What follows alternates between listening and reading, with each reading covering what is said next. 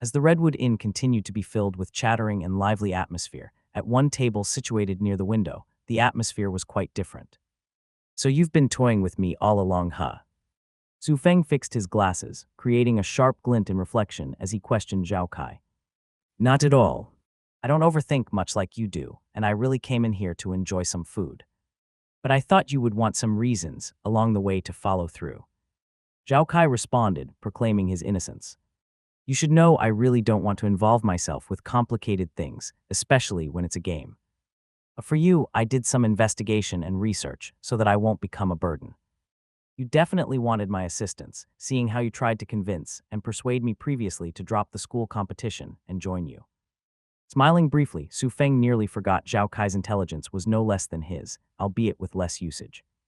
He got the brain, but he doesn't want to use it much, mainly because he wanted a carefree life. However, just because he didn't want to use it and remain carefree doesn't mean others would let him be.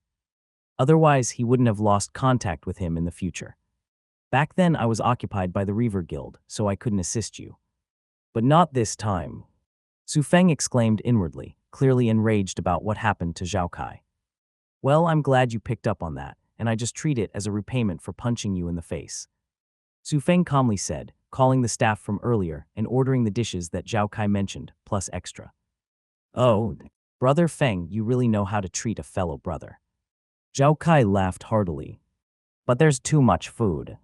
Even if this is a game, there's a limit to how much I can eat. I was so damn full previously by stuffing myself too much." He scratched his head, seemingly embarrassed by the ordeal. Imagine nearly killing himself because he overeats. That was definitely an embarrassing event, and not something he would wish to divulge. "Shadow Blade, you did do some research, but not enough. You have an inventory, and you can store the food there without worrying about it rotting," Su Feng explained. "Right, we have our inventory slot. How could I forget about it when I had the letters stored there?" Zhao Kai clasped his hands, acting as if he had been enlightened. Su Feng was speechless at the reaction. One moment he was like an expert and intelligent folk, but the next moment he turned into a fool-like person. I need to learn how to interact with Zhao Kai in the future." He made a mental note to himself. He was afraid of losing his composure and mannerisms if he continued to interact with him in such a way. As the two patiently waited for the food to arrive, they soon began to listen in on the conversation of other players. "Hey, can I borrow some copper coins from you?" "What? Didn't you ask me that a while ago? Do I look like a bank to you?" "Oh, come on, I'll return double when I make it big." The Silver Wind Guild is actively recruiting, but they are based in Riverwood Town. "Damn, you mean that guild, who had just completed a Hell Mode difficulty? I thought they were in some other global region and not around us. Exactly why I need the funds necessary for my travel. This is a golden opportunity to join a rising guild." The players were discussing the Silver Wind Guild recruitment and their excitement in wanting to be a part of the elite guild.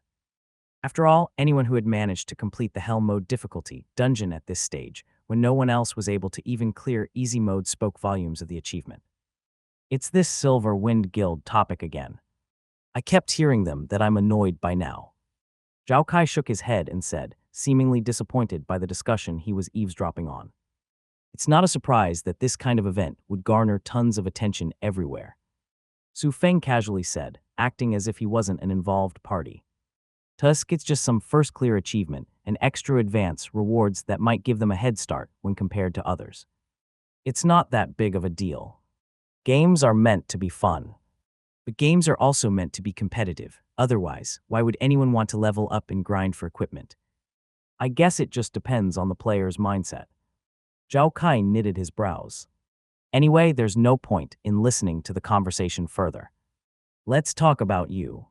Did you choose a gunner class?" Su Feng smiled, shifting the conversation topic. He was not a bit interested in the recruitment process of the Silver Wind Guild, especially when two people had already attempted to poach him. Others might have wished for such an opportunity, but not him. Why should he care about such an achievement when he could easily obtain them himself? A few seconds went by and Zhao Kai confessed, "I'm not a gunner." Stunned, Su Feng raised an eyebrow as he inspected him again. "How are you not a gunner when you only have guns?" "Well, aside from guns, I can also equip another thing, but I found it too unsightly to look at." He smiled sheepishly. I will. Although his explanation was subtle, with Su Feng's insight, how could he not comprehend the meaning? There was only one other class that used guns and could equip one more thing in the divine world. And that was the Gun Knight class. Zhao Kai, you are really trying to frustrate me to death here, aren't you? Su Feng said in an exhausted tone. You choose the name Shadow Blade, but you use a gun as a weapon. Not only that, you chose a Gun Knight class, but refused to equip the shield that gives you extra attributes simply because its appearance is not to your liking. Just what are you even doing here then? Being called out in the open, Zhao Kai remained calm and collected, almost as if he was unaffected by the words. However, his outer appearance could not fool the keen eyes of Su Feng. All right, it's your style, so I can't say much. But just know that you're making your life difficult. Su Feng ultimately sighed and said, at the end of the day, it was his character and his freedom, so he shouldn't attempt to intrude upon it. Thank you, Brother Feng. Zhao Kai smiled widely, clearly appreciative of Su Feng for knowing the boundary and respecting his decision. Maybe it was because both of them knew each other's personality well and understood when to stop, which helped enable their lasting friendship. Do you want any advice on how to build the character, since you're going on such an unorthodox path? Su Feng asked, seemingly trying to help his buddy out. Additionally, he realized once again the future had been altered due to the butterfly effect.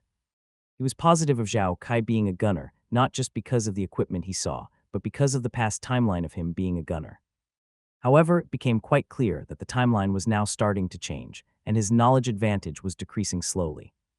Despite that, Su Feng wasn't bothered or worried about losing such an advantage. The path he walked on was never about relying on some future knowledge advantage, but based on his intuition, research, and strategy. Sure, knowing some advanced information is beneficial, but one must also know how to utilize it to their advantage. That was the key point, and he would be foolish to fail in the utilization. If perhaps some of the key knowledge elements had been altered due to the butterfly effect, then he would simply adapt to the new changes and make alterations to his plan. Whatever, I trust you, Feng. I only started to play the divine world because of you anyway. Just don't make me equip the shield that is heavy and unsightly. Zhao Kai readily responded, adding some of his input as well if Su Feng wanted to assist him. Give me some days to ponder over it, and it's not like unequipping the shield is a bad thing. At the very least, your appearance would fool others into believing you're a gunner when in reality, you're a gun knight who is capable of being a tank. Su Feng calmly said, reassuring him that it wasn't overly terrible. Sometime later, the staff returned with a plate full of dishes, and they placed them on the table in an orderly fashion. Please enjoy your food, the staff said with a smile. Finally, this is the highlight of the divine world. Their food is just otherworldly, and almost makes you feel like you will undergo nirvana. Zhao Kai exclaimed, his mouth nearly drooling at the mere sight of the glistening dishes. Undergo nirvana. Su Feng raised an eyebrow. You're not trying to tell me that you would experience your clothes being burst or ripped open with a single bite of the food, right? That only happens in nonsensical gourmet fantasy or fan service moments. Tusk, you don't know about that, Feng. Trust me, when the food is that good and melts in your tongue, that feeling is real, albeit minus the clothes being shredded. Zhao Kai rolled his eyes, grabbing a fork as he dug in on the spaghetti bolognese. A slurping sound was created as Zhao Kai enjoyed the spaghetti to his heart's content. Smiling softly, Su Feng dug in on his spaghetti as well, ensuring to savor every bit of the flavor. This order alone cost him 1 silver coin and 10 copper coins, mainly because it provided an extremely good buff. Agility enhancement improves movement speed and attack speed by 15%. Health regeneration restores 5% of maximum health every 10 seconds. Mana regeneration restores 5% of maximum mana every 10 seconds. Stamina recovery reduces stamina consumption by 20%. Critical hit rate increase raises critical hit chance by 5%. All these buffs lasted for an hour, which was necessary when treading the upcoming verdant valley. It was also precisely because of the necessity that Su Feng agreed to indulge Zhao Kai in his foodie interest. No need to force yourself to eat everything. If you can't finish them, then just store them in your inventory for later. Su Feng warned, having witnessed Zhao Kai's antics of grabbing so many different foods and stuffing them in his mouth. If he didn't know any better then, he would have mistaken him for a beggar who had been starved for days.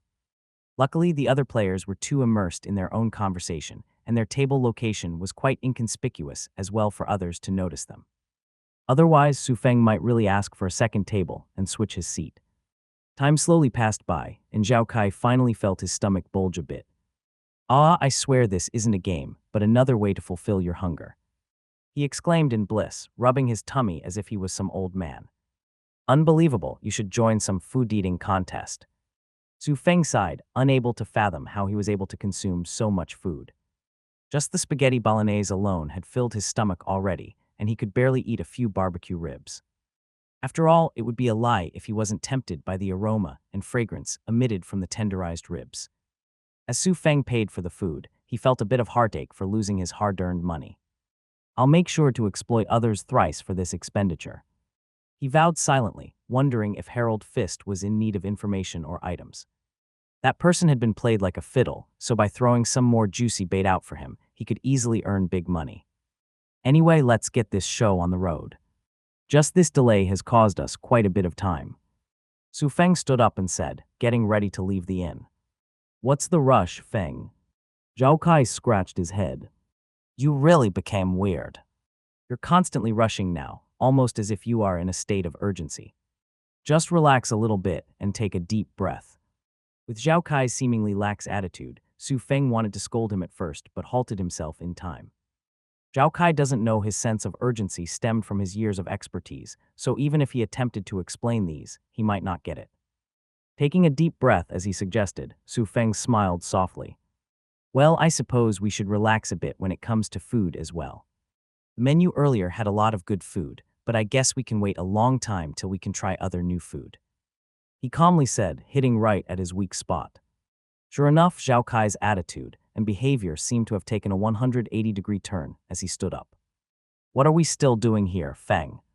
We have a mission to do," he exclaimed, seemingly in a hurry. "Oh, but didn't you just tell me to relax a bit and take a deep breath?" "Screw that. What relaxation?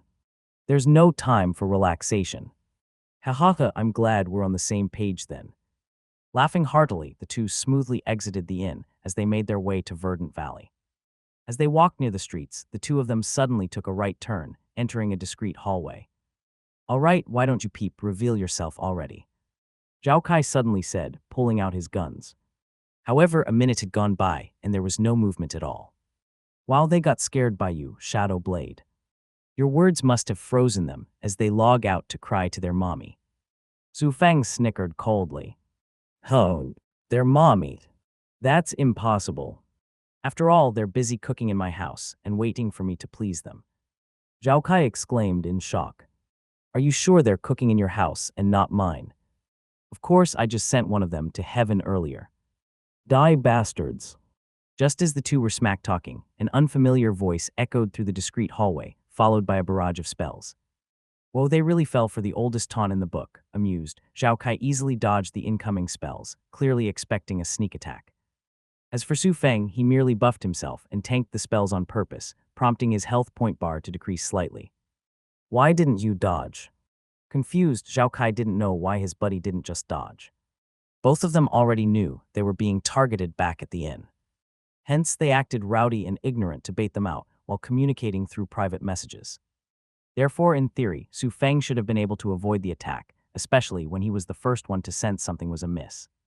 "Put away your guns, Shadow Blade," Su Feng instructed. "We are law-abiding people after all."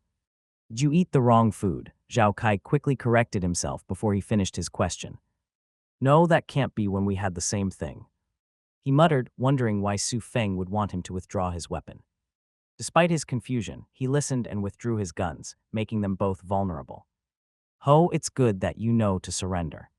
Now cough up all your money," one of the people among the group of ambushers announced. Alas, his presence seemed non-existent to Su Feng and Zhao Kai as they both ignored him and immersed themselves in their conversation. "Look at the trouble you bring, Shadow Blade. Ordering that much expensive food and allowing others to know about our wealth." Su Feng chided him. "Oh, come on, clearly it's their fault for being greedy. How could it be blamed on me?" Zhao Kai responded, defending himself. "You're right, greedy people would target us regardless if we have wealth or not." Nodding his head, Su Feng found his logic reasonable. "Have the two of you fooled enough already? Enraged, the group of ambushers was infuriated by their lack of acknowledgement toward them. Cough up all your money, otherwise, don't expect to leave this town unharmed, they demanded coldly. Seeing the situation turning grim by the seconds, Zhao Kai whispered somewhat anxiously, "Hey Feng, are we really not going to retaliate? Rest assured, we won't even need to lift a finger. Just continue to act nonchalant and stall for time. Can we even stall any longer? Look at them holding their weapons menacingly. Do you trust me?" "Of course I do." "Then that's all that matters." Su Feng smirked, glancing at the bunch of ambushers.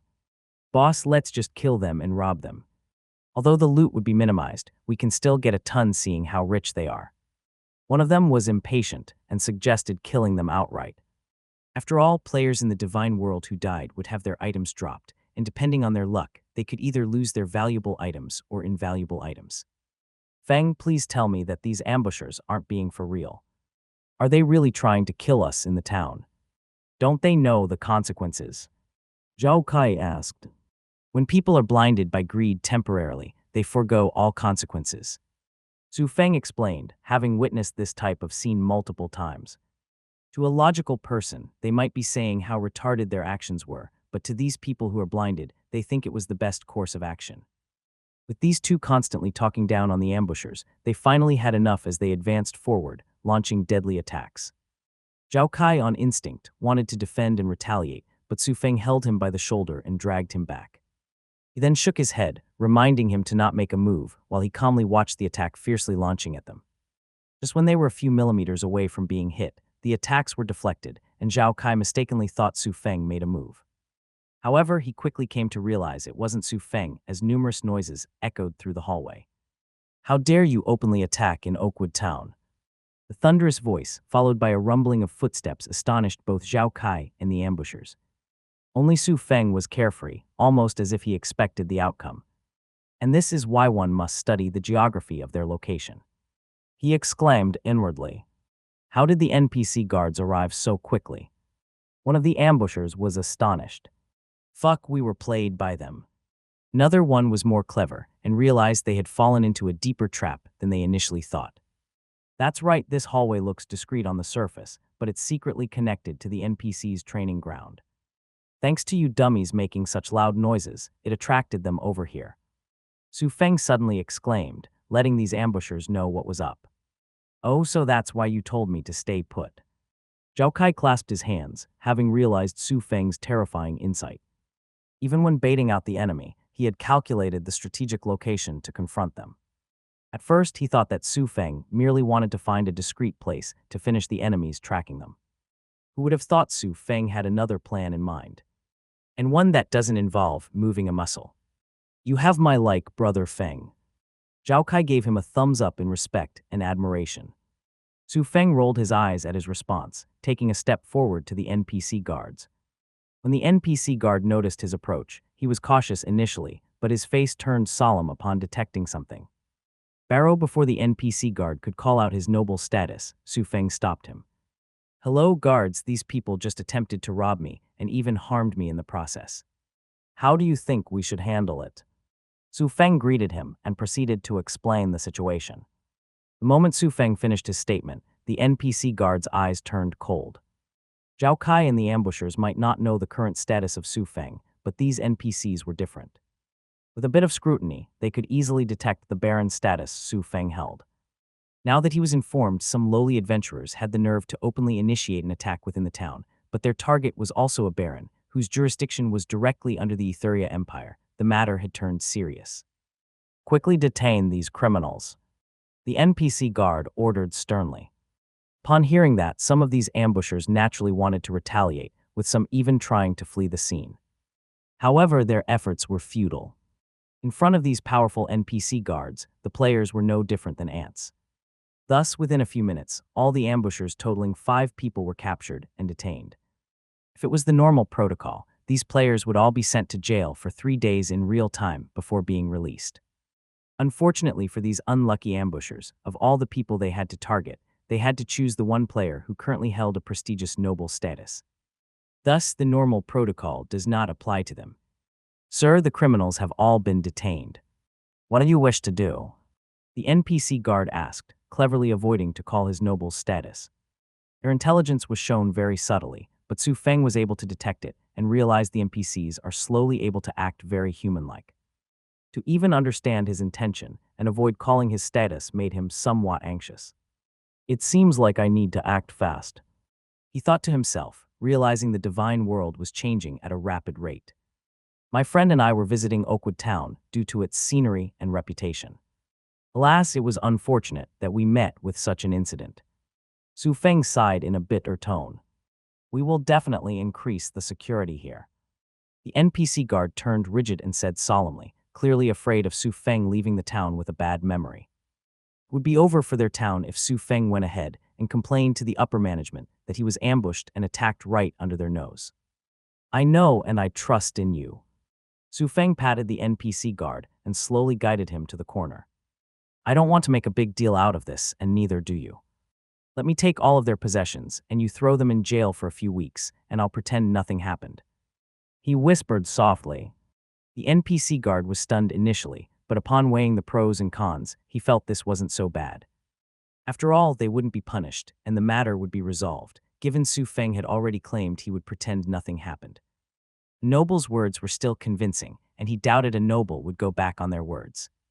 Only that and no more.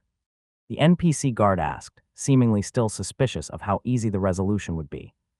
Nodding his head, Su Feng explained, I like Oakwood Town, and I don't want a few lowly adventurers to dampen the town's reputation. Besides, you rescued me in time before any real danger occurred, so I don't want you to be punished either. Thanks to his convincing words, the NPC guard readily agreed with his suggestion, having ordered the guards to strip the ambushers of their entire property. The only thing left on them were the clothes to avoid having them exposed. No, you can't do this to me. This isn't how it works. Yeah, just throw us to jail. Why are you taking away our items and money? This is definitely a bug. I want to make a complaint. Agitated, the ambushers were livid upon seeing their entire belongings stripped from them. Worse, they saw how cozy the guards were to Su Feng, especially when they watched how their possessions were given to him right afterward. It was only at this moment that they truly understood one thing. The role of a robber was never them, but these two despicable men who had lured them into the discreet hallway. How dare you make a fool out of me? I recognized your faces, and I'll ensure you won't see the daylight once I return. One of the ambushers threatened as they were dragged away by the guards, most likely going to the jail cell. Hell, recognize my face. You all will be detained for a few weeks in real time, and you can't even access most of the features when jailed. By the time you come out, the world has already changed. Su Feng sneered inwardly. As the cries and angry voices of the ambushers slowly dissipated from the discreet hallway, the situation could have been said to be resolved. Is there anything else you need, sir? The NPC guard asked, clearly still a bit worried that Su Feng might be displeased. No needs, you've already done more than enough. Su Feng smiled, holding a sack of pouches filled with money. It was no wonder these ambushers were so agitated. Their wealth was no joke, and even Su Feng began to wonder how many players they had robbed. The bounty tag of them must have decreased, and they were clever enough to wait a while until their status was clear before entering the town. Otherwise, they should have been detained immediately if they entered with a bounty tag.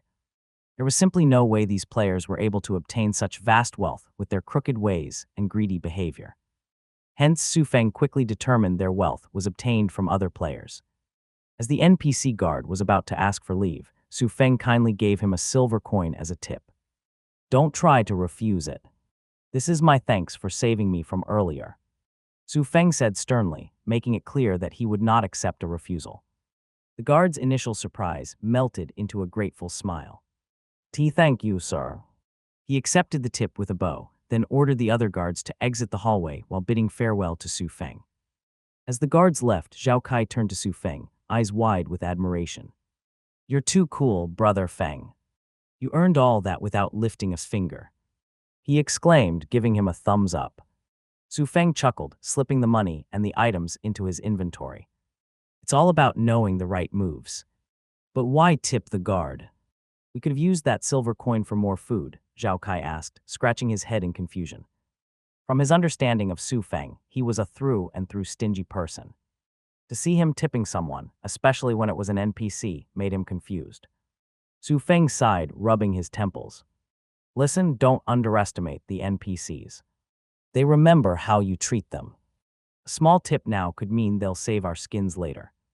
He then leaned in closer, his voice dropping to a conspiratorial whisper. And keep that to yourself. There's no need to enlighten others about it. Had it been others, he would have concealed the information sternly. Though it didn't matter much since Zhao Kai simply nodded his head, seemingly unbothered by the information once he learned his intention. All right, shall we start heading to the Verdant Valley? Zhao Kai laughed cheekily, quickly changing the topic. Yeah, but first take this gun. Su Feng responded and handed him a gun. As Zhao Kai received the gun, he began to inspect its stats. What? Iron bolt rifle. Type rifle. Rarity uncommon green. Level requirement 5. Attack power 1525. Range 35 meters. Accuracy plus 5%. Durability 100-100. Special ability, piercing shot, has a 10% chance to ignore 10% of the target's armor.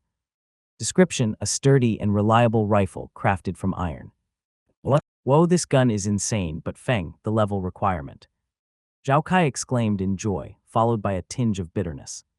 The level requirement for equipping the gun was level 5, but he was nowhere close to it. Did you go stupid as well? Su Feng flicked on his forehead. Where are we headed to now? The Verdant Valley. Zhao Kai answered. And what's in the Verdant Valley? Monsters. Yes, monsters are there, so we can just level up while continuing on with the clues from the letter. Su Feng explained, feeling an urge to punch him in the face again. Such juicy monster experience points were naturally amazing, but with his debuff still active, he would gain peanuts. Nevertheless, it wasn't a bad idea to farm the monsters, since it would be on their path anyway. Letting Zhao Kai gain some fighting experience and learn the combat mechanics of the divine world was beneficial. Not to mention, he could start leveling up faster to make up for the time he spent indulging himself in food. Anyway, now that the robbers have been apprehended and you got a new weapon. So what's your current level? He then proceeded to ask. I'm just level 3, Feng. Zhao Kai smiled embarrassingly, clearly not realizing Su Feng himself was level 3 as well. After all, he believed Su Feng must have grinded a lot, especially when he had gotten a head start. Naturally, Su Feng wasn't going to divulge the fact that he had been hit hard by the system with a debuff due to his misdeeds. If he did divulge it, then Su Feng was positive Zhao Kai would definitely make fun of him and say how he deserved it. Not bad at level 3, you can actually start building your skill tree. Nodding his head, Su Feng decided to assist Zhao Kai with his character build. Although he wasn't experienced with this kind of abnormal playstyle, his knowledge was still helpful in the situation. Following his suggestion, Zhao Kai opened his skill trees that had 3 different branches: Marksman skill, Vanguard skill, and Tactical Support skill. Marksman skill specialized in enhancing range combat abilities and accuracy, whereas the Vanguard skill specialized in balancing ranged and melee combat, enhancing both offensive and defensive capabilities. Meanwhile, Tactical Support skills specialized more in crowd control and team support abilities. To summarize, the Tactical Support skill tree was more orientated for the tank playstyle, with Vanguard skill as the secondary priority. However, that was only for the usual Gun Knight playstyle and did not apply to Zhao Kai, given he had clearly refused to equip the shield. Since you won't equip a shield, then your priority skill tree is Marksman, followed by Vanguard. Su Feng instructed. First, get all the beginner skills in the Marksman category, which is Steady Aim, Rapid Fire, and Precision Strike. Next, you will get the Fortified Stance skill under the Vanguard category. Got it. Zhao Kai saluted, acting as if he were a soldier listening to the commander. Su Feng sighed, his fingers itching to give Zhao Kai a good punch on the face again. Sometimes I wonder if you're doing this on purpose, he muttered. After assisting Zhao Kai in building his character regarding his abnormal playstyle, the two finally exited Oakwood Town. The town had much to offer to beginners, but Su Feng remained disinterested in them. Sure, there were occasionally some NPCs offering missions, with a minority of them giving out great rewards in return. However, those great rewards were not attractive to him, given his goal was set much higher. It was also because of this that he didn't even glance at the drop loot from the Inferno Tyrant. Those loots did not apply to him aside from maybe increasing some of his wealth if he were to sell them. Feng, are you sure we can traverse the Verdant Valley safely? Zhao Kai asked as they approached the perimeter. Shadow Blade, didn't you cross this area here before my arrival? So what's with the sudden cold feet? Su Feng raised an eyebrow, perplexed by Zhao Kai's anxiety. Well, that's because I didn't care much about my character. If I die, then so be it, but you're different. I doubt you would want to die a pointless death. Zhao Kai confessed, revealing his genuine concern for Su Feng. Previously, he was all alone and only cared about enjoying the delicacy of the food that the divine world had to offer. Thus, he truly couldn't be bothered about being ambushed or killed by some players. Meanwhile, Su Feng suddenly chuckled after hearing Zhao Kai was concerned about him. What made you think I'm very feeble and easy to be killed? He subsequently asked, clearly not expecting Zhao Kai to mistake him for a flower vase. You still had to ask. Zhao Kai scoffed. I saw you healing yourself after taking a direct hit from the ambushers, which means you're a cleric. A cleric's health point is abysmally low and weak in defense as well. Anyone could easily PK you. I will. Truly, one should not underestimate Zhao Kai despite his childish and seemingly foolish behavior. Never once did he expect a slight revelation of his ability would be picked up by him and even enable him to deduce his class. Since you know I'm a cleric with such subtle clues, then let me guess. You have been intentionally frustrating me on purpose as revenge for the punch, right? Su Feng's glasses glinted as he stared at Zhao Kai. Startled, Zhao Kai shuddered for a brief moment as he quickly regained his composure. Alas, that tiny little bit of movement was unable to hide from Su Feng. His sharp eyes caught the brief moment of unease. Very good, Shadow Blade, he smiled menacingly. Come over here and let this brother give you a pat. Ha ha ha, no need. We should focus on our objective, Brother Feng. Frightened, Zhao Kai hurriedly retreated and increased the distance between them. Realizing the situation was amiss, Zhao Kai turned on the turbo and he started dashing away. I'm sorry, Tilda, he echoed as he ran further and further away. Get back over here, Shadow Blade. Su Feng roared, losing his composure as he began to chase after Zhao Kai. The cat-and-mouse chase continued for a while before Su Feng ultimately had to stop, cursing at his stats for being inferior to Zhao Kai. Tusk, just wait till I upgrade more of my agility. I'll see if you can escape faster next time. He clicked his tongue and gave up his revenge temporarily. It was not bad to have fun in a while, but now that they could be said to have entered the danger zone, they needed to stop fooling around. Verdant Valley was a deceptive expanse of dense greenery, where thick underbrush and towering trees created a canopy that blocked out much of the sunlight. The terrain was uneven, with sudden drops and hidden ravines that made traversal treacherous. A sluggish, murky river snaked through the valley, its dark waters hinting at unseen dangers lurking beneath. Eerie fog often rolled in unannounced, obscuring vision and amplifying the unsettling silence. They were only occasionally broken by distant, unidentifiable sounds, most likely from the monsters lurking in the area. The monsters here are around levels 5-7, so we're dead meat if we encounter a group of monsters, especially when we are near the fog. Su Feng warned solemnly. Rest assured, Feng. Previously, I memorized the route I took, and these places don't have many monsters. Zhao Kai revealed, sharing his map which had a ton of indications and key points highlighted. Unlike most maps in a game where they are fixed, players themselves could modify the map at will, highlighting key terrains. However, such features were only discovered later on by players, and the usefulness of adding their own notes on the map.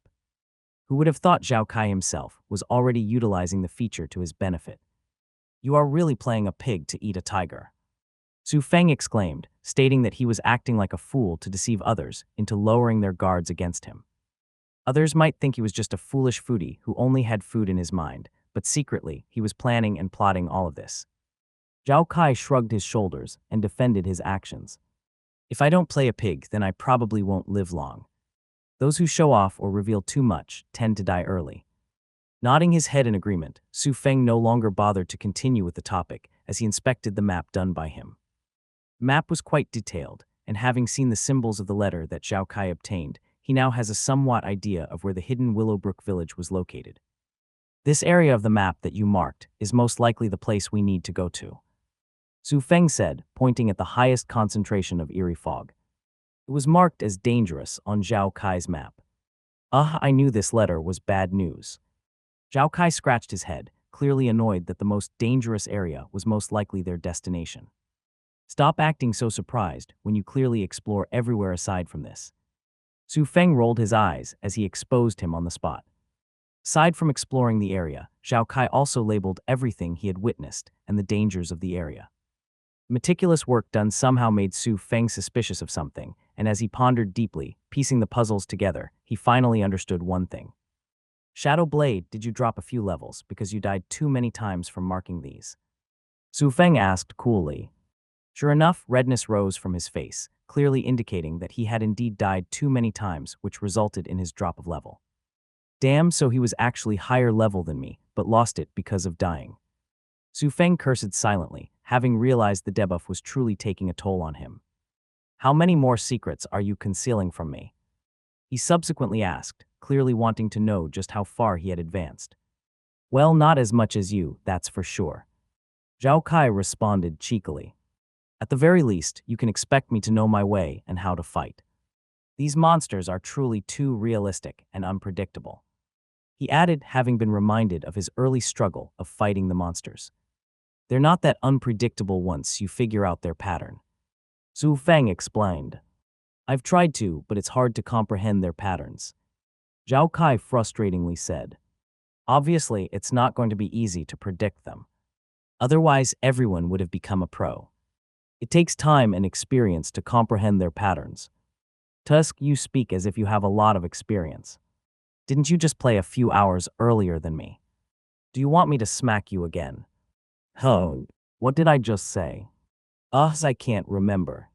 This amnesia of mine is getting worse. Zhao Kai suddenly clenched his head, feigning a painful expression. Unamused, Su Feng fixed his glasses and ignored his crappy acting as he began to wonder how to proceed forward. The eerie fog will obstruct our vision, and I'm afraid Kai might not be able to aim properly. The status ailment is probably the challenging part and not the monsters. He knitted his brows, feeling the pressure. Unlike the scorched caverns, he was not overly familiar with the verdant valley. Thus, he needed to be cautious and tread every move carefully. Meanwhile, Zhao Kai suddenly stood next to Su Feng and wrapped his arm around his shoulder, pulling him somewhat closer. Stop thinking so much, Feng. The worst thing that could happen to us is death. It's just dying, and I've already experienced it. What happened to you worrying about my safety earlier? Su Feng twitched his lip. Tusk, your attitude earlier clearly told me not to worry about you. Zhao Kai rolled his eyes. We're brothers anyway. What's there to be afraid of a mere fog? Fine, but make sure to listen to me if I ever make a command.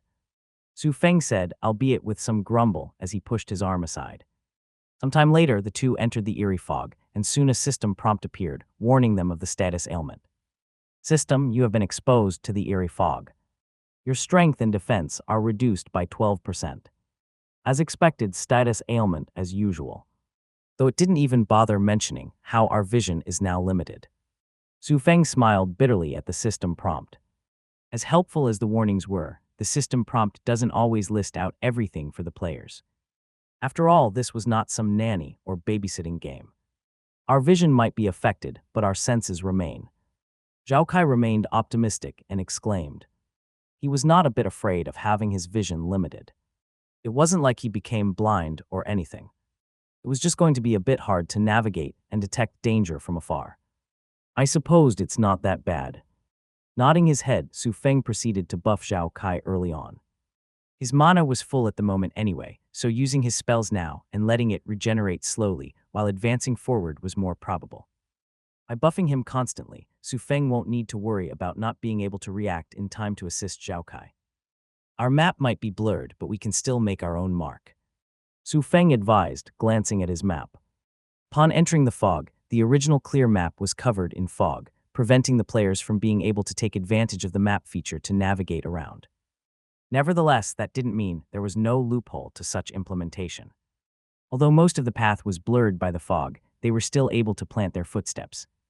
By doing so, they could see their previous footsteps and prevent themselves from walking in a circle. I'll leave those tedious tasks to you, Feng. Zhao Kai laughed heartily. I'll just remain a bit forward to tank for you in case of any danger. He added, holding his gun with a vigilant expression. Despite knowing he was being handed the tedious work, Su Feng didn't mind as he couldn't trust Zhao Kai in his attention to detail. He would rather make his own navigation mark than let others do it. As they advanced forward through the fog, random noises started to echo from all directions. The unsettling ambience intensified with each step. Eerie howling pierced the silence, as if distant wolves were mourning under a pale moon. The sporadic dripping of water resonated like the tapping of ghostly fingers on ancient stone. Occasionally, a creaking sound emerged from the sides, reminiscent of old, wooden doors slowly opening to reveal unseen horrors. Damn, is this a horror game or what? What's with all these random sounds constantly? Zhao Kai snorted, waving his unoccupied hand around to brush aside some of the fog. Luckily, his courage was commendable, and no goosebumps were appearing. Don't be distracted, Kai. Su Feng warned sternly, his instincts practically screeching at him that they were being locked on already. Get ready to shoot when I tell you the chords. He narrowed his eyes and instructed. You've sensed something. Zhao Kai asked, his expression turning solemn, devoid of his previous carefreeness. His hand held tightly on the gun, with his finger ready to pull the trigger whenever. Shhh, Su Feng placed his pointy finger on his mouth, warning him to keep quiet. Nodding his head, Zhao Kai stepped a little back and equipped a shield. This Kai speechless, Su Feng nearly laughed at his actions. It was quite obvious that Zhao Kai was not happy with the shield, but he still equipped it anyway. His thought process was most definitely his worries for Su Feng on being a cleric that made him react in such a manner. With the shield equipped, it boosted his confidence in defending the enemy from killing him. After all, the accuracy of his attack was definitely lowered with the limited vision, even if the system didn't warn them about it. Why did Feng even choose such a weak class anyway? Zhao Kai pondered inwardly, holding the shield in a somewhat awkward manner with his left hand. His unfamiliarity with the shield made it clear that he never loved to equip the shield. As the atmosphere turned to pin-drop silence, Zhao Kai was now sure that they were being targeted as well. Previously, there were still some creepy sounds, but now they seemed to have vanished without a trace. Unequip the shield, Kai. Su Feng stepped forward and whispered. You're not familiar with the shield, and your build is not for it anyway. No need to worry about me, and focus on yourself and aim. Are you sure? Zhao Kai asked in an uncertain tone, clearly still worried for his safety. Yes, I'm sure. If you equip something you're not used to, then we'll only be in more danger. Just trust me. All right then. With that said, Zhao Kai stashed his shield away in the inventory. Just right at this moment, Su Feng turned 30 degrees to the right and pointed, shoot there now. Say no more. Zhao Kai quickly angled his gun in the direction and pulled the trigger without hesitation. Bang! The bullet trajectory landed on something, causing a whining howl to echo among the fog. Shadow wolves, huh? Su Feng muttered, having distinguished the sound of the howling. The shadow wolves were creatures of nightmare, their forms almost indistinguishable from the dense fog that cloaked the verdant valley.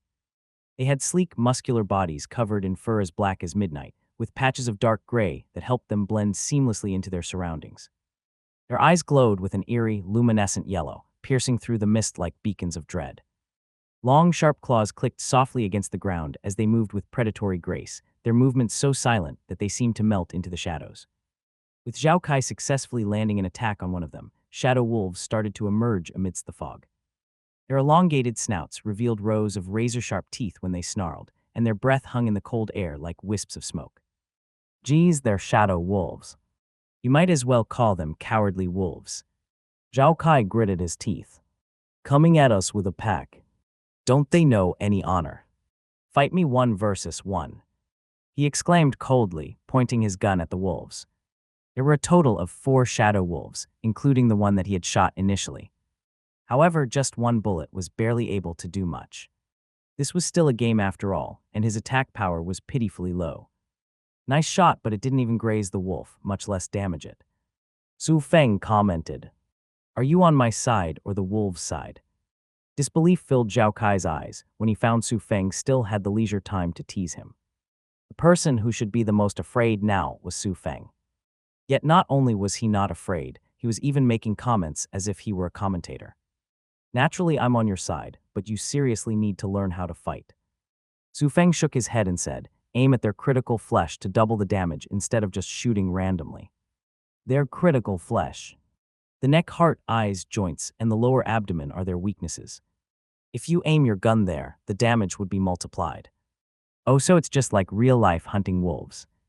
Zhao Kai's mouth was wide open, seemingly enlightened by the information. Meanwhile, Su Feng facepalmed at his reaction. Something like this should have been common sense. Last, there was no time to converse further when the shadow wolves started to pounce on them. Luckily, Su Feng already anticipated their movement and narrowly avoided their razor-sharp claws from slashing him. As for Zhao Kai, he was courageous as he directly clashed with one of the shadow wolves, causing his health point to drop by 10%. However, it wasn't because he went numb and foolish. Instead, he purposely clashed with one of them to ensure a close distance. You think you're so cool because you blend in with the fog, right? Now let's see how well you can see, he sneered coldly, raising his gun and firing a precise shot at the eye of the shadow wolf. The shot rang out with a deafening crack, piercing the dense fog and finding its mark with deadly accuracy. The shadow wolf let out a pained howl, a sound that reverberated through the fog-laden terrain. Its movements became erratic, the once stealthy predator now blinded and vulnerable. Great shot, Su Feng complimented, taking advantage of its injured state and launched his own spell, Sacred Fire. Sacred Fire was launched precisely to target its injured eye, causing the shadow wolf to whine and whimper in agony. Their actions were instantly deemed despicable by the other three shadow wolves. Their eyes glared menacingly at Zhao Kai and Su Feng. "Oh, you're mad." Zhao Kai scoffed at their reaction. "Well, I'm furious as well." He added, glaring menacingly in response as well, mimicking the wolf's action. "Be furious later, Kai. Come and shoot this injured wolf dead first." Su Feng shouted, telling him to focus on the priority. Having heard Su Feng's despicable command, Zhao Kai was more than ready to oblige it.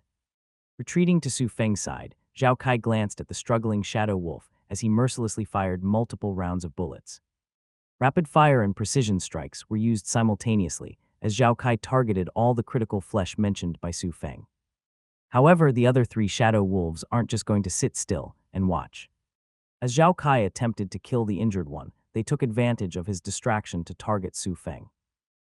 Why am I the one pulling the aggro?" Su Feng smiled bitterly as he realized he had become the target. Just because he was a cleric and the weakest among the two, they believed he was an easy target. Talk about being discriminated against. He fixed his glasses and commented, "Focus on killing the wolf, Kai. Don't worry about me." After saying that, Su Feng started running away. As much as he wanted to retaliate and give the shadow wolves a piece of his mind, the current him was simply too weak with next to little offensive spells. Just wait till the damn debuff goes away and I mass level up. Su Feng vowed inwardly, running all over the place in a zigzag line. Running away in a straight line was literally the worst decision anyone could make. A straight line was the shortest distance in contrast to a zigzag line that forced the enemy to change their trajectory, causing their speed to decrease. Alas, Su Feng's agility could hardly be compared to the agility of the shadow wolves. Within a few seconds, he was caught by them and was forced to buff himself to minimize the damage. Their claws were sharp and dealt a heavy blow to him, who had a low defense. As his health points decreased by 25%, the shadow wolves howled in excitement. "Idiots, wolves!" Su Feng rolled his eyes as he quickly healed himself, regaining almost half of the lost health points. Infuriated by their thwarted attack, the shadow wolves grew even more aggressive. They howled and snarled, their fury palpable in the cold, foggy air. Their eyes glowed with a menacing light, and they moved with increased ferocity, their coordination becoming tighter as they prepared for another assault. However, Su Feng remained calm as he patiently waited for them to pounce on him. He might have been forced to buff himself temporarily to minimize the damage of their attack earlier, but that didn't mean he was defenseless. He proudly took the attack, knowing the damage it would cause in return for an opportunity. These shadow wolves were clever and instantly knew who was the main threat, who wouldn't take out the healer as soon as possible and allow them to live. After all, a healer could constantly provide assistance in the background, making it difficult for the enemy to kill anyone. "Come at me," Su Feng smirked as he raised his left hand and extended his fingers, then beckoned the wolves with a sharp, deliberate motion. His hand moved fluidly, fingers curling toward his palm in a taunting gesture. The wolves might not comprehend his words, but the actions displayed by him were definitely enough for the wolves to comprehend. This kind of taunting ability was a universal language, and the shadow wolves were provoked by Su Feng's actions. With a loud snarl, the wolves dug their paws fiercely into the ground, and with a powerful push, sprang towards Su Feng with incredible speed. As the distance between them closed further, their eyes glowed red with a malevolent glint. Their sharp, glistening fangs dripped with saliva, and their muscular bodies, covered in coarse, bristling fur, exuded a menacing aura. Just when they were about to land a frightening attack, Su Feng suddenly curled his lips upward. "You love staring so much, then stare at this." He smiled coldly and cast Blinding Strike. Given their close proximity and the Shadow Wolves' miscalculation of Su Feng's capability, the Blinding Strike hit them right in the eyes, blinding them instantly. The wolves howled in pain and confusion, their aggressive momentum halted by the searing light. Taking advantage of the situation, Su Feng swiftly shouted to Zhao Kai, "Kai, quickly come here and use rapid fire on them." The timing was impeccable, as Zhao Kai had just finished killing the injured Shadow Wolf and heard Su Feng's shout. Within a few seconds, Zhao Kai regrouped with Su Feng, but there was no chattering among them. Instead, Zhao Kai quickly fired a rapid succession of bullets at the wolves, who were still struggling from the blindness effect. Critical strikes were constantly triggered by how easy and vulnerable the current wolves were. Time slowly passed by, and the ambush of the Shadow Wolves was officially resolved, with Zhao Kai gaining a hefty amount of experience points. "Sweet, if I just kill a few more of these dumb wolves, then I'll level up back to my prime." Zhao Kai cheered enthusiastically. Meanwhile, Su Feng was gloomy, looking as if the world had befallen him. The experience points from the Shadow Wolves were indeed fantastic, but it was just a shame that he only got 1% of them. "This debuff is really starting to get on my nerves." As much as Su Feng wanted to compose himself, it still hurt a lot when all those delicious experience points slipped right by him. "Stop cheering so loudly and store the wolves in our inventory. Their flesh and body could be sold to NPCs for money." Su Feng scolded him, clearly not being jealous of Zhao Kai. "Right away." Zhao Kai responded cheerfully, as he remained ignorant of the debuff ailment that Su Feng was having. Additionally, their teamwork and cooperation could not be said to be ideal, but at the very least, they now had a somewhat understanding of each other's playstyle. "Anyway, let's proceed forward and remember to remain cautious. These Shadow Wolves that we encountered are merely the scouts. We might encounter more devious and shrewd monsters as we advance." Su Feng warned sternly, ensuring that Zhao Kai wouldn't become complacent about their earlier success. With Su Feng's stern warning, Zhao Kai no longer acted with excitement as he focused up. Although he didn't really care much about the divine world, Zhao Kai was willing to listen to assist Su Feng. After all, it became quite clear to him that Su Feng's attitude and behavior toward the divine world were serious. His mannerisms, demeanor, and strategic plays made him realize just how much research he had done. "Sigh, I'm being infected by Feng now. Why am I overthinking so much?" Zhao Kai shook his head, hoping to clear his mindset. "Leave the thinking part to Su Feng, while he will be the one to do the most killing." Who told him to be the only good damage dealer among them? "Approximately how much percentage are you away from leveling up to 4, Kai?" Su Feng suddenly asked. "About 30–40%. How far were you earlier?" "Around 60–70%. I looked. Upon realizing that the 4 Shadow Wolves were able to boost his experience points by 30%, Su Feng wanted to cry. Life was truly unfair. Or maybe it was truly fair, given Su Feng's misdeed had brought him a huge advantage over others. Of course, Su Feng would never admit his wrongdoing.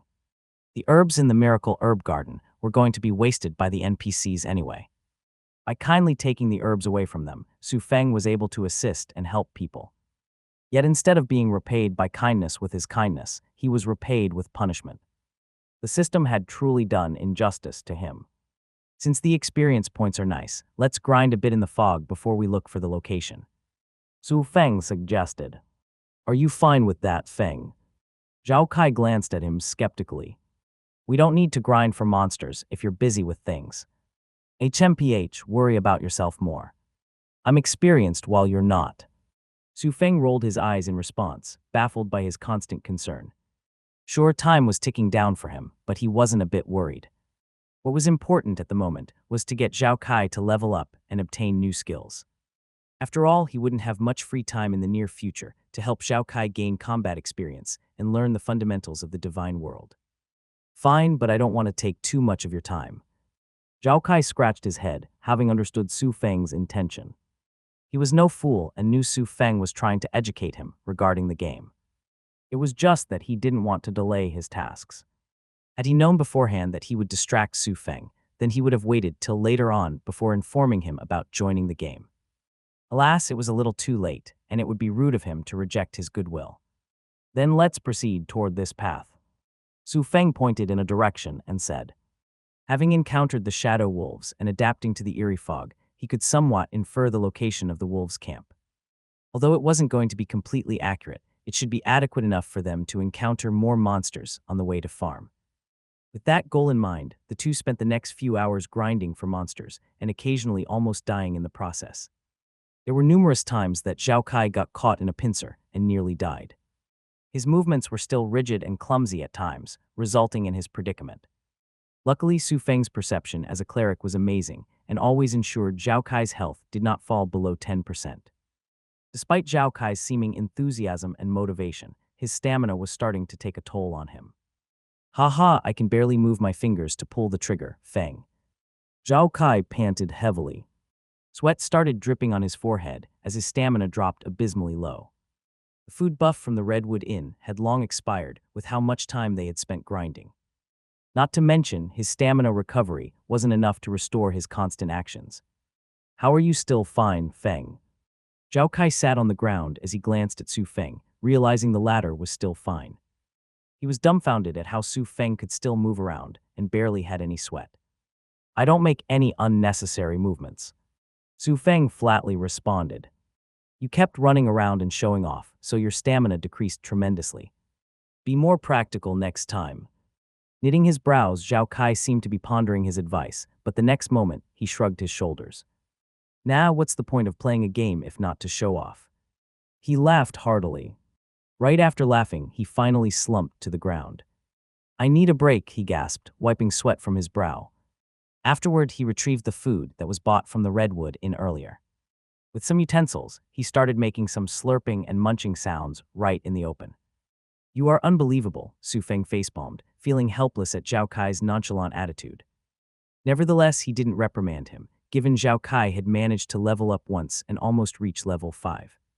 Throughout the hours of grinding, Zhao Kai rarely made any mistakes. When he did make the mistake, he was called out and instructed by Su Feng on how to correct them, and he was able to fix them shortly after. Seeing how blissfully Zhao Kai was enjoying his food, Su Feng decided to go on the game forum to check up on the latest news. Upon opening it, he was instantly attracted by a post with many discussions, a post by One Man Media. An exclusive interview with the Silver Wind Guild leader, Gentle Wind. Su Feng was stunned for a brief moment. Then he came to realize something. These two were in a cahoot from the start. Su Feng exclaimed inwardly.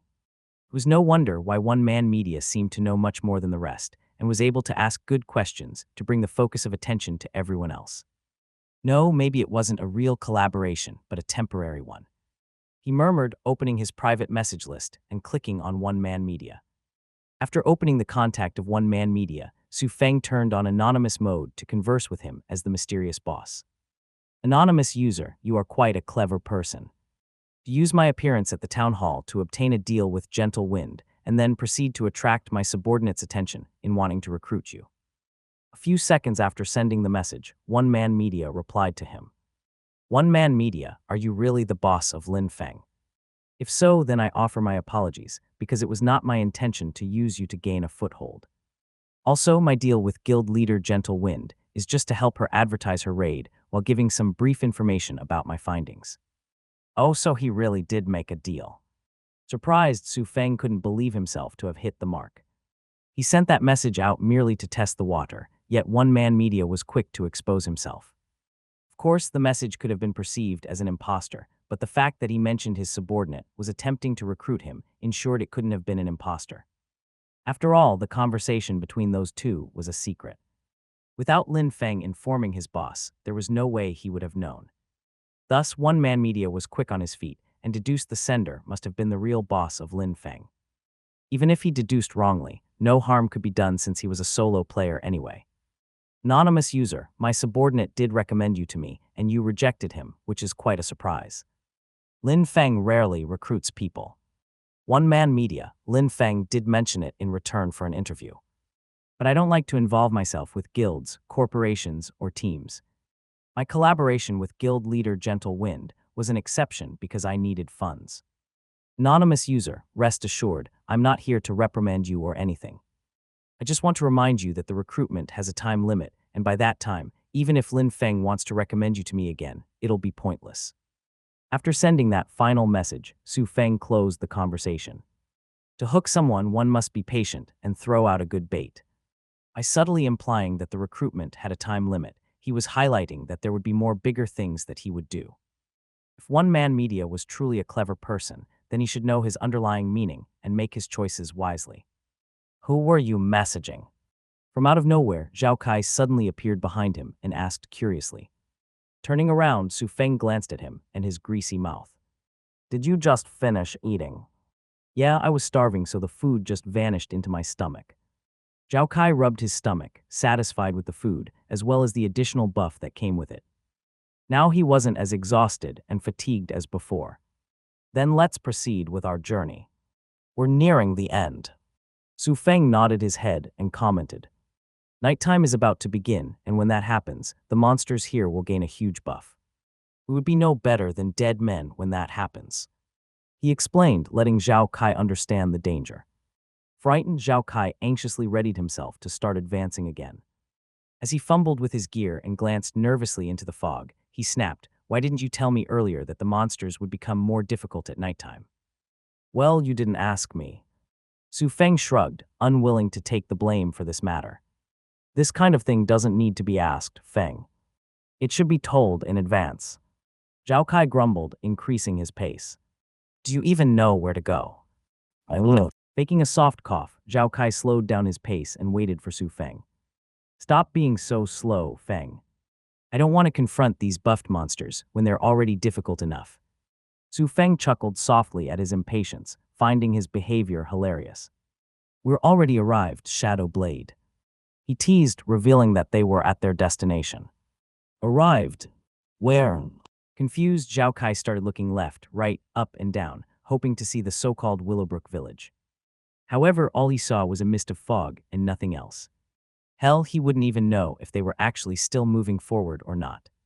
The navigation was fully done by Su Feng, and to be honest, he was amazed and stunned by his ability to navigate in such a foggy area.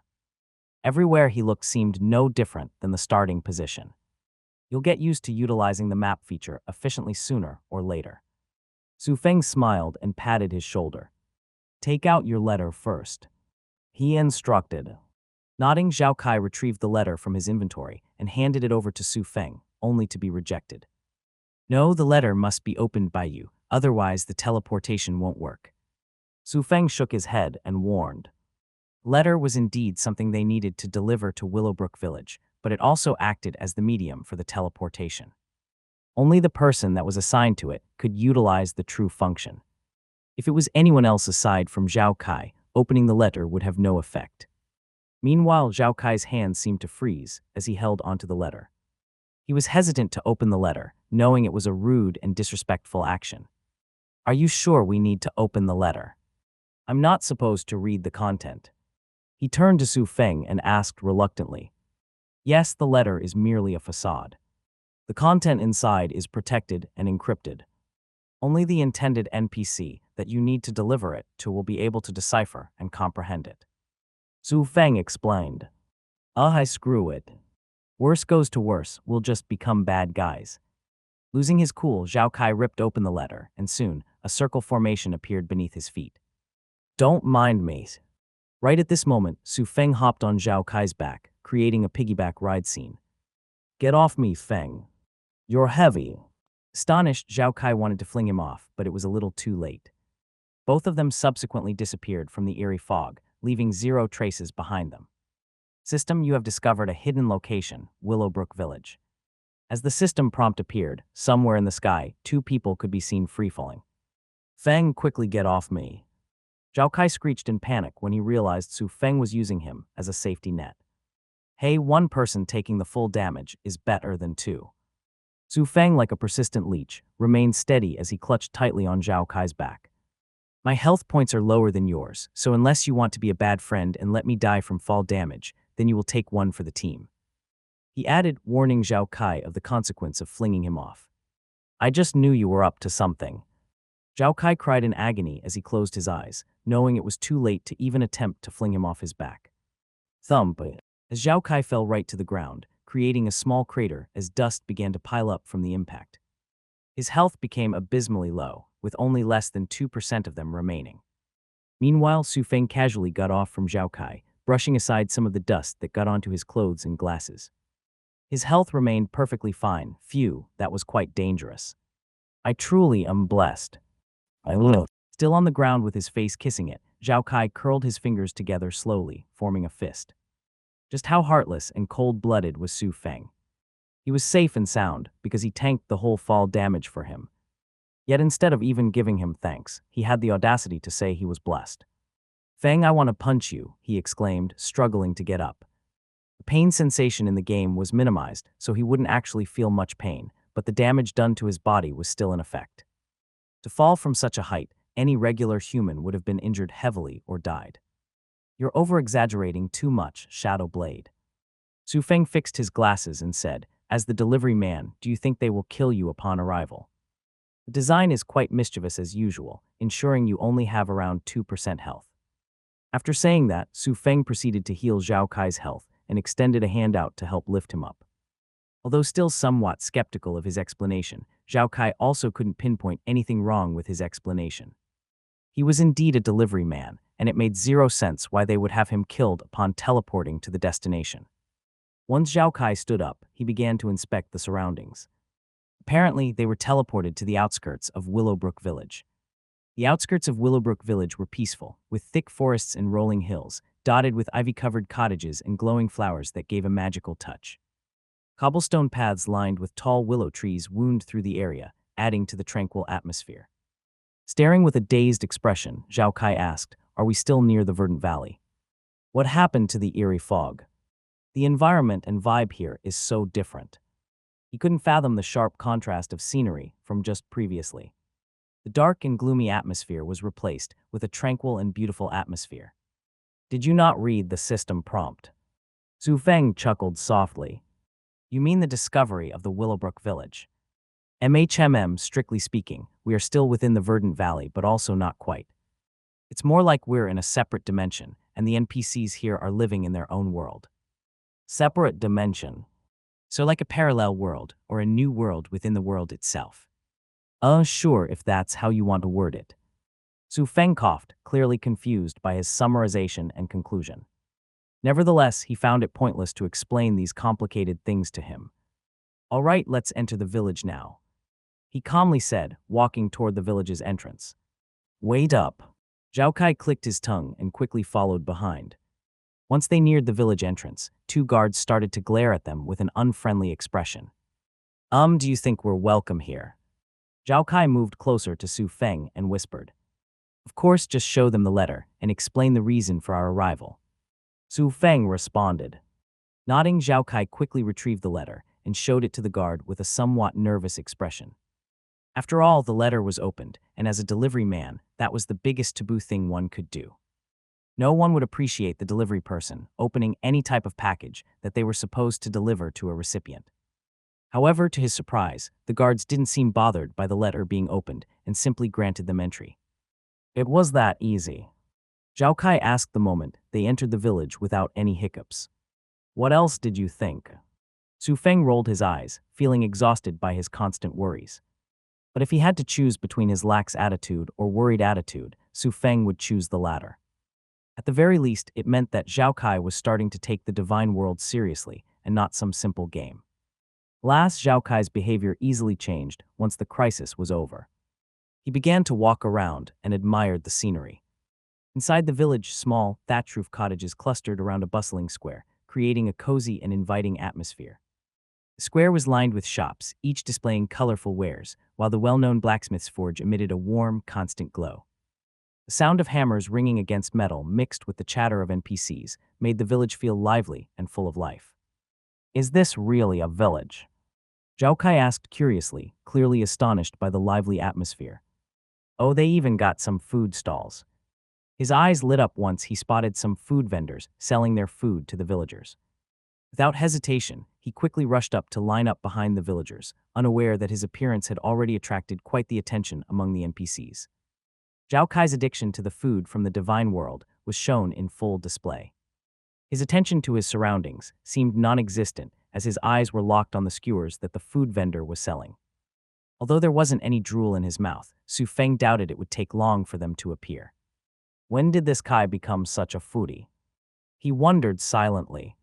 From his memories, Zhao Kai was never some foodie and was quite normal regarding food. He would eat whenever he felt hungry, but it was never this excessive or loving food. To make things worse, he was now being looked at by the NPCs as if he were some kind of animal in a zoo. The Willowbrook village was clearly isolated, given it was located in a separate dimension. And since they were the very first players arriving here, it would be impossible to not attract their attention. Waving his hands and smiling amicably to greet the villagers, Su Feng made sure to leave a good impression on them. You are all my precious employers or customers in the future. How could I not make you all love me?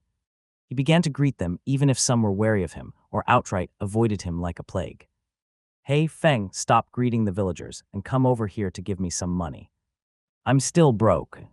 Zhao Kai suddenly shouted from afar, causing the villagers who were about to interact with Su Feng to become hesitant. You goddamn Kai. Do I owe you in the previous life?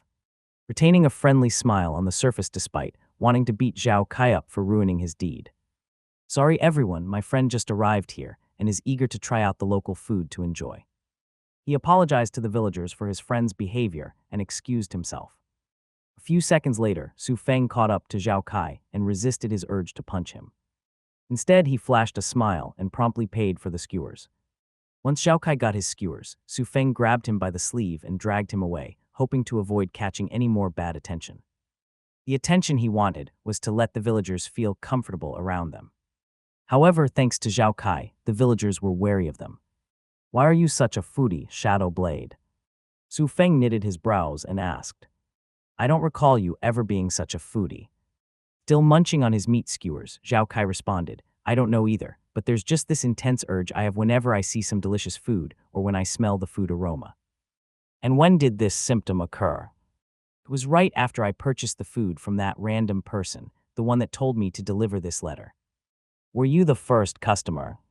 Su Feng narrowed his eyes and questioned, seemingly suspicious of the situation. Previously, he merely thought Zhao Kai was just trying to enjoy a new life and food, but his excessive behavior later on for food made him decide to investigate. Meanwhile, Zhao Kai finished one of the skewers already as he closed his eyes, seemingly trying to remember the interaction. What? Hello, boss, the food smells great. You must have sold a lot today. Haha, I wish. Unfortunately, I haven't sold any. It seems people are busier than ever. How can that be? Here, I'll buy some. They smell amazing and I'm in a foul mood, so the food might help. Is that so? For 10 copper coins, the food is yours, and I'll throw in a special gift for being my first customer and doing me a favor. What? That's about it, Zhao Kai finished relaying the interaction he had with Su Feng. A special gift, huh? Su Feng muttered, having realized that Zhao Kai might have purchased something more than just food with 10 copper coins. After all, it was unheard of for someone to blow their entire wealth at the start of the town for some food. Beginner Town was meant as a foundation for players, so the food was relatively cheap as well, with 2 copper coins lasting players a week's worth of ration. Special gift fond of food, stomach seemed like a black hole. As Su Feng slowly pieced the clues together, he had a horrific outcome in his mind. Share me your skill list, Shadow Blade. He proceeded to ask, wanting to check his skills for himself. Normally, it was rude and considered offensive to ask another player for their skill set, given a player's skill set should be one of their greatest secrets. It was no exaggeration to say that wanting to see another player's skill set was like wanting to see them stripped naked. If others were to learn of a player's specific skill set, then it goes to show their advantage in combat would be greatly diminished. Not even the rankers and pro players would divulge much of their skills, aside from their known or famous skills that had been recorded and spread far. Luckily for Su Feng, Zhao Kai didn't seem to care much about such in-depth details and shared his skill set with next to zero hesitation. With the skill set revealed, Su Feng began scrutinizing the list, and sure enough, a few seconds later, he finally found the crux of the matter. Just what is this Kai doing? Su Feng cursed silently. He had assisted him earlier in building his character, so shouldn't he have discovered this part? Don't you know you have an X skill? He sighed exhaustively and interrogated. It's no wonder you became such a foodie. X skill? What's that? Confused, Zhao Kai tilted his head slightly.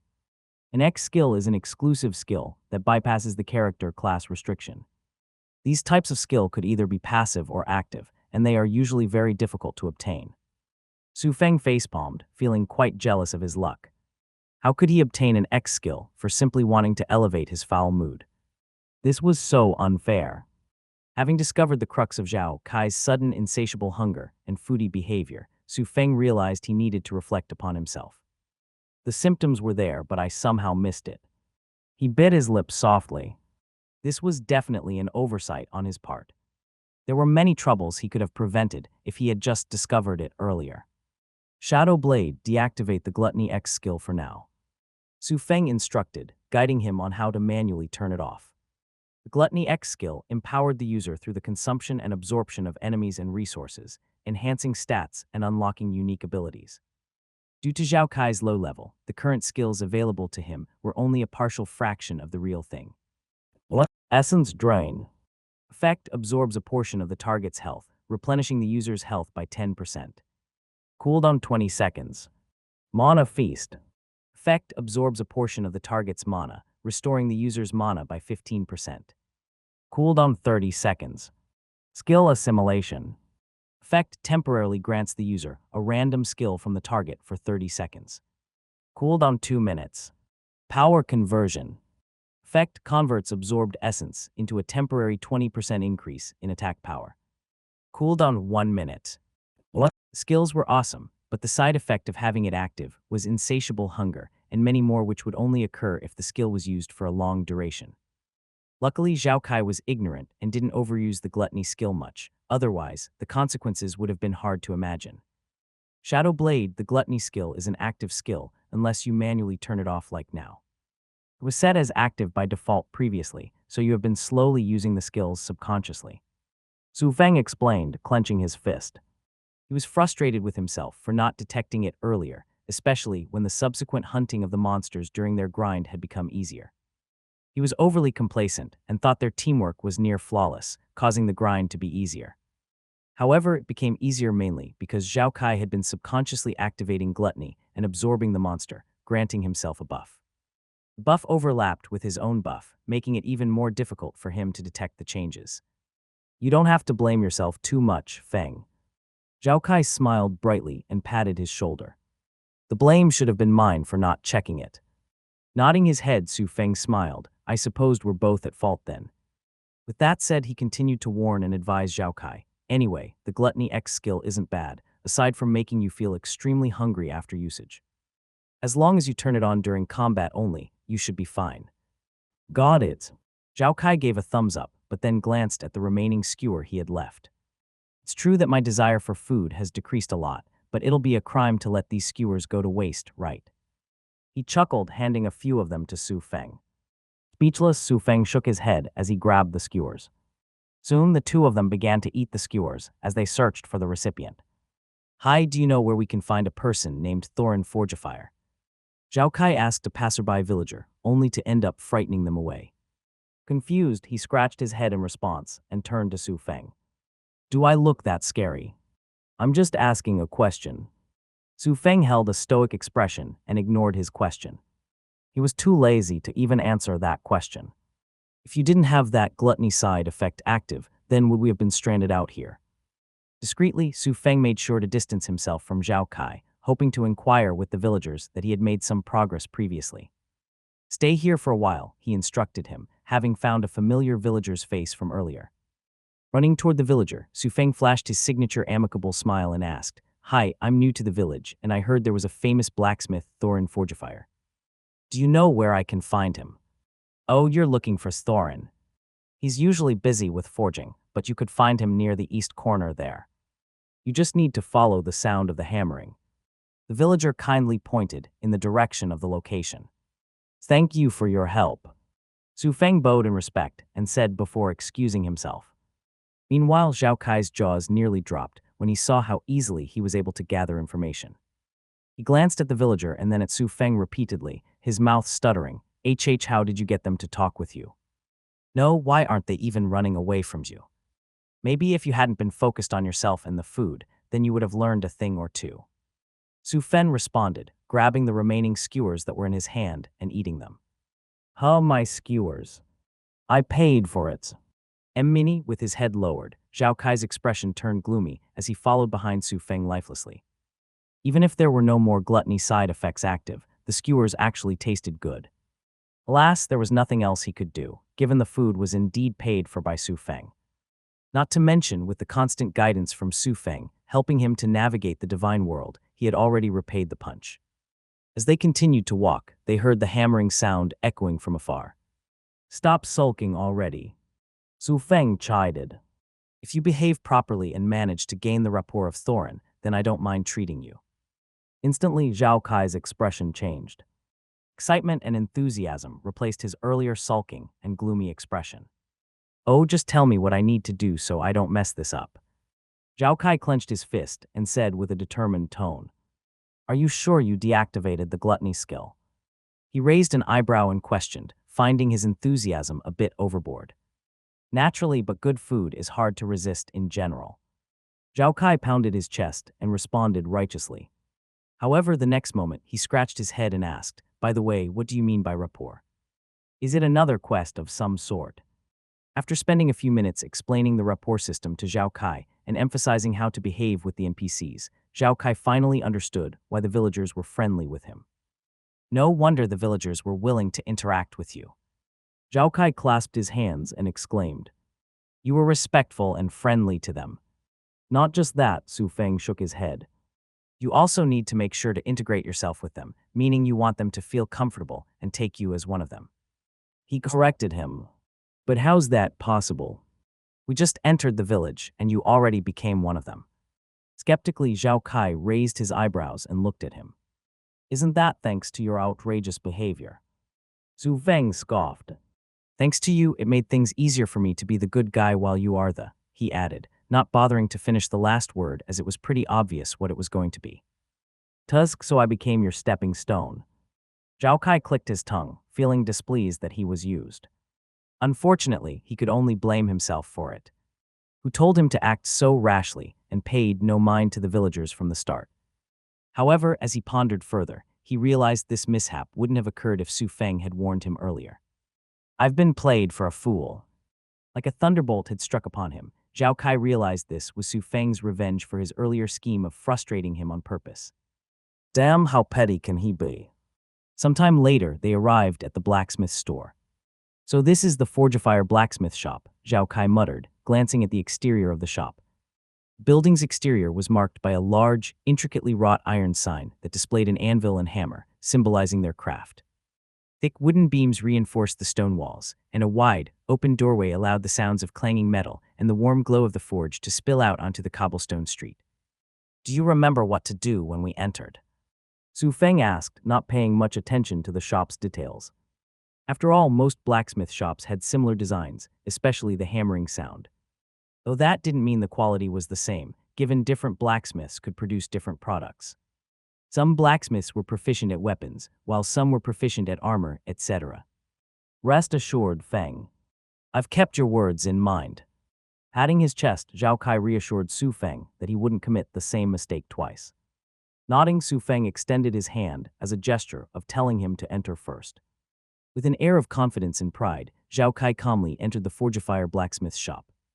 What greeted him immediately was a woman in the center of the forge. Her auburn hair pulled back in a braid and green eyes, focused intently on the glowing metal she hammered with precision. She was clad in a leather apron over soot-streaked work clothes, and her muscular arms moved skillfully as each hammer strike resonated with dedication. Beads of sweat appeared on her forehead, highlighting the intense effort required for forging. Meanwhile, Zhao Kai began glancing around the interior for another few seconds, wanting to see if there was anyone else in the shop, only to realize it was just the woman. He turned his head to Su Feng, seemingly trying to ask him for advice through expression. However, Su Feng merely shrugged his shoulders in response, as he had no idea either. He might know a bit more than the average player, but that didn't mean he knew everything.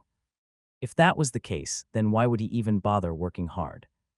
Knowing that Su Feng wasn't going to help him, Zhao Kai mustered up his courage and asked, "Hello, I'm looking for a blacksmith named Thorin." Swosha. Before Zhao Kai could finish his question, a hammer whizzed past him, missing him by mere millimeters before crashing onto the floor with a loud clang. He swallowed a mouthful of saliva upon realizing he had just escaped death. His body remained perfectly still, most likely stunned by the sudden action. As for Su Feng, he quietly took a few steps back, drawing a clear line between him and Zhao Kai. Just from the impact of the hammer on the floor, Su Feng was able to determine the strength of the woman and that she was not to be underestimated. Hence, he was totally not going to get involved in it when it was Zhao Kai who provoked the latter. Blacksmiths are indeed temperamental people when working. He concluded. You really screwed me over here, Feng. Meanwhile, Zhao Kai was on the verge of tears, feeling like he had been played by Su Feng again. Even after a few seconds had passed, he didn't dare to move a muscle, afraid of another hammer whizzing by, and this time on him and not just by a few millimeters. Luckily, the hammering only lasted for a few minutes later, before the woman stopped and turned her attention to the two newcomers. Speak, who are you, and why do you want to see my father? She held her hammer and pointed at them, asking for their appearance. We are. Not you. The woman snorted when Zhao Kai attempted to introduce themselves. She then pointed her hammer at Su Feng. You tell me, and why are you here at Willowbrook Village? I see it's because we're strangers and unfamiliar people here. Su Feng quickly deduced, understanding the reason for her hostility. Two unknown individuals showing up unannounced in a secluded village would naturally raise alarms. That was especially true when they were blacksmiths, with their skills and expertise probably desired by many. Please don't be alarmed, Miss Blacksmith. We're here to deliver a letter to Mr. Thorin on behalf of someone, and hence how we were able to arrive here. Su Feng kept a calm expression and explained. He made sure to be careful of his demeanor so as to not alarm the woman and cause her to attack them. This is unreal. A blacksmith is even deadlier than some wolves. Thanks to Su Feng's meticulous and delicate explanation, the woman nodded her head. Nevertheless, she still asked for the letter to verify them. Where's the so-called letter? If what you just said is a lie, then don't blame my hammer for swinging toward you. She kindly threatened. Why are you still standing like a dork? Hurry up and give the letter to this miss. Su Feng instructed. Hearing his friend's instruction, Zhao Kai snapped out of his daze as he retrieved the letter. With the utmost respect, he held the letter in two hands and bowed in 90 degrees. Here's the letter, Miss Blacksmith, he said, copying Su Feng's way of addressing her. Snatching the letter in a swift motion, the woman made a simple glance and sniffed the letter. Her actions somewhat confused Zhao Kai, but he was clever enough to stay silent this time. A few seconds later, the woman nodded her head. This is indeed a letter from Uncle Gorick. The lingering smell and the unique letter symbol. See, we weren't lying. Zhao Kai retracted his body as he stood proudly and said. However, a single glare from the woman prompted Zhao Kai to go back to his 90-degree bow. What's your name? The woman then asked. I'm Fiona Forgifier, and most villagers here refer to me as Fiona, but you are only qualified to call me Blacksmith Fiona for now. She added, introducing her name in the process. Good evening to you, Blacksmith Fiona. Su Feng gave a polite bow and continued. I'm called Lin Feng, and my companion here who was rude earlier is Shadow Blade. Rude. Zhao Kai flared up and curled his fingers into a fist, wanting to punch him for not warning him earlier. Alas, it was as if he was a mouse that had met a cat. Upon noticing Fiona's stare, his mouth went shut as he started looking around, acting ignorant. HMPH, at least there is one sensible person among you. Fiona snorted coldly and turned her attention back to Su Feng. My father went away to gather some materials for a forge, so he won't be back for a while. She explained, returning the letter to Su Feng instead of Zhao Kai. It was most likely she had a bad impression of Zhao Kai from his earlier interruption, so she was displeased with him and treated him as invisible air. As for the return of the letter, it meant that Fiona was going to let them wait until her father had returned before handing it over to him personally. Su Feng also wasn't going to ask why she couldn't just keep it since it was to his benefit. By retaining the letter, it gave them a legitimate excuse to continue to wander around the village and an opportunity to get some items forged by Fiona. Although Su Feng can't tell the levels of Fiona, based on her oppressive aura and strength, it wasn't hard to say she was at least in or above level 30s. With that in mind, Su Feng gave the letter back to Zhao Kai for safekeeping. Afterward, he stepped forward and asked, "Since we'll need to wait a while, is there anything you need our assistance on? Our strength might not be adequate, but surely there must be something that we weaklings can assist you with to save you the time in forging." Pleased by his word of speech, Fiona smiled briefly. "At least you know you two are weaklings. It's good to know your limit," she commented, turned around, and inspected the materials. "I'm short of some monster parts, so you can help me gather them. They're usually located around the Verdant Valley, but I'm too busy to venture out." "Monster parts? What kind of parts are you seeking, blacksmith Fiona?" "I'm missing some shadow wolves, pyrite drakes, stonehide boar, and ironwood treant. If possible, I want 50 for each of them."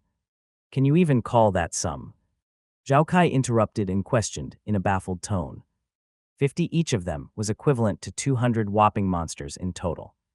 Just how were they supposed to gather them in such a short span of attention? Not to mention the difficulty of even killing 200 of them.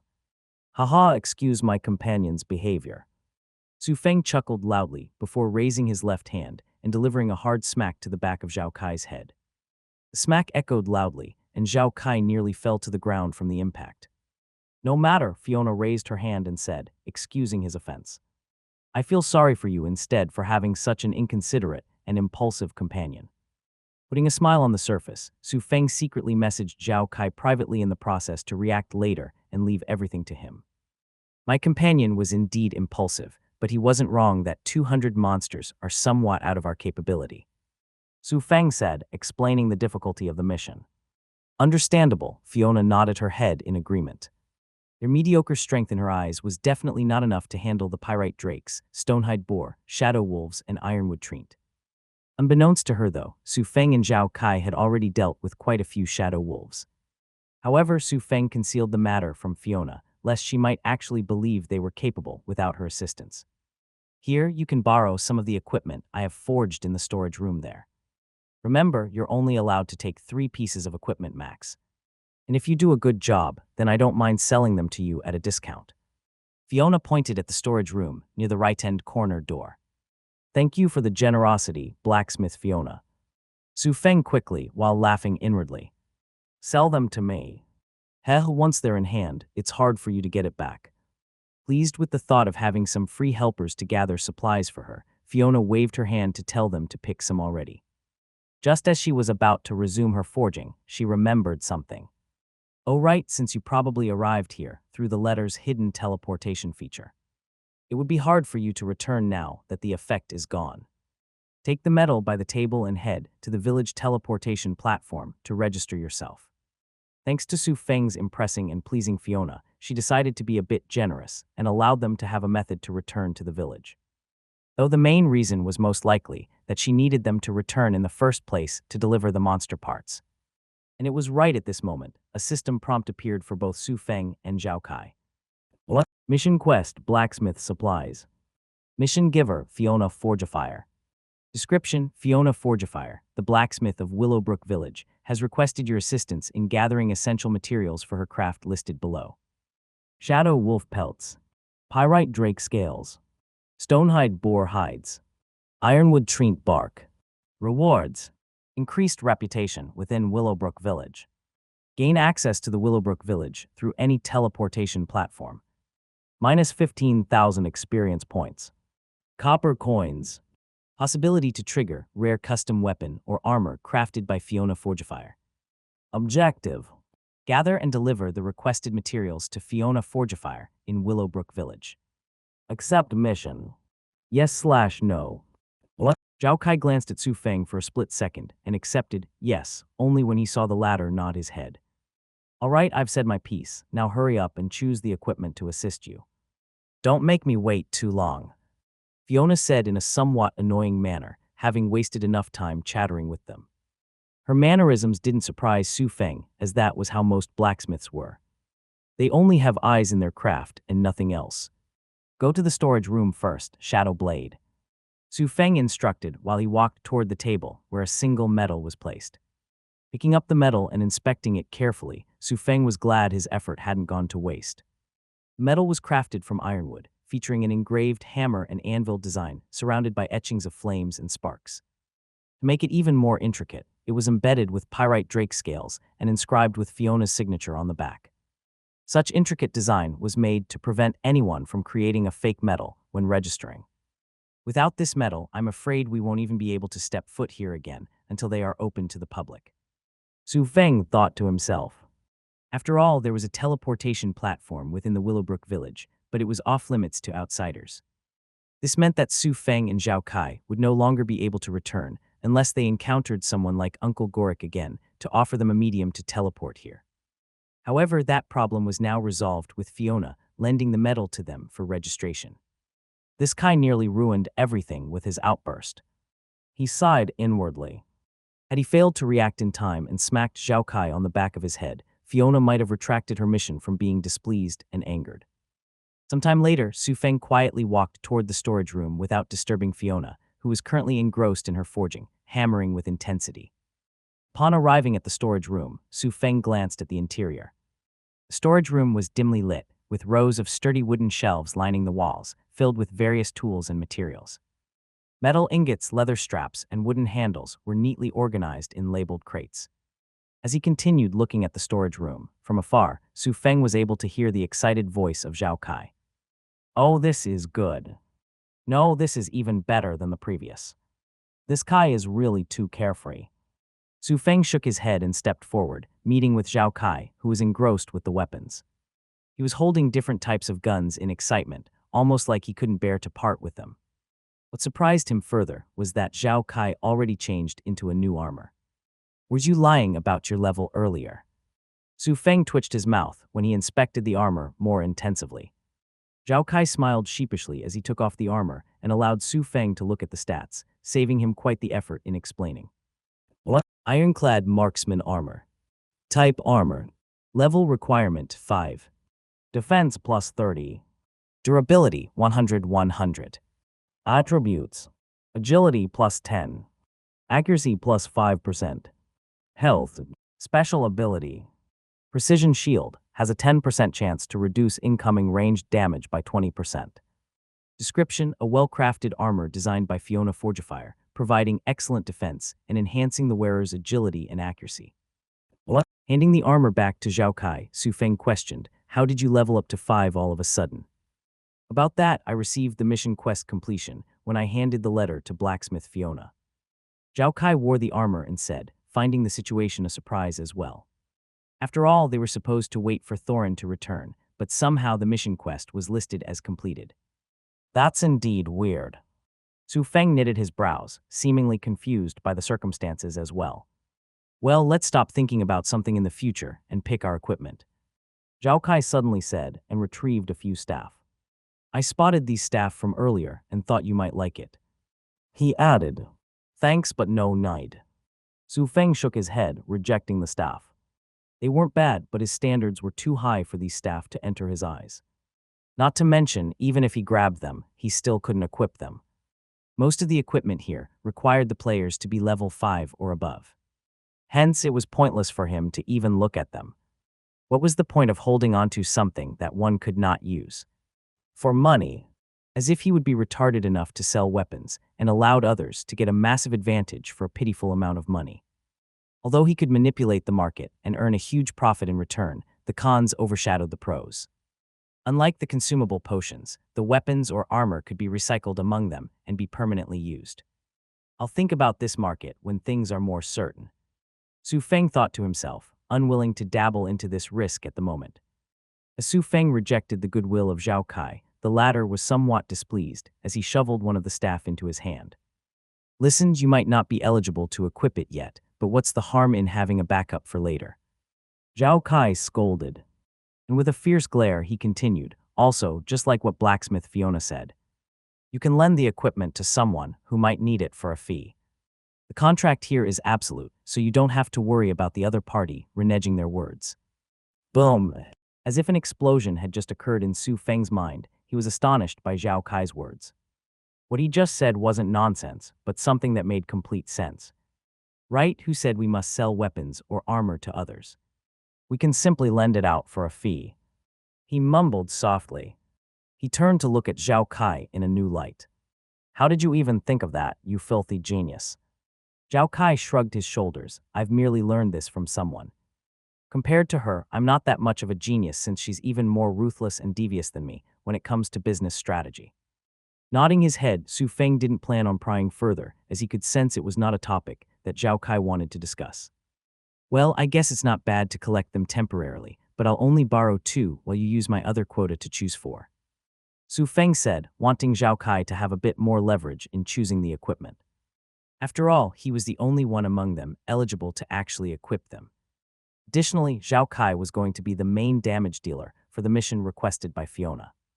Zhao Kai didn't argue with Su Feng and readily agreed to his suggestion, clearly understanding the latter's thought process. Not to mention, he had indeed spotted quite a few equipment to his liking, but was worried about the quota in picking. Right, once you're done choosing, we're going to discuss your skills upgrade now that you're level 5. Su Feng informed, grabbing another armor and placing it in his inventory. Zhao Kai merely gave an okay hand sign as he immersed himself in the equipment laid on the shelf. Knowing that he was probably going to take a while, Su Feng promptly exited the storage room, not bothering Fiona at all. There was no need to explain to her, since she could clearly sense the surroundings. Only a fool would truly think Fiona was completely occupied in the forging and remained clueless about her surroundings. In fact, her perception was very high, so even if one made next to little noise, she could perceive them clearly. Thus, Zhao Kai shot himself in the foot by interrupting her when she had already sensed him long ago when the two of them entered the shop. Su Feng simply didn't bother to remind him because of his conduct earlier. Who told Zhao Kai to frustrate him on purpose? There was always a price to pay for messing with him. Waiting outside the blacksmith shop, Su Feng began reading through the game forum, hoping to find some interesting news.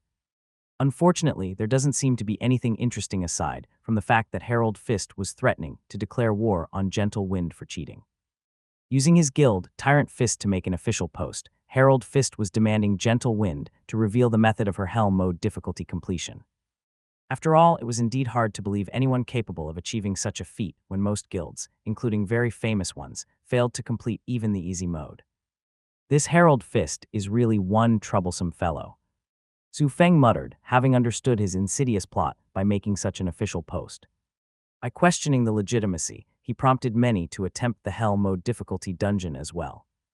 And once those players that made an attempt realized the intense hostile environment and monsters, they would believe Gentle Wind had made a foul play or cheated to win. Of course, no one would actually believe that, and was merely trying to pressure and force Gentle Wind to reveal the method on how to complete it. The equipment dropped from the Scorched Caverns is still attractive, so these players would definitely not watch and let Gentle Wind hoard them all for her guild. He exclaimed inwardly, finding them quite laughable. Gentle Wind might indeed find a way to fight the Inferno Tyrant thanks to the recording and his strategy, but the pretext was that she could reach the boss area. Without his navigation guide, it would be a grueling task. Sure enough, within a few minutes, since the post made by the Herald Fist was spread like wildfire, Su Feng received a message. Opening it, he noticed it was Gentle Wind contacting him again. Gentle Wind, hello, sorry to bother you again, but can we borrow your subordinate, Lin Feng? We want to complete a few more Scorched Caverns. Look at her. She's only asking this now, huh? How cute. Su Feng chuckled softly, having predicted that she must have attempted it again, only to end up in a complete failure. Anonymous user, how's that possible? Did you not have enough fire resistance potions to do a few more raids? Su Feng teased playfully. There was a reason why he didn't have any problem in giving her some more potions. So what if you have potions? Can you utilize it to the maximum benefit? The situation was similar to giving someone a car, but they didn't know how to drive. In other words, it was only there to look fancy and nothing else. Gentle Wind, what conditions do you want, Lin Feng's boss? Let's not beat around the bushes. Anonymous user, there's no need to be impatient. I'll be publishing a guide soon on how to complete the Scorched Caverns, but since you're my first customer, I'll give you a privilege when the time is right. With that sent, Su Feng closed the message and laughed. Took you long enough, Shadow Blade. I thought I'd have to wait a long time here. My bad, the equipment was just too good, so it took a while to choose. Zhao Kai laughed, flashing his new armor and weapon. He especially loved the new gun in his hand, pretending to shoot it everywhere. Are you not going to use the Iron Bolt rifle? Su Feng raised an eyebrow and asked. That's a good weapon, you know. Zhao Kai suddenly flashed a grin as he turned around and pointed at his back. Can't you see I equipped it already? The ironbolt rifle hung securely on Zhao Kai's back, its sleek design complementing his stance, ready to be drawn at a moment's notice. I look. Speechless, Su Feng clearly forgot that he could indeed equip it like that thanks to his disgust toward the shield. Not bad, right? Zhao Kai placed his hands on his hips and laughed merrily. Now I can cover short or long ranges at ease. The monsters will no longer be a danger to me. Yes, but that is if you can actually hit them and prevent them from approaching closer. Su Feng sighed, feeling helpless at him. Anyway, let's head to the village teleportation platform and register ourselves first. Oh, but what about the upgrading of my skills? Confused, Zhao Kai thought he had forgotten about the matter. It's just upgrading your skills. Su Feng face-palmed. We can do that while walking there, or are you telling me you're a robot and can only do one task at a time? Geez, I was just confused, okay. And I'm the fool to be your friend. I feel like I might get some pimples from how much you frustrate me. Oh, come on, you know that's not true. Zhao Kai laughed and wrapped his arm around Su Feng's shoulder. We're brothers, so how can I be frustrating? Just like that, the two of them continued their pace toward the village teleportation platform, while Su Feng assisted Zhao Kai in upgrading his skills catered to his playstyle. When can I get better skills? Zhao Kai after completing his upgrades. Level up or do a class change quest. Su Feng responded emotionlessly. Class change quest. You mean like those unique branches of a class? Yeah, somewhat, but not all class change quests are good. Some are just traps for greedy players. The good thing about it is that it's not irreversible or permanent, so players can always keep changing if they want. I see, Zhao Kai nodded and placed his hands behind his head. Whatever, I can just ask you if a class is good since you seem to know a lot. You trust me too much. Su Feng shook his head and chuckled. It wasn't bad to have him trust him, but blindly trusting one too much was detrimental. However, he was stunned when he heard the response from Zhao Kai. There's a lot of untrustworthy people in this world, but you're not included, Feng. I doubt you would harm me since there's no reason for you to do it. Zhao Kai laughed, glancing at him with a genuine smile. Us, please don't ever do that again. Su Feng quickly distanced himself from him, lest others might have misunderstood their relationship. Oh, screw off. Zhao Kai scoffed, realizing what Su Feng was implying and faking a nauseous act. I'm a straight man who loves women, albeit very picky at that. Good, then make sure to keep your distance. Su Feng fixed his glasses and said calmly. Tusk, when did you become so annoying? Learn it from you. As the two banter continued for some time, they finally arrived at the teleportation platform. Unlike the previous section of the area, this place was heavily guarded. It was clear that the area was a restricted kind, almost as if they were trying to prevent any intruders or non-villagers from entering. This systematic design was different from the time when they entered through the village's gate. Hence, the guards by the entrance didn't bother to hinder them or detain them. Halt, this place is off limits. One of the patrolling guards raised their hand and announced after he had spotted Su Feng and Zhao Kai. Hello, my companion and I are here to register ourselves. Su Feng stepped forward, bowed politely, and explained. He then retrieved the medal that Fiona gave him and showed it to the guard. We are vouched for by blacksmith Fiona and were assigned to help her gather supplies. The guard's stern expression softened slightly upon seeing the medal. He inspected it closely, nodding in recognition of Fiona's mark. With a respectful nod, he returned the medal to Su Feng. Very well, the guard said, lowering his hand. You may proceed. Ensure you adhere to all regulations within the platform area. We'll keep that in mind, Su Feng kindly responded, before signaling for Zhao Kai to follow behind him. A few seconds later, they began registering themselves with another guard who recorded their data and information. This device here will allow you to teleport to this platform as long as you are within 50 meters of the proximity. The guard explained and handed them a small device similar to a locket. As soon as the procedure was completed, both Su Feng and Zhao Kai received a system prompt simultaneously. System, you have been registered to the teleport platform at Willowbrook Village. You may teleport back here through any teleportation platform. Aside from the system prompt, Su Feng and Zhao Kai's map was updated, now revealing the layout of Willowbrook Village. Previously, their map was blacked out, which prompted them to ask villagers for directions. However, that problem was now resolved. Holy, is this really a village? Just how big is this place? Zhao Kai swallowed a mouthful of saliva nervously when he saw the layout. The village itself might not be big, but the surrounding terrains were huge, and there were danger signs labeled all across. Not even the verdant valley had this much danger sign alert. Just how high are the monsters there? Zhao Kai turned to Su Feng and asked, seemingly believing the latter had an answer to this. Zhao Kai's intense stare and his belief that Su Feng knew the reason was overbearing, to say the least. Come on, Feng. You already revealed a lot, so what's the harm in telling me the reason? Zhao Kai pouted, attempting to flash a genuine smile again. I will. With a soft sigh, Su Feng knew he had to explain when the latter was playing rogue. It was obvious he wouldn't stop asking until he received an answer. Plus, to save himself from the disgusting sight, he decided to explain, hoping that he wouldn't be scared out of his wits.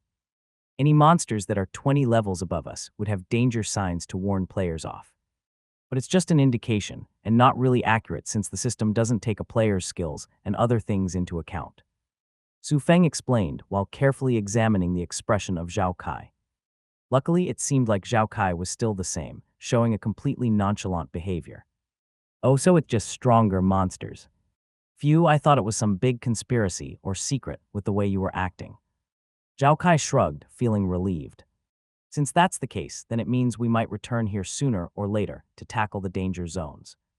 He added, grinning wickedly. Sure enough, he's a tank despite trying to not act like one.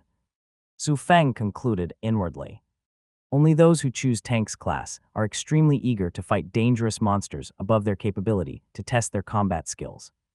However, Su Feng was still surprised to see the changes in Zhao Kai's behavior compared to the ones he knew in the past. He seemed more carefree and relaxed, clearly enjoying the environment of the divine world. Nevertheless, it wasn't a bad thing to be free of the pressure. At the very least, Su Feng didn't plan on divulging much of his schemes and things he was plotting to Zhao Kai.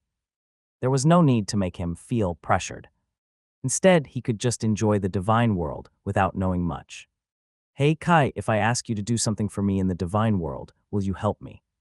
Su Feng turned to him and asked solemnly. Surprised by the sudden serious talk, Zhao Kai understood it was not a casual question, given he was even calling him by his first name. Despite that, it didn't take a second before Zhao Kai flashed a determined expression as he clenched his fist. Hey, we're brothers, so what's the point of asking? Just tell me what to do. Sure, then kill all those 200 monster parts. Su Feng laughed heartily and patted his shoulder. Meanwhile, Zhao Kai nearly choked on his own saliva, feeling like he had been deceived and trolled by Su Feng. How can you expect me to kill them all by myself? He shouted in agony, chasing after Su Feng, who had already activated the teleportation. With a swoosh, the two vanished from the village and appeared at the entrance of the verdant valley. Phew, thank the Lord that they didn't teleport us in the middle of a minefield. Zhao Kai wiped off the non-existent sweat from his forehead as he breathed a sigh of relief. The horror of being sent into the center of a sea of monsters while being unprepared was unimaginable. The game isn't that harsh, Su Feng twitched his brows, wondering just what kind of nonsense he was thinking. If the game really made such a design, then who would dare to take a teleporter? Well, what are we going to do? Start hunting for monsters? Zhao Kai questioned, seemingly itching to test his new equipment. However, Su Feng shook his head and said, no, you should return to Oakwood Town and stock up on food. We're going to need to utilize your gluttony skill to complete this mission. Oh ho, are you paying for the food? Zhao Kai rubbed his hands together and smiled maliciously, creating a somewhat creepy appearance. You are even more greedy than me. Su Feng rolled his eyes but still threw a sack of pouches filled with money toward him. As Zhao Kai grabbed the pouch, he subtly recognized it. Wait, isn't this the pouch we snatched from those ambushers? Correction, they were given to us by them for their wrongdoings. We are law-abiding citizens after all. Yes, it was a gift. My mistake. How can we be robbers? So what are you waiting here for? A cookie. Su Feng glared fiercely. Haha, I'll be right back, Tilda. Zhao Kai laughed merrily as he quickly dashed off. While he was at a far distance, Su Feng made sure to tell him to message back once he returned. With a simple wave in response from Zhao Kai, he slowly disappeared from the vicinity, and Su Feng promptly took a seat on a nearby rock. All right, time to write a guide. Su Feng stretched his arms as he began writing two different sets of guides. One guide was basic with not much detail, but just enough for them to get through. The other guide was a more extensive one, along with the boss pattern and strategy to tackle. These two guides were naturally the ones Su Feng planned on selling for a fortune. Given the hot commodity, the scorched caverns were currently being discussed. Time slowly passed by, and Su Feng finished the creation of the basic guide, namely, Introduction of the Scorched Caverns Dungeon Guide. Now how much should I charge? Su Feng rubbed his chin and pondered. It can't be sold for too cheap, lest others might suspect it to be a garbage guide, but it also cannot be too expensive either. After all, this basic guide was meant to be the real hot seller to average players compared to the other extensive guide that he had yet to create. Fixing his glasses, Su Feng decided to wait a while on the price tag and resumed working on the extensive guide. It's time to get even more rich and influential, he exclaimed, feeling more motivated than ever. As Su Feng leisurely wrote his guides elsewhere, the atmosphere was filled with intensity and anticipation. Slam! Can someone explain to me how did that gentle wind completed the hell mode difficulty?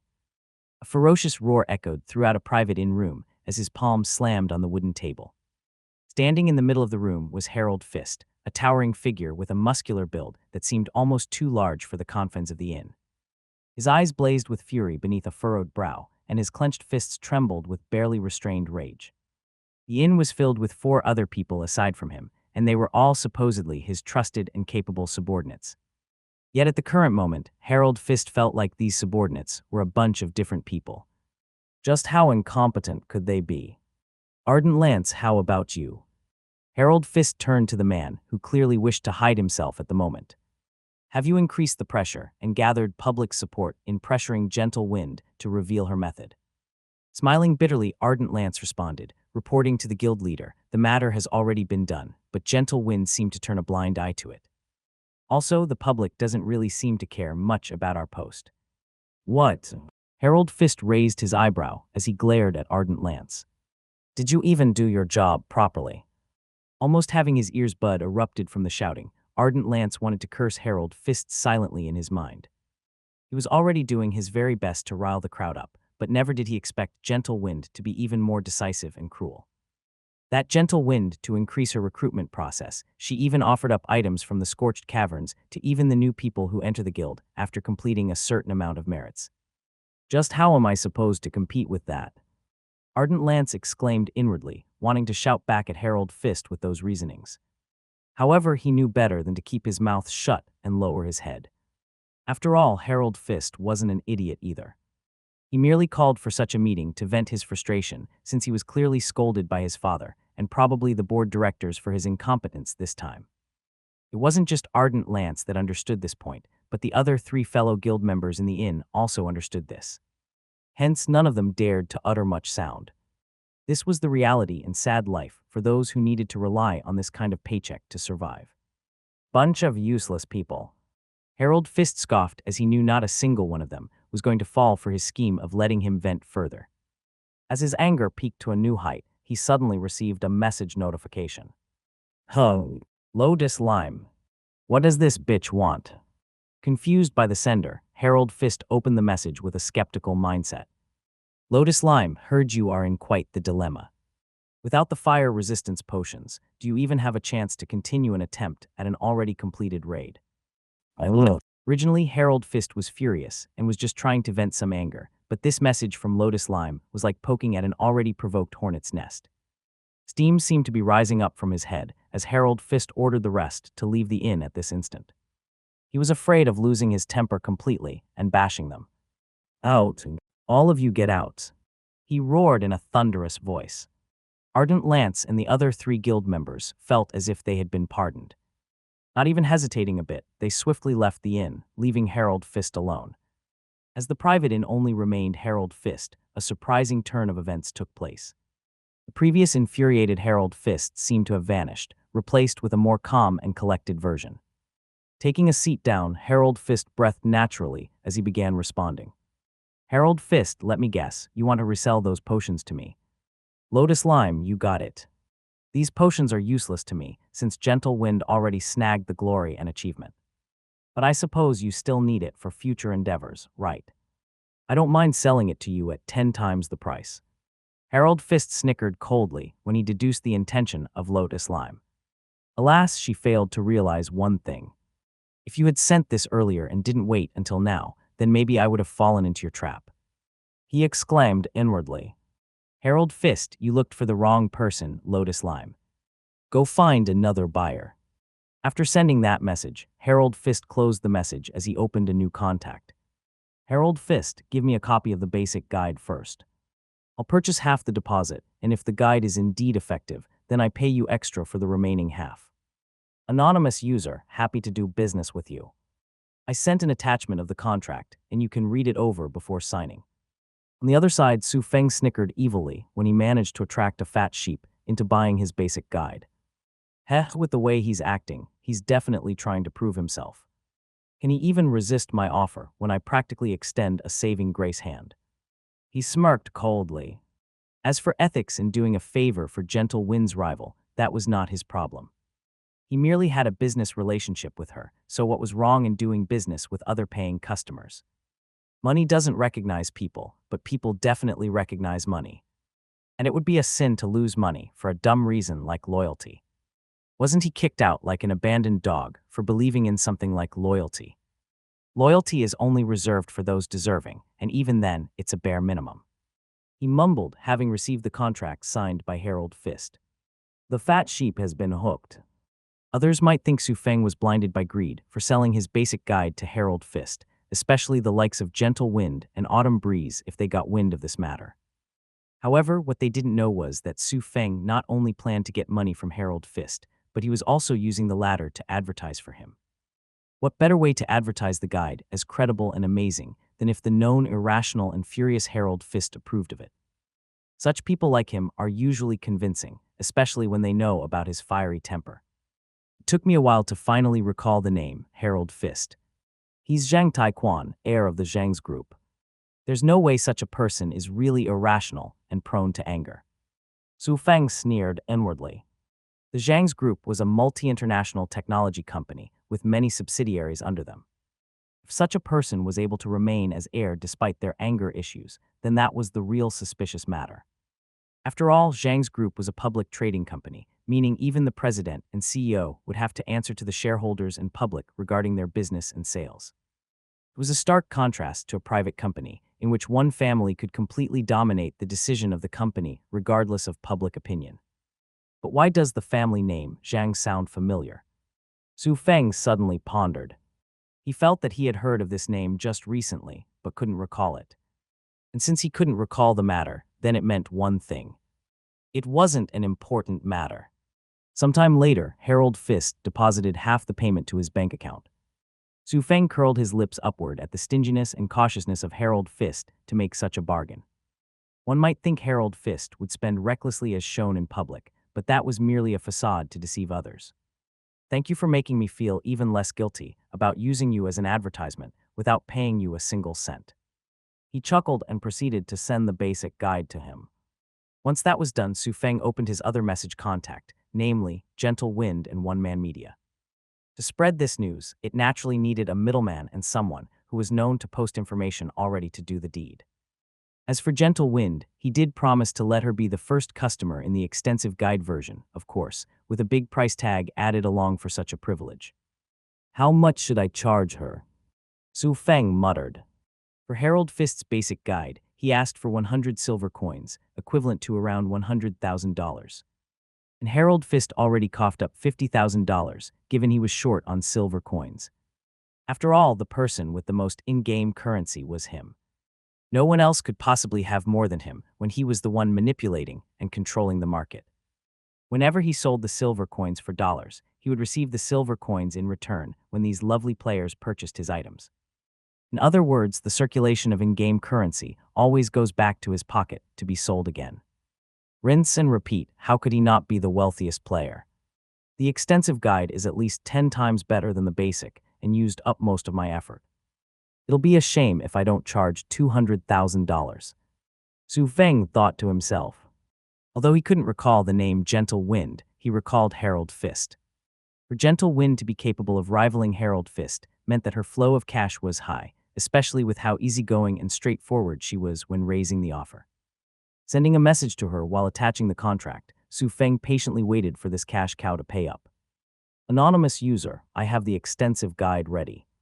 You are the first to receive such a benefit, and as your privilege, I will delay the sale of this for 12 hours, albeit with an extra fee.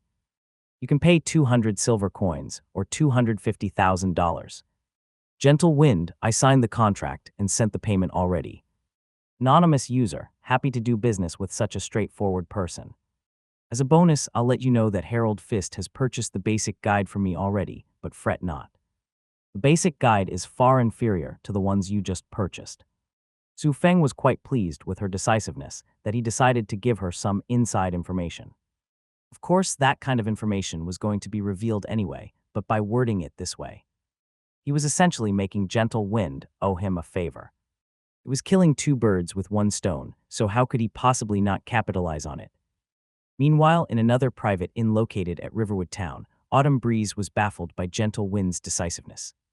You do know he just strikes again, right? Autumn Breeze said, feeling somewhat exasperated. He's just treating you like a cash cow, and you just easily gave in like that. What can I do then? Gentle Wind kept a calm expression on the surface as she responded. Who else but him has such an extensive guide? I bet it was thanks to Lin Feng's assistance that this person can create such an extensive guide. Then you should have just let me contact Lin Feng and ask him secretly. I would have done that if it was possible. From our 2 attempts previously, it's clear that Lin Feng doesn't want to interact with us much aside from business talk. Gentle Wind sighed softly. Truth be told, she was feeling very envious of Su Feng for having such a loyal subordinate, without knowing it was the same person all along. Autumn Breeze also sighed, as well as she had never met such a difficult individual to deal with. Both this person and Lin Feng seem to have popped out of nowhere. Both are so mysterious, yet so informative, and have everything under their control. Sometimes I wonder if they are the creator of the divine world and are just toying with us. She took a seat and smiled bitterly.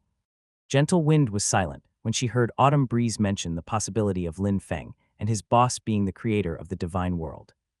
After all, this was possibly the only plausible explanation as to why they were so knowledgeable and controlled the momentum from start to finish. As much as I want to believe that's the case, it's most likely because they have put in more effort behind the scenes that we don't know of. Gentle Wind bit her lips softly and said, by saying this, it was equivalent to admitting that she was inferior to someone and was being led on by the nose. Autumn Breeze nodded her head. Throughout the years, it had always been her controlling others and commanding them what to do. How long has it been since I felt like I was being controlled by others? Autumn Breeze chuckled softly and asked. Although it's not a good feeling, I have to say it's a fresh experience. This Lin Feng and his mysterious boss, the more I interact with them, the more I want to pry into their secrets. She added, her competitive nature rising up. Oh, you're not planning on playing a naive and impulsive character anymore. Gentle Wind curled her lips upward in amusement. Only for them, Autumn Breeze quickly corrected. I don't want to think too much when playing a game when my real life is already giving me enough pressure. Speaking of that, don't you have a meeting soon? Gentle Wind inquired. All right, time went by so quick. Autumn Breeze clasped her hands, having realized that she was about to miss the meeting. She merely used her break to log in for a while to assist Gentle Wind. Are you fine by yourself? She asked in concern. I'm fine. I don't wish to hinder your work, Zin. Gentle Wind flashed a warm smile. The extensive guide would require me to brood over, and I still have 12 hours before he proceeds to release it. Nodding, Autumn Breeze subsequently logged out, her character turning into tiny particles as she returned to the real world. Zhao Zin's eyes fluttered open as the gaming capsule smoothly opened with a soft hiss. She sat up, adjusting to the ambient lighting of her sleek, modern CEO office. The office was a blend of cutting-edge technology and elegant design, with floor-to-ceiling windows offering a panoramic view of the city skyline. She stretched briefly, her tailored business suit impeccably unwrinkled, despite the hours spent in virtual reality.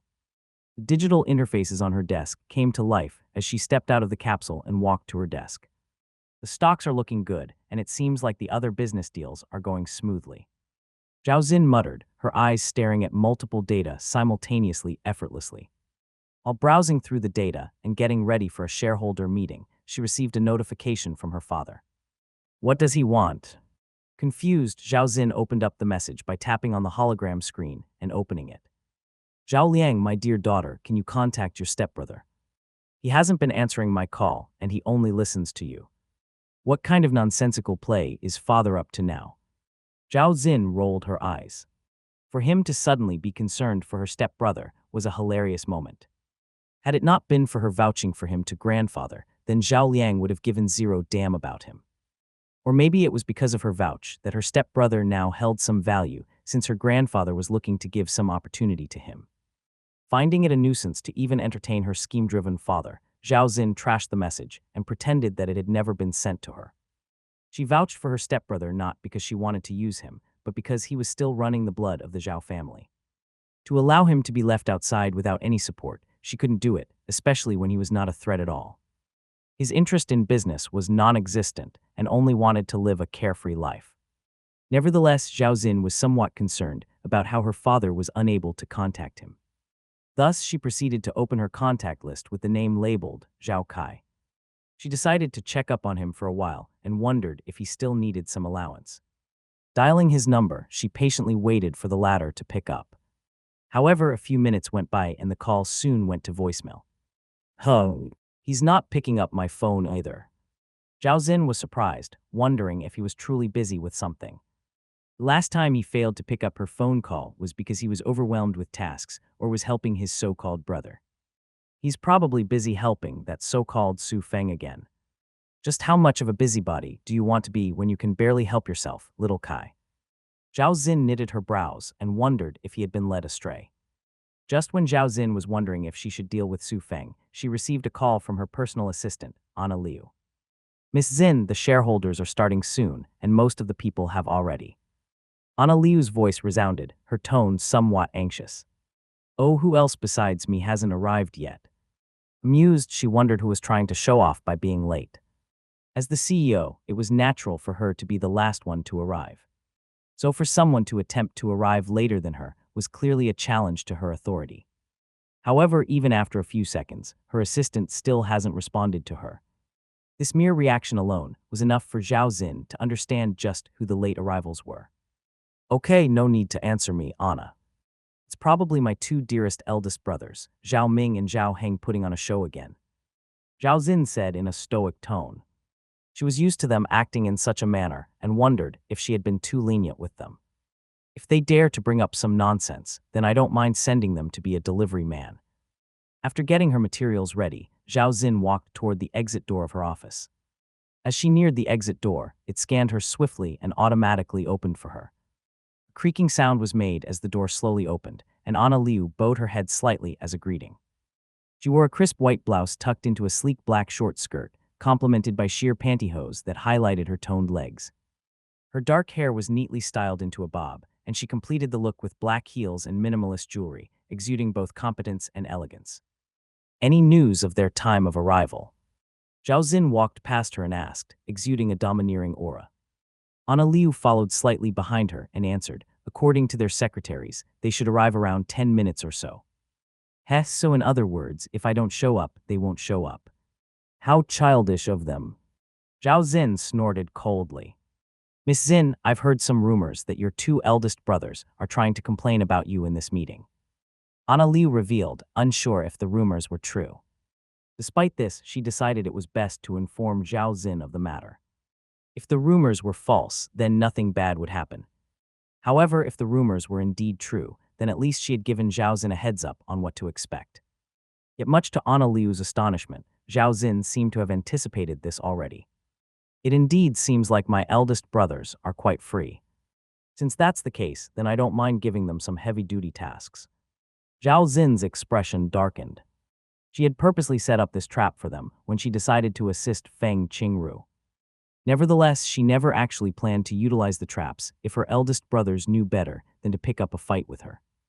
Alas, it was just a shame that she understood their mindset very clearly and knew they were definitely not going to miss a chance to damage her reputation and honor in front of all the shareholders. My two petty eldest brothers, why can't you all just stay put and be docile like little Kai? Why must you force my hand? Zhao Xin smiled bitterly. Sometime later, Anna Liu opened the meeting door and stepped aside, letting Zhao Xin enter first. With an air of confidence and dominance, Zhao Xin's footsteps echoed throughout the meeting room. The room featured a large, interactive digital table surrounded by sleek, ergonomic chairs. High-definition screens on the walls displayed real-time data, and a holographic projector hung from the ceiling, ready for presentations. Seated around the table were 5 key shareholders. Mr. Lei, a seasoned investor, reviewed his portfolio on a tablet. Ms. Chen, a venture capitalist, adjusted her glasses as she scanned the meeting agenda. Dr. Wang, a biotech magnate, quietly observed with his hands folded. Mr. Zhou, an influential tech entrepreneur, checked emails on his phone, and Mrs. Hu, a prominent real estate mogul, took notes on her laptop. As Zhao Xin took the center seat, there were noticeably 2 empty seats, but she ignored it temporarily. "Good evening, shareholders of the Zhang Enterprise." She promptly greeted them with an authoritative tone. They may be shareholders and have a say in the company, but ultimately, the decision-maker was hers, so she needed to ensure everyone knew their place.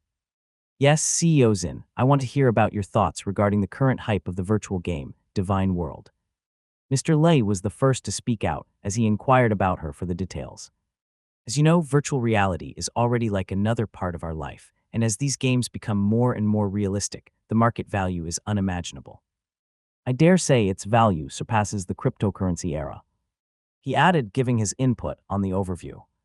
The other shareholders nodded their heads, clearly in agreement with Mr. Li's analysis. As the shareholders started to discuss among themselves, Zhao Xin smiled softly at the direction of the conversation.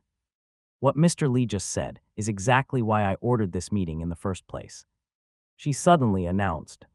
"Nowadays, businesses do not just revolve around the real world, but the virtual world. In the divine world, I have personally tested myself, and it's at a whole new level." "A whole new level." Mrs. Hu was astonished as she raised an eyebrow, seemingly intrigued by her meaning. "Does CEO Xin mean to say that the virtual world is akin to the real world?" "Yes, and the benefits and synchronization of the divine world have never been seen before. Thus, I want to hear your thoughts on beginning a multi-billion project, namely Project Genesis.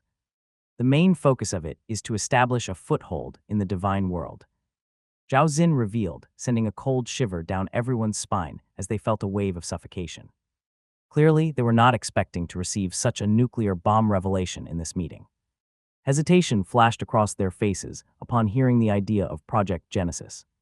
On one hand, they knew the value of the virtual world, but on the other hand, they were unsure if it was worth risking billions of dollars on the project.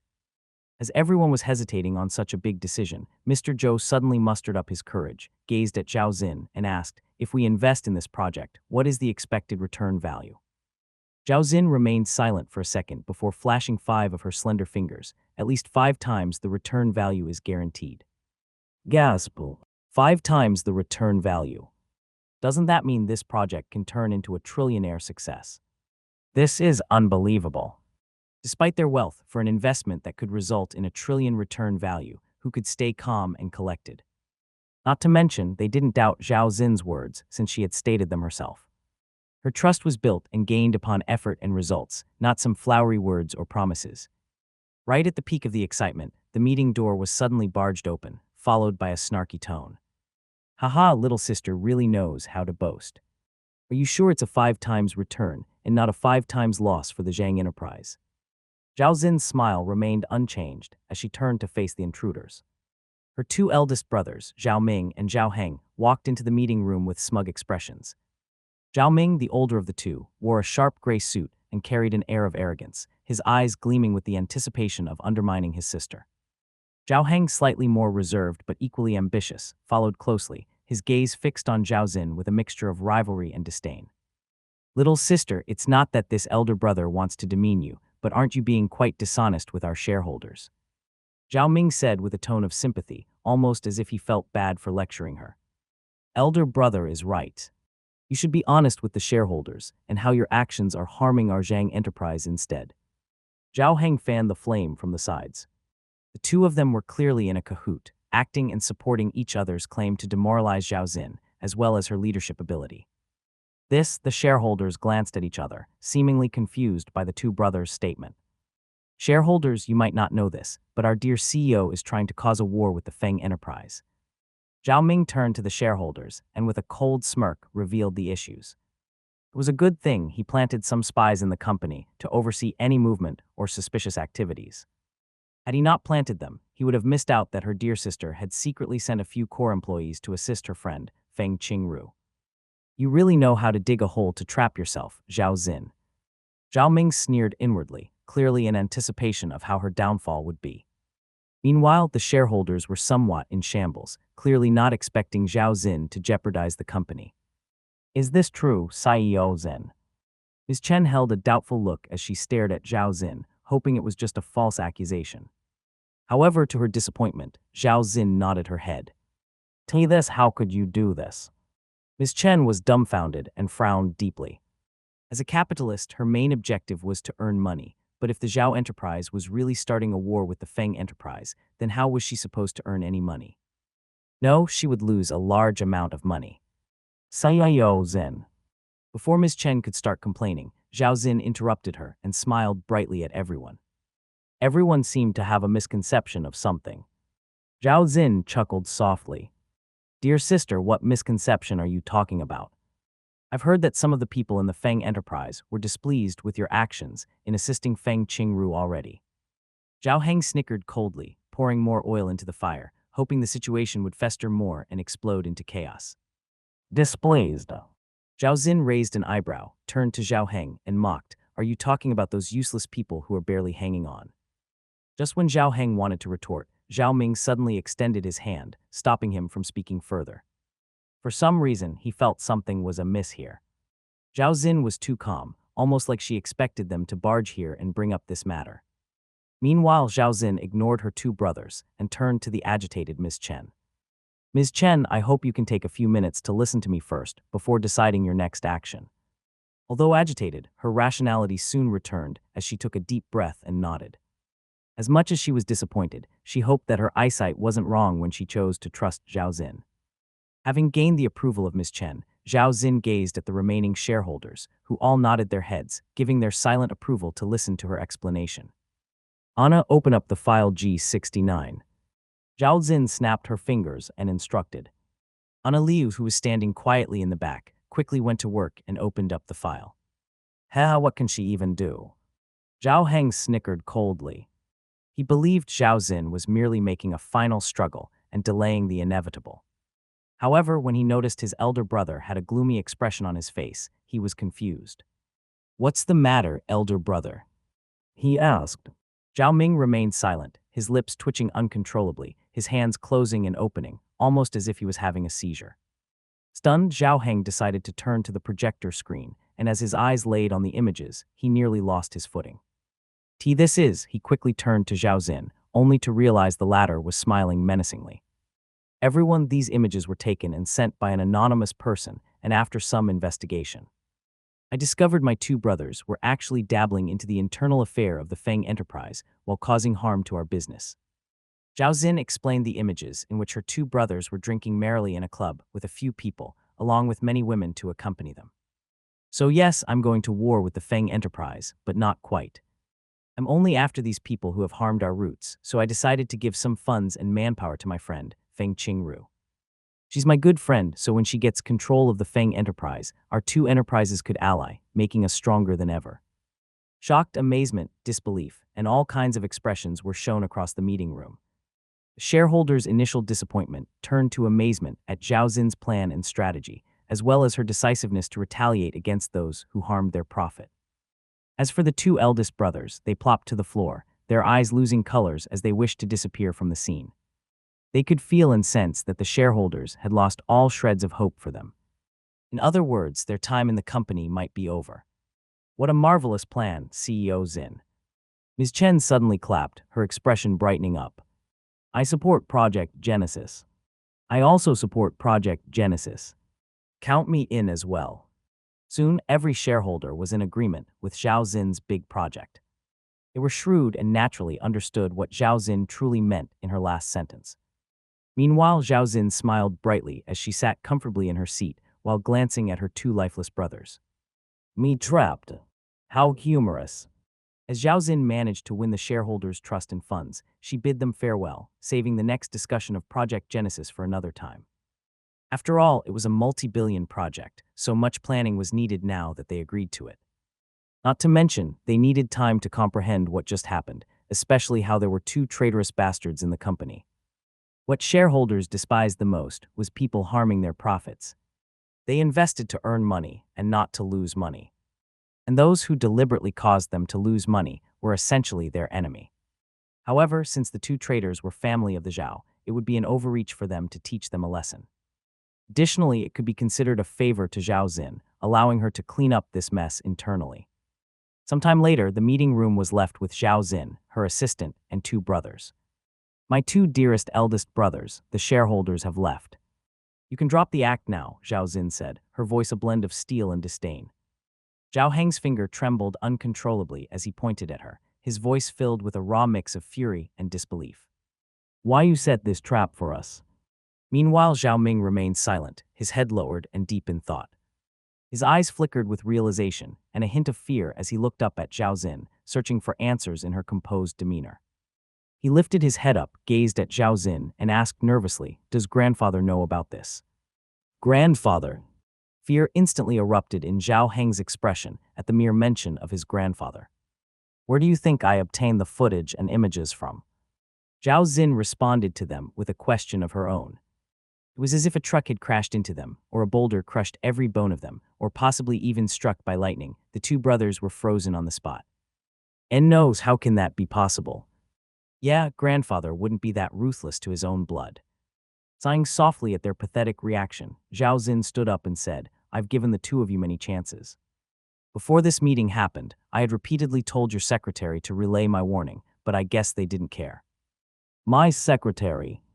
Zhao Heng's mouth twitched as he clenched his fist. That damn slut didn't relay shit to me. He roared angrily, stood up, and dashed away from the meeting. Without even needing an expert to explain, it was quite evident that Zhao Heng was going after his secretary. So I get the security team ready, Anna, lest this brother of mine might beat the secretary to death. Zhao Xin sighed exhaustively. Despite the fact that she could just let it happen and send her brother to jail, she could only put a close lid on this matter and resolve it internally. Besides their family blood, exposing this matter would cause a sharp drop in their stock and might even lose the trust of others in their company. This was also another reason why the other shareholders decided to let her handle this matter internally. Elder brother, you should return to grandfather and seek forgiveness now. Otherwise, it's hard to tell if you would be a coolie. Zhao Xin patted his shoulder and said, Coolie was essentially a low-wage worker, and with his huge mistake this time, it wouldn't be surprising if he got kicked out of the Zhao family and forced to work in a low-end job. After all, his temper was not the greatest, and having offended many people, without the backing and support of the Zhao family, his life would be miserable. You really are a good little sister. Zhao Ming laughed hysterically, stood up, and exited the meeting room, his footsteps uneven. As his silhouette slowly disappeared from the scene, Anna Liu stepped forward and comforted, There's nothing else you could do, CEO Xin. They chose this path, and you only did what's good for the company. Smiling bitterly, Zhao Xin shook her head. Why must all rich families always fight to the bitter end for some more wealth? Could they even bring it to their grave? If we just worked together, then we could rise even further as a family. It's human grade. Just look at me, I'm only working as your personal assistant because of the salary. Anna Liu suddenly said. Zhao Xin rolled her eyes at Anna. Her attempt in trying to lighten the atmosphere and mood was evident. Right, those secretaries that didn't warn my eldest brothers. Although I don't want them to be beaten to death, I also don't want to see them in the company anymore. She said coldly, her expression turned fierce. Anna Liu nodded her head. Rest assured, CEO Xin. I have already sent a termination notice to them all and informed all amicable companies of them being blacklisted. I doubt they would be able to get another job in this industry. Not enough, these secretaries failed their job miserably and forced my hands to choose this route. I'm sure they helped my brothers in embezzlement. She trailed off near the end, but it was enough for Anna Liu to comprehend her intention. Understood, Anna Liu flatly responded as she made a few texts on her mini tablet. She was going to inform someone to do the dirty work in sending these secretaries to their new life in prison. How many years? She subsequently asked. How many years have my brothers colluded with those in the Feng enterprise? Instead of giving a direct response, Zhao Xin brought up another question. Ana Liu pondered for a moment and calculated silently before answering, 5 years. Then 5 years it is. Zhao Xin waved her hand, dismissing Ana Liu as she got an incoming phone call. Her fierce expression swiftly softened up as she connected the call. Little Kai, what were you doing earlier, huh? You don't want this elder sister anymore and want to ignore her now. She said somewhat teasingly. Haha, I was just busy playing a game. Zhao Kai's voice resounded through the phone as he laughed heartily. Earlier I was stocking on some food, so I missed your phone call. What did you call me for? Having heard his little brother's voice, albeit not born from the same mother, Zhao Xin was relieved to know at least there was one sibling of hers who wasn't out to get her. Nothing, just checking on you and seeing if you're in any trouble, she said sweetly, her fierce and ruthless demeanor from moments ago completely gone. Heh, with elder sister supporting me, what trouble can I be in? If there's nothing else, then I'll disconnect. I'm still somewhat busy. Zhao Kai laughed. Let elder sister see your face first. Zhao Xin suddenly requested, most likely to check on his appearance and condition to ensure nothing was wrong. All right then, but don't be mesmerized by my handsomeness. Zhao Kai responded, having understood her thought process as he turned on the video feature. Soon the two met face to face, and Zhao Kai proceeded to perform a 360-degree turn to let her see he was energetic and healthy. Grandfather's birthday is coming up soon in 3 days, so have you thought of a gift? Zhao Xin smiled and inquired. Oh. Stunned, Zhao Kai nearly tripped and fell. Grandfather's birthday. Why would I bring him a gift? He questioned back. His identity as an illegitimate child was known to them all, so he never had the privilege to dine with them. Oh, he couldn't be bothered with that so-called privilege, either, since the only person he respected was Zhao Xin, someone who didn't care for his status and treated him like a real little brother. Shush, I have talked with grandfather, and he has permitted you to join us for his upcoming 65th birthday party. So you better think deeply about what kind of gift to bring. Zhao Xin reprimanded him and demanded. Her firm attitude and expression on her face made it clear that she did not want to hear any refusal. But elder sister. No, but. Unless you no longer respect me, otherwise you must show up. Having brought up the respect card, Zhao Kai was left speechless. How was he supposed to refuse if she decided to use that card? It was a card that she rarely used, so it was immensely effective against him. Fine, it's in 5 days, right?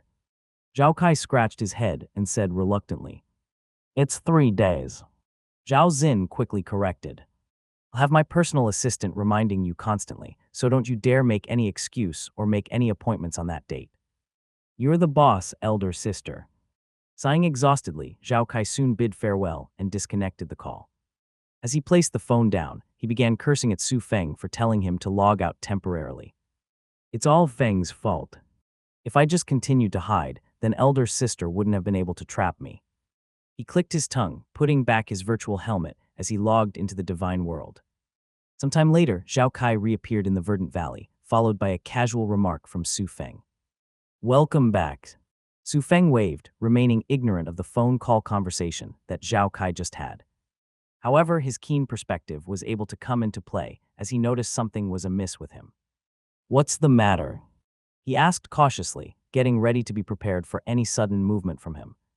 What's the matter, you asked? Zhao Kai laughed maniacally as he raised his finger and pointed at him. Why did you tell me to log out in the first place? If I hadn't logged out and answered my elder sister's call, then I wouldn't be in such deep shit. Zhao Kai felt as if Su Feng had purposely dug this hole for him, personally, to fall into as some petty revenge. Su Feng shrugged his shoulders in response, feigning innocence. As if he would reveal the fact that Ana Liu paid him quite a hefty price in exchange for Zhao Kai's whereabouts. It was easy money that required no hard work, so why would he refuse such an offer? Not to mention he was somewhat familiar with Zhao Kai's half-elder sister, Zhao Xin. They were quite close, so he didn't feel bad about connecting these two. You've really screwed me over this time, Feng. Zhao Kai shouted in frustration, feeling fatigued just by thinking about what kind of gift he should bring to his supposed grandfather. He wasn't afraid of his opinion, but he knew fairly well that his elder sister would haunt him dearly if the gift was unsuitable. I can sense you are frustrated, so why don't you activate the gluttony skill and binge eat? It's a good method to vent. Su Feng suddenly suggested, like a devil's whisper, to the current downcast Zhao Kai. Sure enough, Zhao Kai was too overwhelmed to think properly and simply did as told, turning on his gluttony skill. Soon he began to retrieve the food that he had just brought from Oakwood Town as he began a feast all by himself. As his tongue tasted the umami and enhanced flavor of the food, he shortly forgot everything. Food was the supremacy, and all matters could be put aside for now. Meanwhile, Su Feng smiled wickedly by the side. His glasses made a sharp glint as he gazed at the food, indulging Zhao Kai. Very good, Kai. You saved me so much effort in convincing yourself to binge eat to buff your stats. He exclaimed inwardly, calculating the time that the monsters would arrive. Previously, when he completed another business deal with Gentle Wind yet again, he received a message from Zhao Xin's personal assistant, Anna Liu. That was when he deduced something was upcoming, and as he pondered over and over again, he recalled Zhao Kai's grandfather's 65th birthday should be coming soon. In the past timeline, they were supposed to hang out briefly before he officially commenced his role in the newly established Reaver Guild, but that didn't go as planned due to Zhao Kai suddenly bailing out, citing attending his grandfather's birthday. Back then, Zhao Kai was gloomy and unenthusiastic, so he predicted a similar situation might occur. Hence, he used the time that Zhao Kai had logged out to brew a monster lure for him to hunt ferociously to let off some steam. I am indeed a great friend. Su Feng complimented himself, feeling proud of his deed. As Su Feng felt proud for utilizing Zhao Kai to his utmost ability, he almost wanted to give himself a pat on the back. Just how great of a friend was he? Anyone would be envious and jealous of Zhao Kai. Either way, I still need to give some warning to him without being too obvious. After much joking aside, Su Feng needed to ensure that his disappearance wouldn't happen in this timeline. Because he didn't attend his grandfather's birthday, given it was somewhat impolite and out of line, he failed to understand what had undergone in the party. Hence, he wouldn't make the same mistake.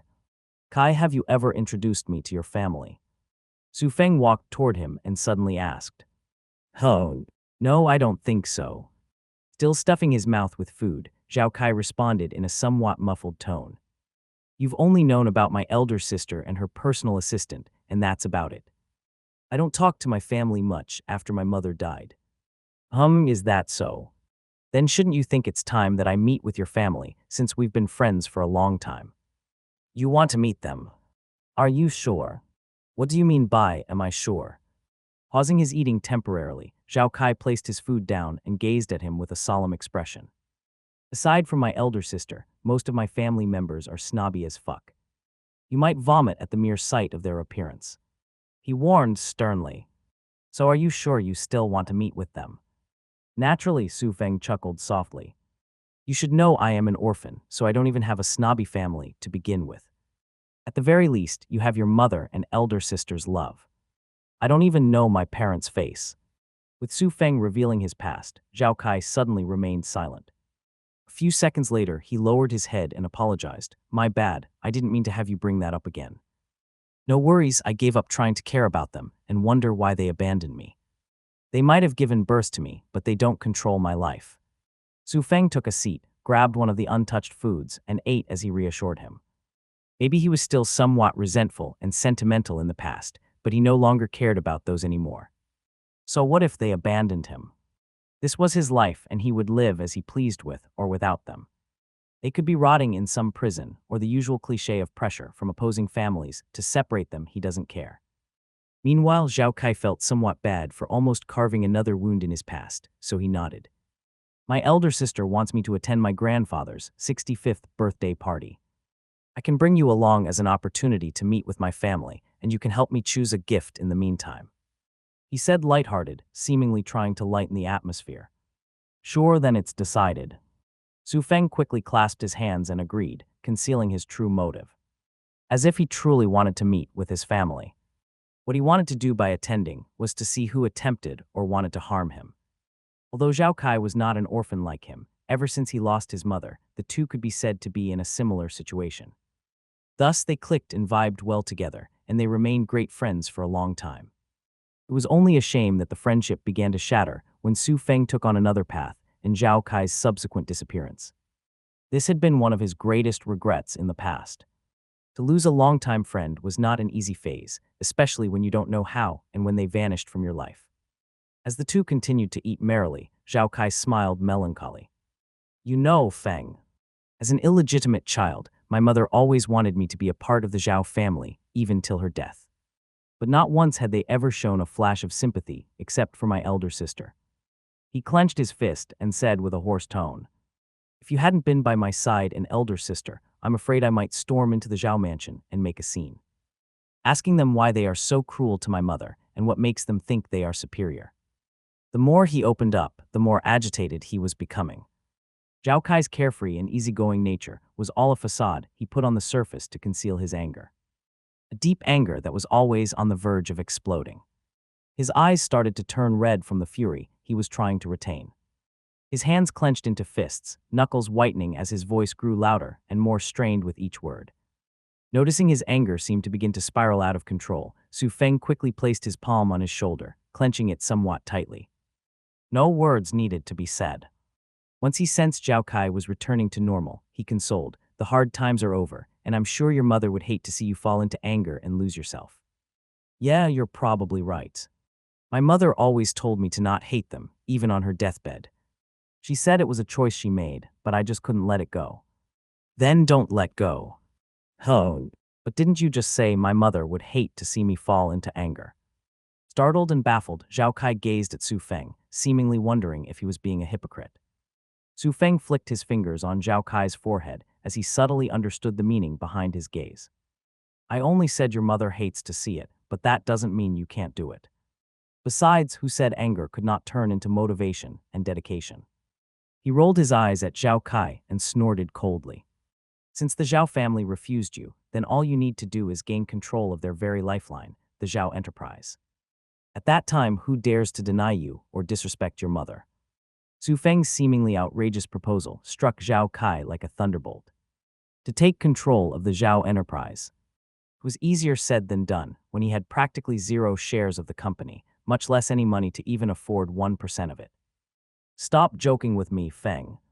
Zhao Kai waved his hand and brushed aside the outrageous proposal. "You don't believe me." Su Feng smirked in response when he saw the lackluster reaction. However, deep down, Su Feng knew his outrageous proposal was actually something he had been trying to do. He just never had the opportunity or the capital to actualize the plan. "Do you know the divine world is not as simple as you look, Kai?" Su Feng suddenly said. Confused as expected, Zhao Kai tilted his head, seemingly unsure of what he was trying to highlight. "I've made the salary of someone working in a big company in one day through the divine world." He subsequently revealed, dropping a few more hints to him. Such revelations were something Su Feng would most likely never do, but Zhao Kai was someone he trusted. After all, when he was down and nearly starving to death, it was him who showed up and helped him through those difficult times.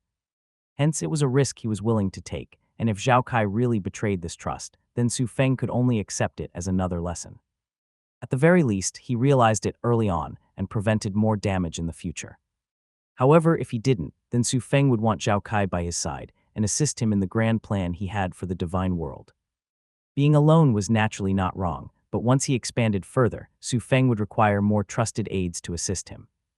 Meanwhile, Zhao Kai's mouth hung open in disbelief, his eyes wide and his brow furrowed. "I'm sorry, what?" He gasped, trying to confirm that he merely listened wrong. "You didn't hear wrong, Kai. My earnings in one day of the divine world surpassed multiple corporate office workers' salaries." Su Feng calmly said it again. "That's exactly why I'm confused." Zhao Kai stood up and shouted, his eyes staring at him deeply. "You said you earned so much, but your tone and expression are calm. It's like the money you earned isn't something to celebrate, which makes it hard to believe your nonsense. I sent a bank statement of my account balance to you. So why don't you log out and see if I'm lying?" "HMPH, you think I won't?" In the very next seconds, Zhao Kai logged out, only to log back in a few minutes later with a stunned expression. He swallowed a mouthful of saliva, retreated a few steps, and looked at Su Feng with an unfamiliar gaze. "Are you still the same Feng I know?" he asked in a disbelief tone. "How did you earn that much money in a game that just published?" Suddenly, Zhao Kai paused his sentence midway as he subtly recalled the current hype that had been happening everywhere in the town. "It can't be." He lowered his head and mumbled, seemingly unable to comprehend that Su Feng was the man behind the hot commodity that nearly caused a war between multiple renowned guilds. You were that mysterious seller of the fire resistance potion. Zhao Kai pointed at him and said in shock, his fingers trembling rapidly. Never once did he expect his great friend to be the man causing such a storm. When did he become such a shrewd and capable man? Well, it was not meant as an insult, but what Su Feng did with his antics was definitely not something he should have been able to do unless one had numerous years of experience. Su Feng smiled briefly, stood up and said, "Now you've seen my capabilities, but make sure to not tell a single soul about this." Of course, I'm not stupid enough to tell this to anyone. Zhao Kai rolled his eyes and snorted. Such confidential information was meant to be hidden, and he understood just how much trust Su Feng placed in him by revealing this secret to him. "Anyway, what are you going to do with all that money?" he subsequently asked, seemingly intrigued with his plan. At the same time, he could also give his own input to help the latter out a bit. "To invest further," Su Feng flatly replied. "Money might seem abundant to a normal family, but it's far from enough for my goal and your goal." Nodding his head in agreement, Zhao Kai knew that Su Feng's wealth of close to $500,000 could barely affect anyone at the top hierarchy. "Whatever then, just let me know what to do by that time." Zhao Kai suddenly flexed his muscles and said, "I've nothing to do anyway since my elder sister usually sends me money, so I'm always free." Smiling, Su Feng fixed his glasses as he took a few steps back. "There is something that you can do for me now." "What is it?" "By killing the monsters who have been attracted by my lure." By the time Su Feng finished speaking, numerous silhouettes from afar started to appear. Growling noises echoed through the verdant valley, and the ground seemed to be shaking from the fervor of the approaching monsters. As the growling grew louder, the first of the stone-hide boars came into view. These hulking creatures were covered in thick, stone-like plates that glinted dully in the faint light. Their small, bloodshot eyes were filled with fury, and their tusks, jagged and sharp, jutted menacingly from their mouths. Muscles rippled beneath their armored hides as they charged forward, snorting and pawing at the ground with their powerful hooves. Zhao Kai twitched his brows at the sight of these agitated stone-hide boars. "Aren't your lures a bit too strong, Feng?" he asked in a nervous tone. "Feng, where did you go, Feng? Fuck, you actually ditch me here alone." As Zhao Kai remained in his original position, the stone-hide boars all had their eyes locked on him. Any sudden movement from Zhao Kai would most likely trigger a violent reaction from them. Thus, Zhao Kai didn't dare to make any movement that might provoke them. At the same time, he was silently cursing at Su Feng. "This damn Feng really ditched me without even giving me any warnings. To think I even opened up to him earlier and treated him like a real brother." Zhao Kai gritted his teeth, realizing how insidious Su Feng was being. Using his eyes to wander around to inspect the surroundings, Zhao Kai finally took notice of the seating that Su Feng was on earlier. And there it had a small note that stated, "The stone-hide boar's armors are tough to destroy, so aim for their tiny legs to immobilize them. But make sure to keep your distance and continue to run around in a randomized manner to avoid being surrounded and pounced on." "How generous of you, Feng." His fingers trembled uncontrollably from disbelief. He swore that he would definitely make Su Feng pay dearly for using him as bait once again. "Stop standing there in a daze. The stone-hide boars are merely pondering what to do with you currently, so if you let them finish thinking, you're dead meat." A voice suddenly echoed from above, snapping him out of his daze. Startled, Zhao Kai finally looked up and realized Su Feng had actually climbed up a tree branch and was overseeing the situation from there. How could you just climb up there and leave me here?" Zhao Kai raised his finger and pointed at him somewhat agitatedly. Meanwhile, Su Feng shrugged his shoulders in response. He would be a fool to redo the previous embarrassing situation in which he needed to run away like a rat from the enemy. By positioning him in the tree branch, Su Feng ensured his safety and minimized the chances of the stone-hide boars going after him. Naturally, Zhao Kai also understood this point, but understanding and accepting were two different matters. How could Su Feng be so wickedly evil and do exactly what he was going to do if their situation were swapped? At least tell me how to fight them." Zhao Kai pulled up the iron bolt rifle that had been hanging on his back and said, "They have too many, and look at their bloodshot eyes. Those lures of yours are too strong." Right after he said that, Su Feng was going to instruct him on how to fight, but Zhao Kai curled his lips upward, flashing a menacing grin. With swift action, Zhao Kai raised his iron bolt rifle, angled his gun, and fired precisely at the tree branch that Su Feng was taking cover. Bang! The iron bolt rifle bullet penetrated the tree branch fiercely, and it cracked and splintered under the impact. The one sturdy branch groaned under Su Feng's weight before snapping entirely, no longer capable of supporting him. And as if he was attempting a free-falling style that people usually do when jumping out of a helicopter to parachute around, Su Feng was out of luck to have fallen straight down without any supporting gears. After all, he didn't expect the tree branch to be shot by this devious Zhao Kai. Su Feng crashed on the ground, creating a loud thump sound as he took some fall damage, causing his health to drop as he slowly attempted to get up. "What are you doing, Shadow Blade?" Su Feng questioned in disbelief. "Are you trying to commit a team kill?" "No, I'm just preventing someone from baiting his teammate while he camps in a corner and waits until the coast is clear." "Damn it, do you think this is some first-person shooter 5v5 game? I'm providing you great support and vision coverage by being above." Despite Su Feng's explanation, Zhao Kai faked a shiver as he shook his head repeatedly. "No, I'm a timid person, so I'm scared of being alone with all these boars wanting to pound me to death with their strong paws. With you by my side now, I can be reassured." Zhao Kai chuckled softly. He then wrapped his arm around his shoulder and grinned. "Besides, we're brothers, so although we aren't born at the same time, we can die at the same time." "I will." At this point, Su Feng regretted trying to warn and assist him from above, exposing his location. Who said he was shameless? Clearly, it was Zhao Kai who was the real shameless to even utter such words without any hesitation. "Thanks a lot, Shadow Blade." Su Feng flashed a difficult smile and pointed at the boars. "That shot you wasted on my tree branch has ruined my plan. What you just did was provoke them to the maximum." "Oh." Confused, Zhao Kai hurriedly turned around and glanced at the situation. The stonehide boars, massive and bristling with rocky armor plating, began to paw the ground aggressively. Their tiny red-rimmed eyes glinted with rage as they fixed on Zhao Kai. Steam puffed from their snouts with each agitated breath, and their powerful legs dug into the earth, ready to charge. In the next moment, numerous stonehide boars started to rush forward aggressively, leaving a pile of dust behind them. Finally frightened, Zhao Kai retreated slightly and asked Su Feng, "What do we do now?" He raised his iron bolt rifle, seemingly trying to shoot at one of them in a futile attempt. No matter who he shot, the end result was going to be trampled to death. At least that was what Zhao Kai had in mind. With a calm reaction, Su Feng fixed his glasses and pushed Zhao Kai aside. He then took another step forward and cast Sacred Fire. Meanwhile, Zhao Kai watched in confusion as he couldn't comprehend how that powerless fire was going to help. Nevertheless, he kept silent, putting his trust in Su Feng.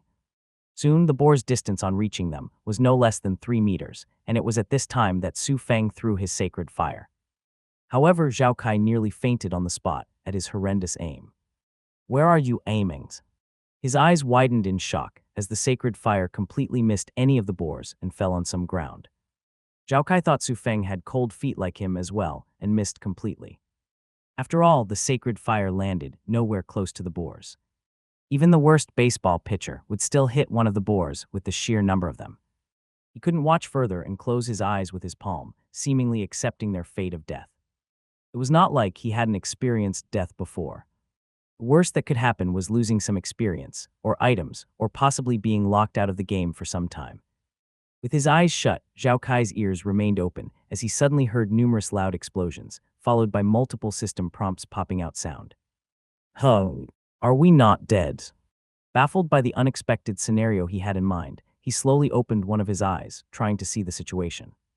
To his astonishment, the field ahead of him was filled with injured stonehide boars, with most of them having their armors blasted and burned to smithereens. "What the?" he gasped in disbelief. "Oh, you finally opened your cowardly eyes." Su Feng's teasing voice echoed as he continued to launch numerous sacred fire at random areas. Each sacred fire lit up the dusk like a small sun before landing with a resounding thud. The moment the sacred fire landed, it was like a trigger had been activated, and an explosion soon occurred, sending fiery shockwaves and debris in all directions. The ground trembled with each blast, and the stonehide boars, caught in the fiery onslaught, squealed in pain and fury. Simultaneously, Zhao Kai realized his experience points were rising at a fast rate, meaning quite a lot of stonehide boars had fallen to their death from the blast impact. Zhao Kai stood frozen, his mouth agape in amazement. How are you doing this?" he stammered, watching Su Feng's relentless assault in awe.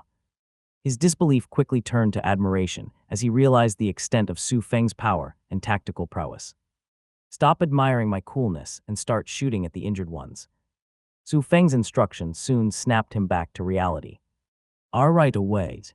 He responded like some military soldier as he began aiming his iron bolt rifle at those injured who wanted to flee. Bang! With each precise shot, thanks to the decayed movement of the stonehide boars, Zhao Kai easily finished them off one by one. There's about 10-15 more stonehide boars, and they are just slightly injured. I'll leave them up to you now. After firing an unknown number of sacred fire, Su Feng finally took a backseat. Wait, what? Startled, Zhao Kai didn't expect him to be swapped to do the assault. You were doing amazing, though. Why are we swapping? He asked, seemingly dumbfounded. I've run out of those explosives. Su Feng responded flatly. Without those explosives, his sacred fire was practically useless. It was merely used as an active fuse to trigger the explosive. Damn, why didn't you put more then? Zhao Kai grumbled, feeling like it was a waste to not place more on the ground as traps. However, what he got in return was a smack in the head. Did you think I don't want to put more? They are expensive to make. Su Feng snorted coldly. And he continued, if you didn't decide to disrupt my initial plan and provoke them to the maximum, then I could save some of those explosives as well. Knowing that he was in trouble, Zhao Kai coughed repeatedly as he took the mantle. Ah, these boars are ruining my digestive system. Look at how much I'm coughing. I must exterminate them fast, he said, aiming his rifle at them and shooting. I will. Su Feng was speechless at his quick excuse, given the digestive system could indeed cause coughing. This phenomenon was often related to gastroesophageal reflux disease, GERD, where stomach acid flowed back into the esophagus, leading to irritation and a reflex cough. However, Su Feng was positive that he was just faking his cough to avoid being reprimanded, a typical defense response from those who know they are wrong. Shaking his head, Su Feng buffed Zhao Kai with his remaining spells and proceeded to collect the loot.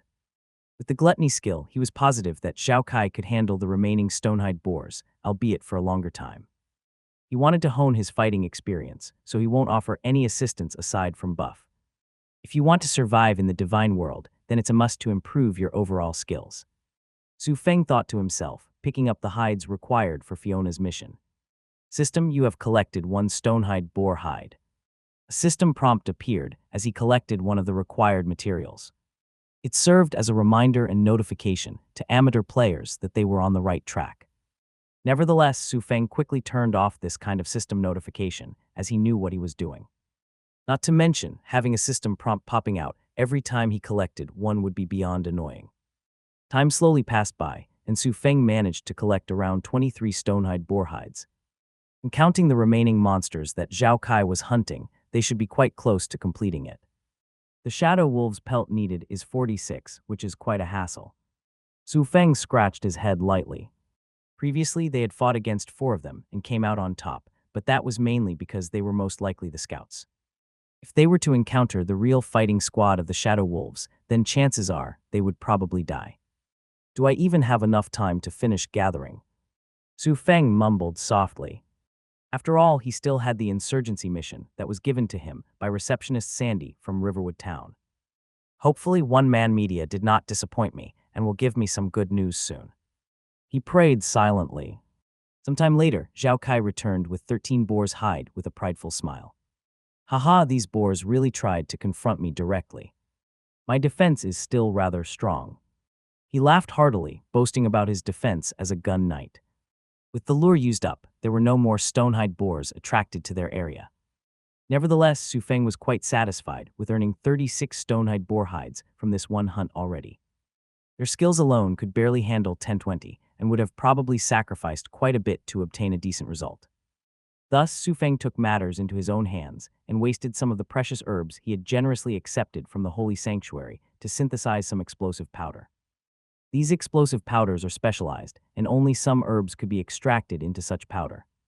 The explosive power when triggered was immense, but that was only viable for monsters. If it was used to apply on players, the most he could obtain was around 20–40% of their health. For the remaining 14 stonehide boar hides, we'll need to search for them ourselves. Su Feng commented. Oh, are we not even going to rest a bit? Zhao Kai frowned deeply upon hearing that there might not be any break. Given Su Feng's tone of speech, it was quite evident that he was going to rush them to continue the hunt. I'm exhausted from overusing the gluttony skill, Feng. He complained and protested by sitting down without any intention of moving. Are you a child or what? Let's not waste any time idling here. No, I need to regenerate my stamina and hunger. You can regenerate them while walking. You've bought a lot of skewers, so you can easily walk and eat at the same time. I will. Unable to rebuke him, Zhao Kai decided to close his eyes and crossed his arms, doing a silent protest. Can't win with words, then he might as well not speak and stay silent. Yes, this was called playing rogue, but most importantly, Zhao Kai believed taking ample rest after a long and tedious task was necessary. After all, the synchronization of the divine world was too amazing, making them feel as if they were actually the ones experiencing and doing all the actions. It was not the same as if one decided to sit on a computer chair and play on the computer with the keyboard and mouse. The experiences were just too vastly different. One could really feel their own body's limitation in the divine world, proving that it was not just a simple game. Stamina, satiety, pain, etc. A player could feel and connect with them all as if they were living in another life. Opening one of his eyes slowly, Zhao Kai said, "If we keep overworking ourselves, then we might faint from fatigue itself. Our brain and body need to rest properly. I don't have much time to waste, Kai." Su Feng responded, referring to his real name and not his character name. I still have another ongoing mission and time is limited if I want to get the best reward. He added, revealing the reason for his urgency. Dumbfounded, Zhao Kai didn't expect Su Feng to have another mission in hand. Wait, then why did you come all the way here if you have a time-limited mission? He asked in confusion. Su Feng didn't answer, but his gazes alone were enough for him to understand something. With a bitter smile, Zhao Kai slowly pointed at himself. You came here to help me out, right? Given how much of a noob he was, Su Feng probably thought he needed to meet up with him personally and guide him slowly, especially in letting him know the realism of the divine world was far different than the previous games. You could have just waited until you finished your mission. He stood up and exclaimed in anger. Despite the angered tone, Zhao Kai was actually despising himself for hindering his mission. Had he not displayed such a carefree attitude and seemingly clueless behavior, then Su Feng might not have made the decision to assist him personally. Now that he reconsidered everything properly, he noticed just how subtly Su Feng had been when dropping advice and suggestions on how to improve. It was never done excessively and was always done at the correct time, preventing him from suspecting anything. You really are painting me as a bad friend now, Feng. Zhao Kai complained, quickly packing up and stuffing himself with skewers. Tell me where we headed to farm for the remaining stonehide boars. I'll shoot all of them down. He held his iron bolt rifle and patted on his ironclad marksman armor, clearly ready for another brawl. We can reverse trace the track from the stone-eyed boar. Their trails are easy to detect based on their powerful paw, so we just need to follow it and locate their habitat. Su Feng informed him. Leave it up to me then. Without needing to be instructed, Zhao Kai started tracing the trail, his enthusiasm skyrocketing at a rapid rate. Now that he realized Su Feng was actually short on time, yet never actually complained despite his willful acts, he felt even more guilty and ashamed about it. Not once had Su Feng stopped him, albeit with some reluctance, but still complied with him. What could he say when Su Feng was willing to go that far for him? It was hard to make friends like these, and once missed, it would be nearly impossible to get back. Meanwhile, Su Feng was somewhat glad that Zhao Kai was at least taking things seriously. If you want to be respected, then make a name for yourself here. Sooner or later, only those at the top in the divine world would be respected. Su Feng thought to himself. As much as Su Feng wanted to tell him this, he knew it would be labeled as nonsense or joking. The potential of the divine world was still not well known to most, which was a blessing in disguise. He could not afford to have any big corporation to jump into this hidden wealth. Feng stopped lagging behind. We need to advance faster. Zhao Kai shouted from afar. Yes, I want to know who was the one lagging earlier. Su Feng shook his head and teased, increasing his pace to follow closely behind. While Zhao Kai and Su Feng occupied themselves with reverse tracking, back at the outskirts of Riverwood Town, a new crowd formed by the entrance of the Scorched Caverns. Damn it, we're so close again. A member wearing a fist emblem on his chest shouted in regret. I know, right? That Inferno Tyrant boss attack pattern is no joke. How are we supposed to counter those lava golems? These players were members of the Tyrant Fist Guild, led by none other than Harold Fist, who was currently standing by the side. He was in deep thought as he couldn't comprehend why they couldn't complete the Hell mode difficulty. The guide is real and we did reach the boss room, but it's not detailed enough. Harold Fist cursed silently. During the first attempt, Harold Fist had already concluded the guide to be real as they reached the boss's room. However, they were still wiped out in the end, given they lacked the necessary information on how to counter and retaliate against its attacks. Burning Blaze, Inferno Pressure, Incinerate, and numerous more attacks were a pain for him and his subordinates to deal with. Thus, he decided to pay the remaining half, obliging the contract, and proceeded to ask if there was a more detailed guide. Yet all he got was a cold shoulder, with the opposing person not bothering to respond. Was it because I didn't pay up front and caused them to be displeased with me? Harold Fist muttered, feeling quite the headache. As much as he wanted to threaten the opposing party to cough it up, he could not afford to do that. Just when Harold Fist was wondering how he could make amends, the entrance of the Scorch Caverns had some activity again. Look, it's Guild Leader Gentle Wind again. Silver Wind Guild is really built differently. They were already doing the Hell mode difficulty, as if it was a walk in the park. Indeed, just look at the equipment from her guild. I'm so envious of them. Nearby players began cheering, with some even lamenting and expressing their envy of Gentle Wind and her guild members. Meanwhile, Gentle Wind kept her usual appearance and simply gave a nod to them, but spotted Harold Fist by the side. Oh, he's wearing some drops from the Searing Specters. Gentle Wind recognized one of the items and realized he must have figured something out. Either that or he bought a guide from somewhere, just like her. Though it was quite evident that his guide was far inferior to hers, considering she had nearly fully equipped her members with the equipment from the Inferno Tyrant boss. Taking a step forward and advancing toward Harold Fist, some of his subordinates attempted to block her path. What do you think you're doing? Harold Fist quickly snorted and reprimanded his subordinates for attempting to block Gentle Wind. This was a matter of discipline and how a subordinate should act when a person of similar or equal status appeared. Gentle Wind could be said to be in the same status as him, so to have his subordinates act so rudely toward her was equivalent to slapping him on the face. With a wave of his hand, those subordinates lowered their heads and retreated. My subordinates were rude, so don't mind them. Hess, I thought I was not welcome here with how aggressive your subordinates were acting. Gentle Wind chuckled softly, taking a jab at him for his clear failure to teach his subordinates. Harold Fist twitched his brows, clearly understanding her taunt. He forcefully suppressed his emotions and kept a calm smile. I'm sure you are enjoying life. Your guild member's equipment isn't bad. He responded, taking a glance at her subordinates. When compared, Harold Fist already knew he had lost this round, and miserably at that. It was no longer even a fight, but a complete beatdown. At first, he thought Gentle Wind had hired a helper to assist her, since he didn't recognize one of the names in the achievement list. However, the thoughts became invalid now that she was completing the Hell mode difficulty repeatedly with different types of people. Who dared to question any foul play or cheat when everyone had attempted the dungeon and failed miserably? Thanks for the compliment, Harold Fist.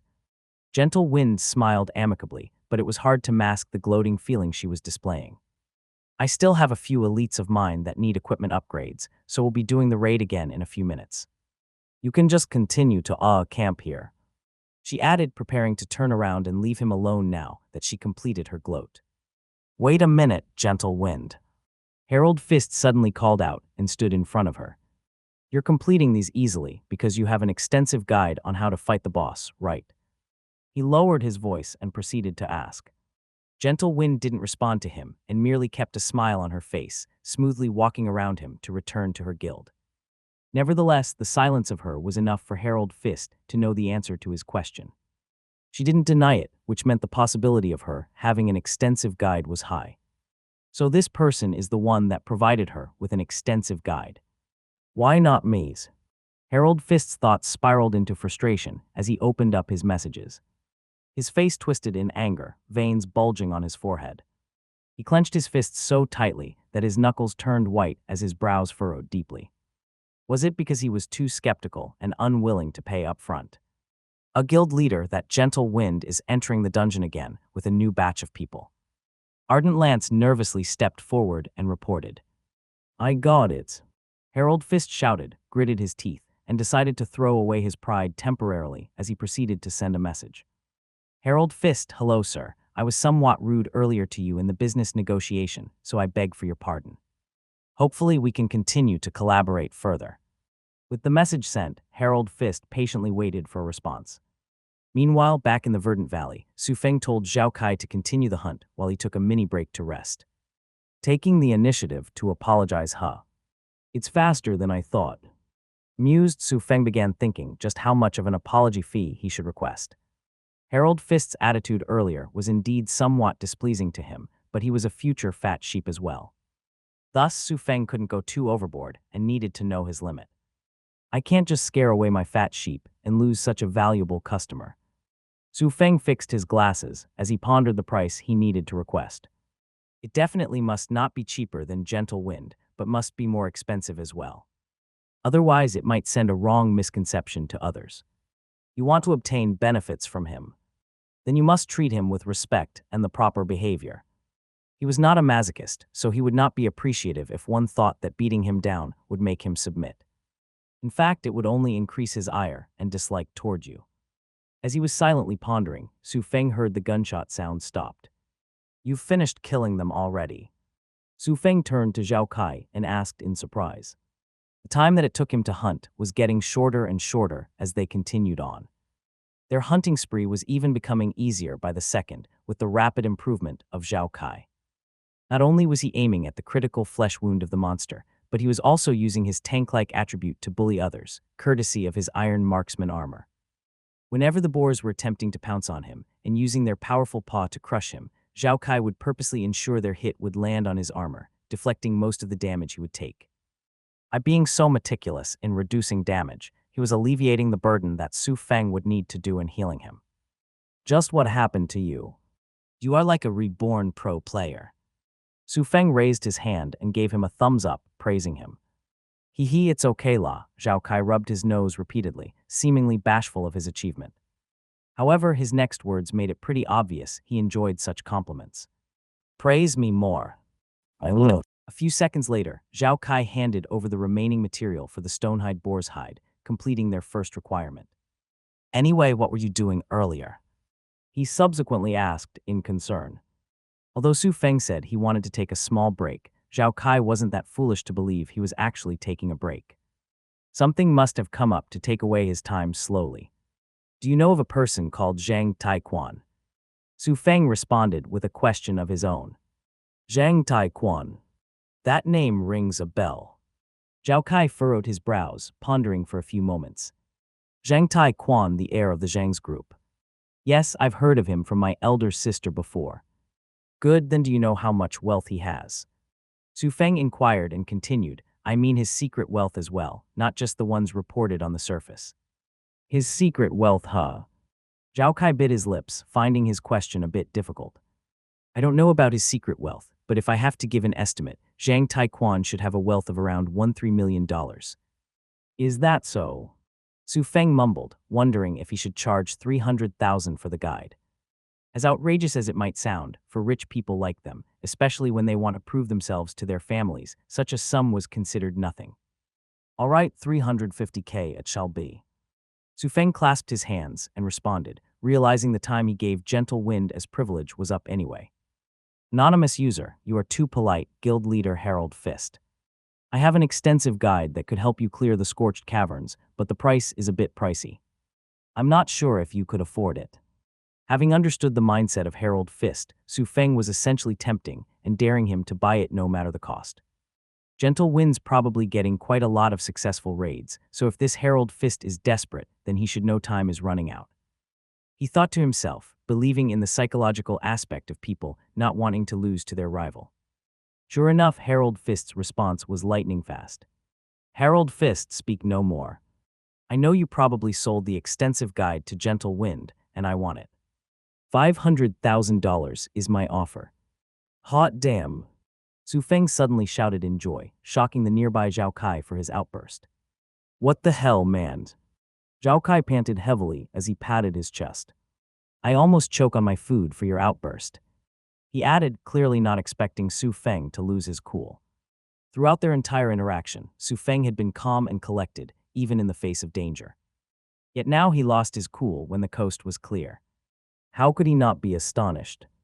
Knowing he had overreacted, Su Feng faked a cough and explained, "The digestive system causes me to yell." Bruh.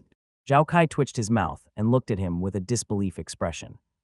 His excuse earlier of the digestive system was logical, at least that was what he thought. Nevertheless, he decided to not pursue the matter, lest the tables might turn on him later on. "I see the digestive system is really one damnable system in our body," he proclaimed, agreeing with Su Feng, and resumed eating due to the side effect of using the gluttony skill. Su Feng flashed a smile and replied back to Harold Fist. "Anonymous user, I just knew guild leader Harold Fist is one straightforward and decisive man. The contract clause has been sent and once signed, I wish you immense success in catching up." Harold Fist signed and money has been deposited. Did someone provoke him? Su Feng was dumbfounded by how fast and efficient Harold Fist was when compared to their first conversation. Despite being surprised, he must thank the person who provoked this dear fat sheep of his to cough up money so readily this time. Anonymous user, enjoy the extensive guide. Scorched Caverns is a child's play. Once he sent the guide, Su Feng checked on his bank statement through the Divine Worlds feature and smiled blissfully. And just like that, he became a millionaire. Su Feng found out how surreal it was to be able to become a millionaire within a few days after the launch of the Divine World. It was just like yesterday he was still a poor man who had exhausted his life savings of $5,700. Now he transformed into a wealthy man who could treat $5,700 as some small chunk. The Divine World really is the place to get rich. Su Feng exclaimed inwardly. Compared to those white-collars office workers, making a measly salary of $250K annually, Su Feng could literally make those in one business deal. Naturally, it was not an easy feat to get this far either. It required meticulous planning and targeting the correct people to do business. Look at you being smug. Something good happened, right? Zhao Kai suddenly teased Su Feng. Although nothing was visible, he had a feeling that something good must have happened that caused his previous outburst. "Maybe it is or maybe it isn't," Su Feng responded with a shrug. There was no need to reveal his new wealth status as a millionaire. After all, being rich was a sin if one could not protect their wealth or their safety. Additionally, he received an email from the bank in charge of his statement that they required his presence for some documentation. It made sense since a penniless person suddenly became a millionaire in such a short period was suspicious. However, since the sender of this money was from influential people, these bankers didn't dare to lock his account, lest they might offend someone who was actually a secret boss. Thus, they wanted his presence to confirm things. As usual, these bankers only know how to act properly when the customers are rich or influential. Su Feng sneered inwardly. Sometime later, the two rested enough as they were ready to obtain the other 3 remaining materials: shadow wolf pelts, pyrite drake scales, and ironwood treant bark. "Should we search for the shadow wolves first, Feng?" Zhao Kai suggested. "We fought them before, so we have experience on how to counter and attack them," he added, seemingly eager to kill some more wolves. However, Su Feng shook his head and rejected the idea. "No, those shadow wolves we encounter are merely the scout. With our current level and skill set, it's going to be difficult to fight them, especially if we encounter the true attack squad," he explained, warning him of the danger. At the same time, Su Feng wanted to ensure Zhao Kai wouldn't be complacent and believed he was powerful after handling a few monsters with ease. While they were busy improving, the other players weren't idling around either. With the rush and urgency that he sensed from Harold Fist's message, Su Feng feared that Gentle Wind might have gotten a huge head start, something he did not anticipate to happen. His extensive guide was indeed nice, but it was not meant to be 100% successful. Yet it seemed like that didn't matter much, given Gentle Wind must be gaining tons of experience while leading her members in upgrading their gears. Scorched Caverns equipment could last players till level 15, so it was very viable and profitable for Gentle Wind to farm the dungeon to the maximum limit. By checking on the level leaderboard, Su Feng could see the current highest player level was 8, which was quite impressive, considering the experience points required for each level were multiplied by a lot. Even now, Zhao Kai was still stuck at level 5, with barely 5% of the experience points bar completed. Of course, the level leaderboard only showcased players who wished to reveal themselves, so it was merely a reference. Some could actually be above level 8 already, but decided to go low-key. As for Su Feng, he could only smile bitterly at the insane debuff implemented by the system. I truly underestimated the punishment from the system. This debuff is really not good. Initially, Su Feng scoffed at the pathetic punishment, but now he realized how erroneous his judgment was. His only hope in leveling up was to complete the mission from Fiona. After all, these monsters' experience points were practically non-existent for him. Hey Feng, I know you have a lot in mind, but can you stop ignoring me? Zhao Kai suddenly popped up in front of him and spoke with an annoyed tone. You can't just treat me as empty air right after using me to do the most damage, okay? Aren't I thinking about which monsters to focus first? Su Feng rolled his eyes. Don't you have any patience? He added, clearly unwilling to admit the fact that he was merely pondering over his situation instead. Since Zhao Kai didn't know the actual truth, he scratched his head and laughed awkwardly. Haha, is that so? Then I'll just resume eating. He quickly returned to stuffing himself and patiently waited. Meanwhile, Su Feng decided to ponder the monsters they should go after. The pyrite drakes were extremely tough, even more durable than the stonehide boars. It would be extremely time-consuming to spend their effort trying to kill 50 of them at their current level. Hence, the only viable option left was the ironwood treant. However, there were two problems regarding the ironwood treant. One, they looked no different than any ordinary trees, and the worst part was that the game design ensured you would never be able to guess randomly. To summarize, no matter which ordinary trees you hit, there won't be any health bar indicating, even if one of them was actually an ironwood treant in disguise. This problem could be resolved, though, through some clever tricks in checking the defenses of the tree itself when attacking. Although there were only some brief distinctive changes, a player could detect it if they were truly focused on it. The second problem was the real concern. The ironwood treant had no offensive ability whatsoever, but their defensive ability was over the top. Turning around and looking at the relaxed Zhao Kai, he suddenly fixed his glasses and held a wide grin. I'll just make it seem like a training aim exercise and have him waste his time killing them. Having decided to scam Zhao Kai into doing the manual labor work while he relaxed on the sideline, Su Feng was ready to implement it. Don't blame me, Kai. I'm just a healer at the moment, but I'll make sure to show you why I'm going to become the strongest in the future as compensation. Su Feng exclaimed inwardly. As he carefully approached the unaware Zhao Kai, who was still busy enjoying his food blissfully, he asked, "How's the food?" "The food's amazing," Zhao Kai responded joyfully. The food in the divine world was just far too great. Their culinary skills are definitely more advanced than the real world. Hess, then do you want to know how to enhance the flavor even more? Su Feng suddenly inquired like a devil would do when wanting to tempt someone. We have a lot of monster corpses aside from the required material left. We could sell them for money, or we could cook them and enjoy another form of delicacy. He whispered very softly while revealing that monster corpses could be cooked. Thump. Zhao Kai subsequently dropped his utensil when hearing that they could cook the monsters they had killed. You mean the monsters are edible? He asked in a hoarse tone, seemingly finding it very difficult to believe. Of course they are edible. Su Feng rolled his eyes. Where do you think these people get their ingredients from in the first place? Naturally, it's from these monsters that we kill, albeit not the exact type but a similar kind. Agitated Zhao Kai felt like he had just explored another new content that he hadn't. His mouth trembled uncontrollably as his mind began to wonder about all the delicacies that they could cook from the monsters they killed. Drool started appearing in his mouth as he flashed a silly expression. Normally, Su Feng would smack him for such an unsightly appearance, but not this time. This was precisely the reaction he was looking for. And do you know what could enhance the flavor further when cooking them? Su Feng questioned in a very mild tone. However, to Zhao Kai, each and every word of his was like a thunderous storm, striking him at every inch. His eyes lit up as he gazed at Su Feng as if he was a deity and he was a follower, listening to whatever words he would say. Go on, Feng. Tell me what could enhance the flavor. Zhao Kai pleaded, urging him to reveal the answer. Are you sure you want to hear it? Su Feng suddenly held a skeptical expression and asked in confirmation. Yes, absolutely. With a firm and determined expression, Zhao Kai nodded his head. But I don't want to. You're definitely going to be farming them repeatedly, without a rest. It'll be bad for your health in that way.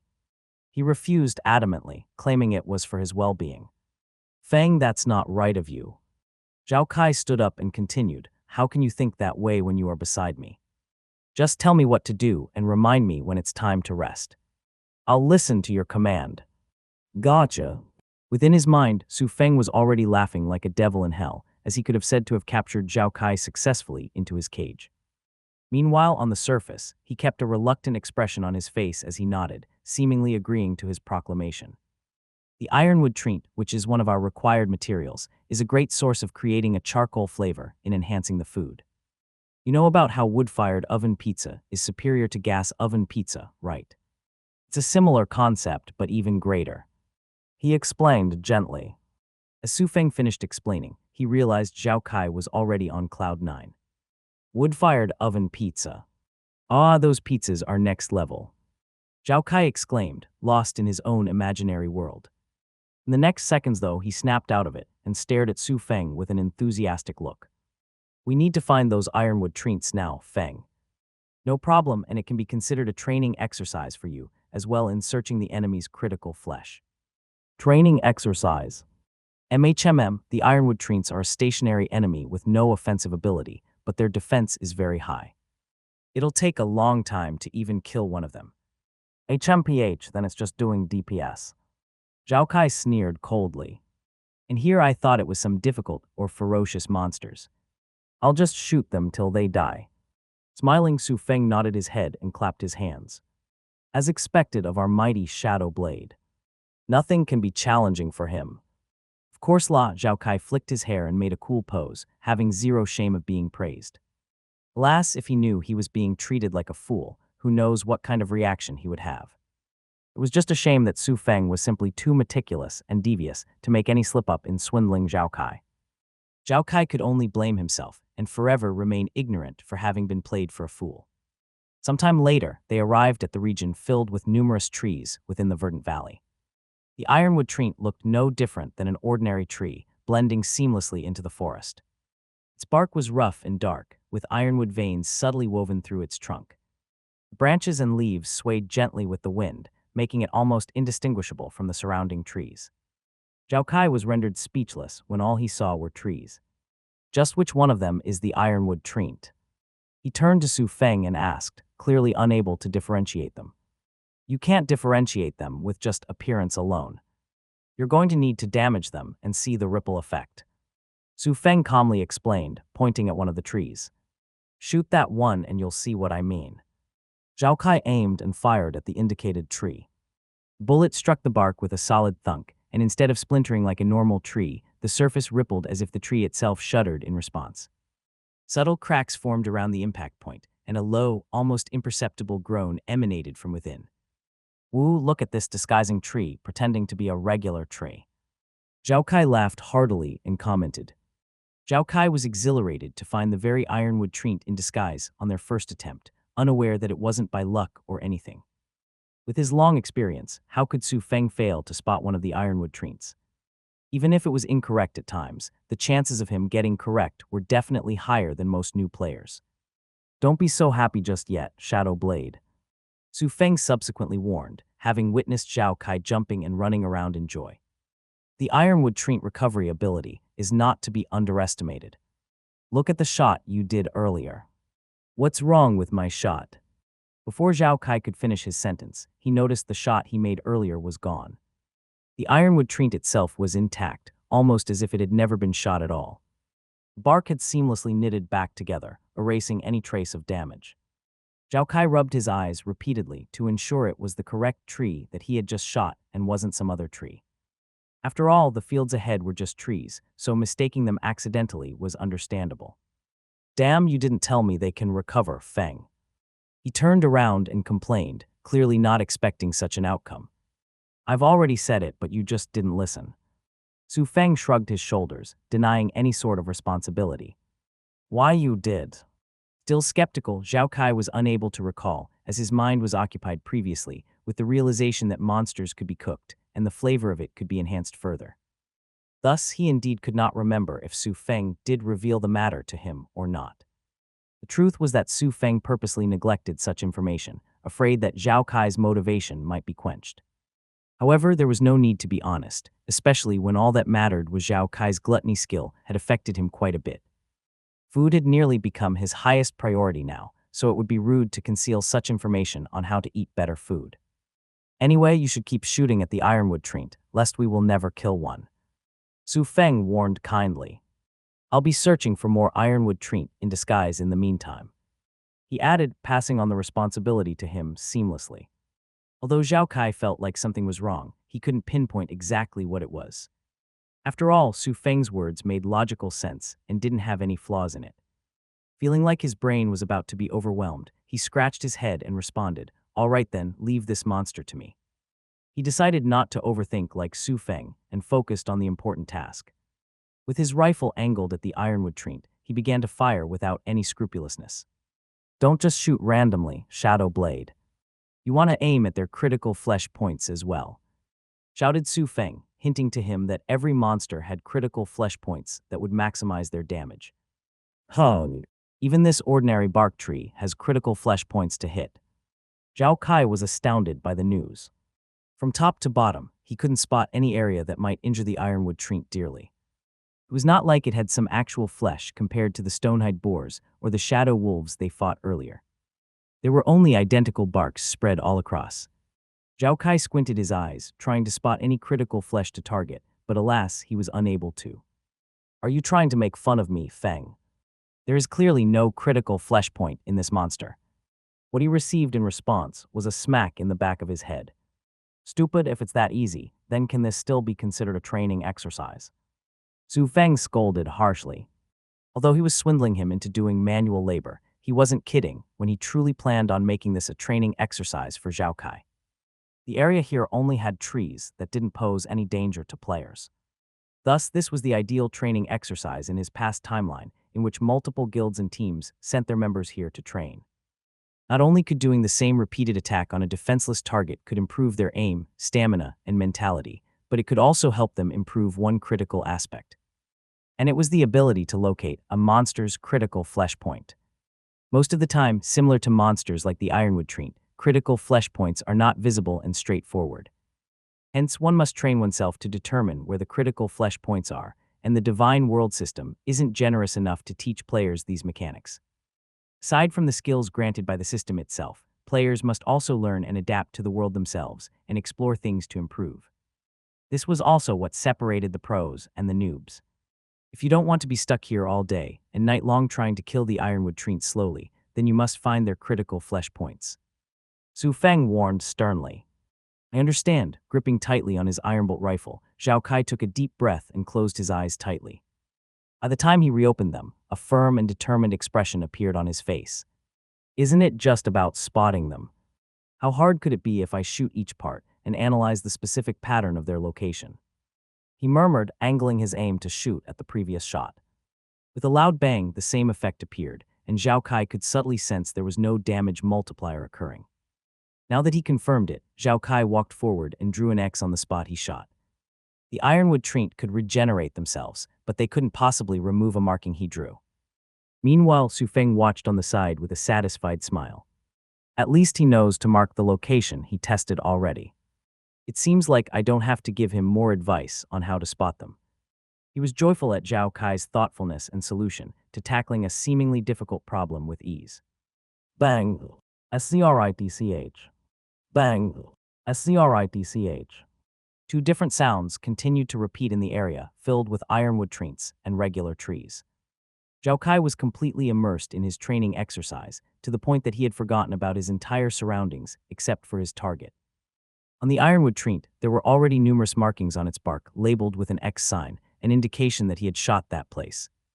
Every time he made a shot, he would start to mark it if he didn't notice any damage multiplier.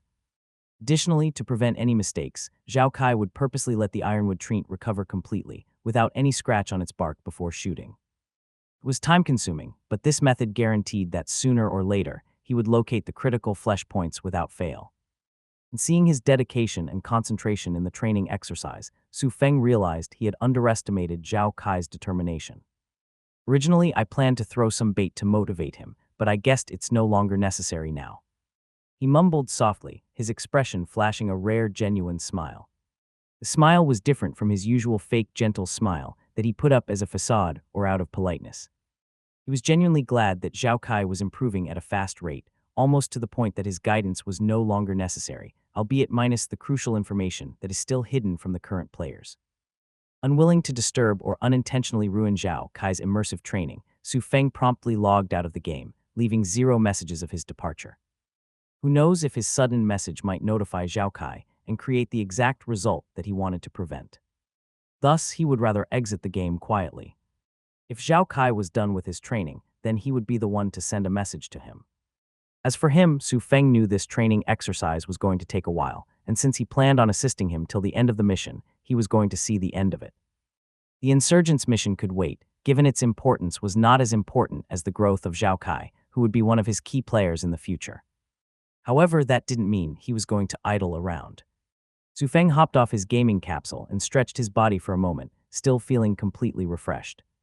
The gaming capsule was simply amazing in its features. Despite remaining motionless for so long, his body still felt completely energized and healthy. The virtual helmet just couldn't hold a candle when compared to the gaming capsule. As he glanced at the skyscraper view through the windows silently, many thoughts were popping up in his mind. From someone who was broke as hell to suddenly become a millionaire, he found it laughable and melancholy. If the past Su Feng knew it was that easy to earn a living, would he have chosen to work for that ungrateful and vile Reaver Guild? He wondered silently before bursting out in laughter. Just what kind of nonsense was he thinking now? The past was merely a shadow, and the current him was what the brightness would soon shine glamorously. Shaking his head, Su Feng realized he hadn't moved his things to the apartment from his dorm room. He was so occupied that he came to the apartment without any of his belongings. Luckily, most of his belongings were just some old ragged clothes that he wore consistently throughout the year, so there weren't many regrets. I might as well purchase new clothes and a car. He mumbled softly, glancing down at his clothes. Living in this district required a car to prove one's status. This was the reality of the world. If you don't present or decorate yourself nicely, then you will be looked down upon. The previous incident in Zhang's electronics was one prime example of why he was being used by others. If he were to dress nicely, then he doubted the employees there would even attempt to use him for their schemes. Sometime later, he walked toward the living room and searched the fridge. Nice, she actually got life water stored in here, he exclaimed in amazement. Right as he was about to extend his hand and grab one, Su Feng's smartwatch made a notification. You have received a text message from your landlord, Erica. The smartwatch's automatic voice echoed, and Su Feng was having a bad feeling about it. Temporarily closing the fridge, he retrieved his phone with a somewhat nervous behavior. As he opened his message and read it, his facial muscles relaxed, and he was somewhat feeling a little bit guilty now. Erica, the life water on the fridge is free, but don't drink too much of it. It's not good to consume too much life water, despite its beneficial effects. Overly beneficial could inadvertently harm a person instead. It was not a warning, but a gentle reminder, Su Feng smiled bitterly as he retrieved the life water. The message made him feel guilty because all along, he had nefarious intentions in trying to swindle the apartment from her. Yet the landlord was acting magnanimously, making it hard for him to proceed with such a plan. How was he supposed to act maliciously when someone was giving him kindness? Shouldn't she have reacted fiercely and warned him of the consequences of taking her things? Damn, did she secretly know my plan, and so she made such a move to ruin me. Su Feng wondered silently, drinking a few sips of life water. A few seconds later, he completely finished the life water and felt refreshed. It was of great quality, meaning there wasn't any foul play involved. With no foul play involved, Su Feng could only bite his lips softly and change his plan. He was a simple person. Those who wronged him, he would kindly repay the favor tenfold. But for those who didn't wrong him, he could only resign his fate and not commit malicious and outrageous acts toward them. Fine, I'll just be a good tenant for now, but if she really does do something against me, then I'll resume the plan. He fixed his glasses and made up his mind.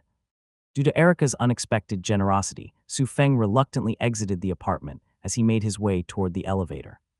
As he waited for the elevator to ascend to his floor, Su Feng read an email from the school regarding his absence from the school competition. Apparently, multiple students had filed a complaint officially against him for not showing up and directly causing them to lose miserably. This school is indeed one shameless piece of crap. He scoffed inwardly, as if his absence was the actual cause of their losses. In fact, even if he showed up and gathered as many points as possible, their school would still lose. Why was that?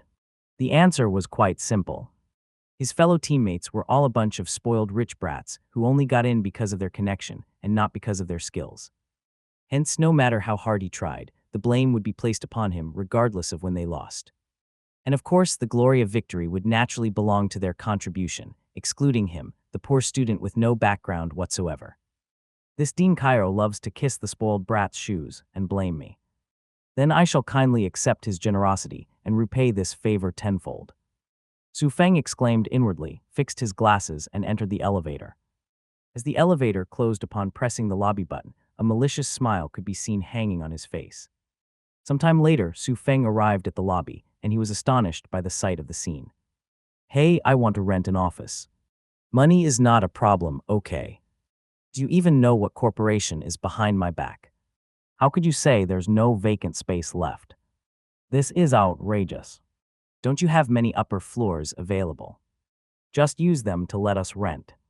Our corporation isn't lacking anything. Numerous shouting and complaints were being echoed through the lobby. What made it astonishing was that these people were trying to spend money but were unable to, which was their main reason for distress. The poor employees here could only smile bitterly and try their best to explain that there was nothing else they could do. From afar, Su Feng saw an employee was literally being chided to no end, but could only nod their head repeatedly while apologizing. It seems like these corporations are finally realizing the charm of the skyscraper. Su Feng thought to himself. The skyscraper's actual name was Apex Tower, renowned for its unparalleled technological infrastructure and luxurious amenities, making it the prime location for corporations aiming to establish a strong presence in the booming VR market. However, the most important factor was that the tower boasted cutting-edge facilities, such as state-of-the-art VR immersion labs, equipped with proprietary technology for the most realistic and immersive virtual experiences. If a corporation wished to quickly catch up with others in the shortest amount of time possible, then they would require technologies and equipment offered only to those located in the Apex Tower. After all, the Apex Tower had been developing in the VR market since the start of its construction and could be said to be the pioneer of ushering in a new era. As Su Feng continued to walk around the lobby, he finally realized something was amiss. He forgot that such a scene shouldn't be happening. Why do these corporations suddenly want to rent an office here? He furrowed his brows, having a bad feeling about this. Fixing his glasses, Su Feng walked to a nearby employee. Please, sir, our Apex Tower is currently full and can't afford to rent out any office spaces. The distressed employee quickly said in a hurry, mistaking Su Feng for another representative from a corporation. Apologies, miss, but I'm a tenant here. Su Feng smiled awkwardly. He then took out his phone and opened up his credentials to prove his words. When the employee saw the credentials, she realized her mistake. She quickly bowed and apologized. Sorry, sir, how can I assist you? Seeing her rigid behavior, it was quite evident that she was nervous and afraid of offending a tenant.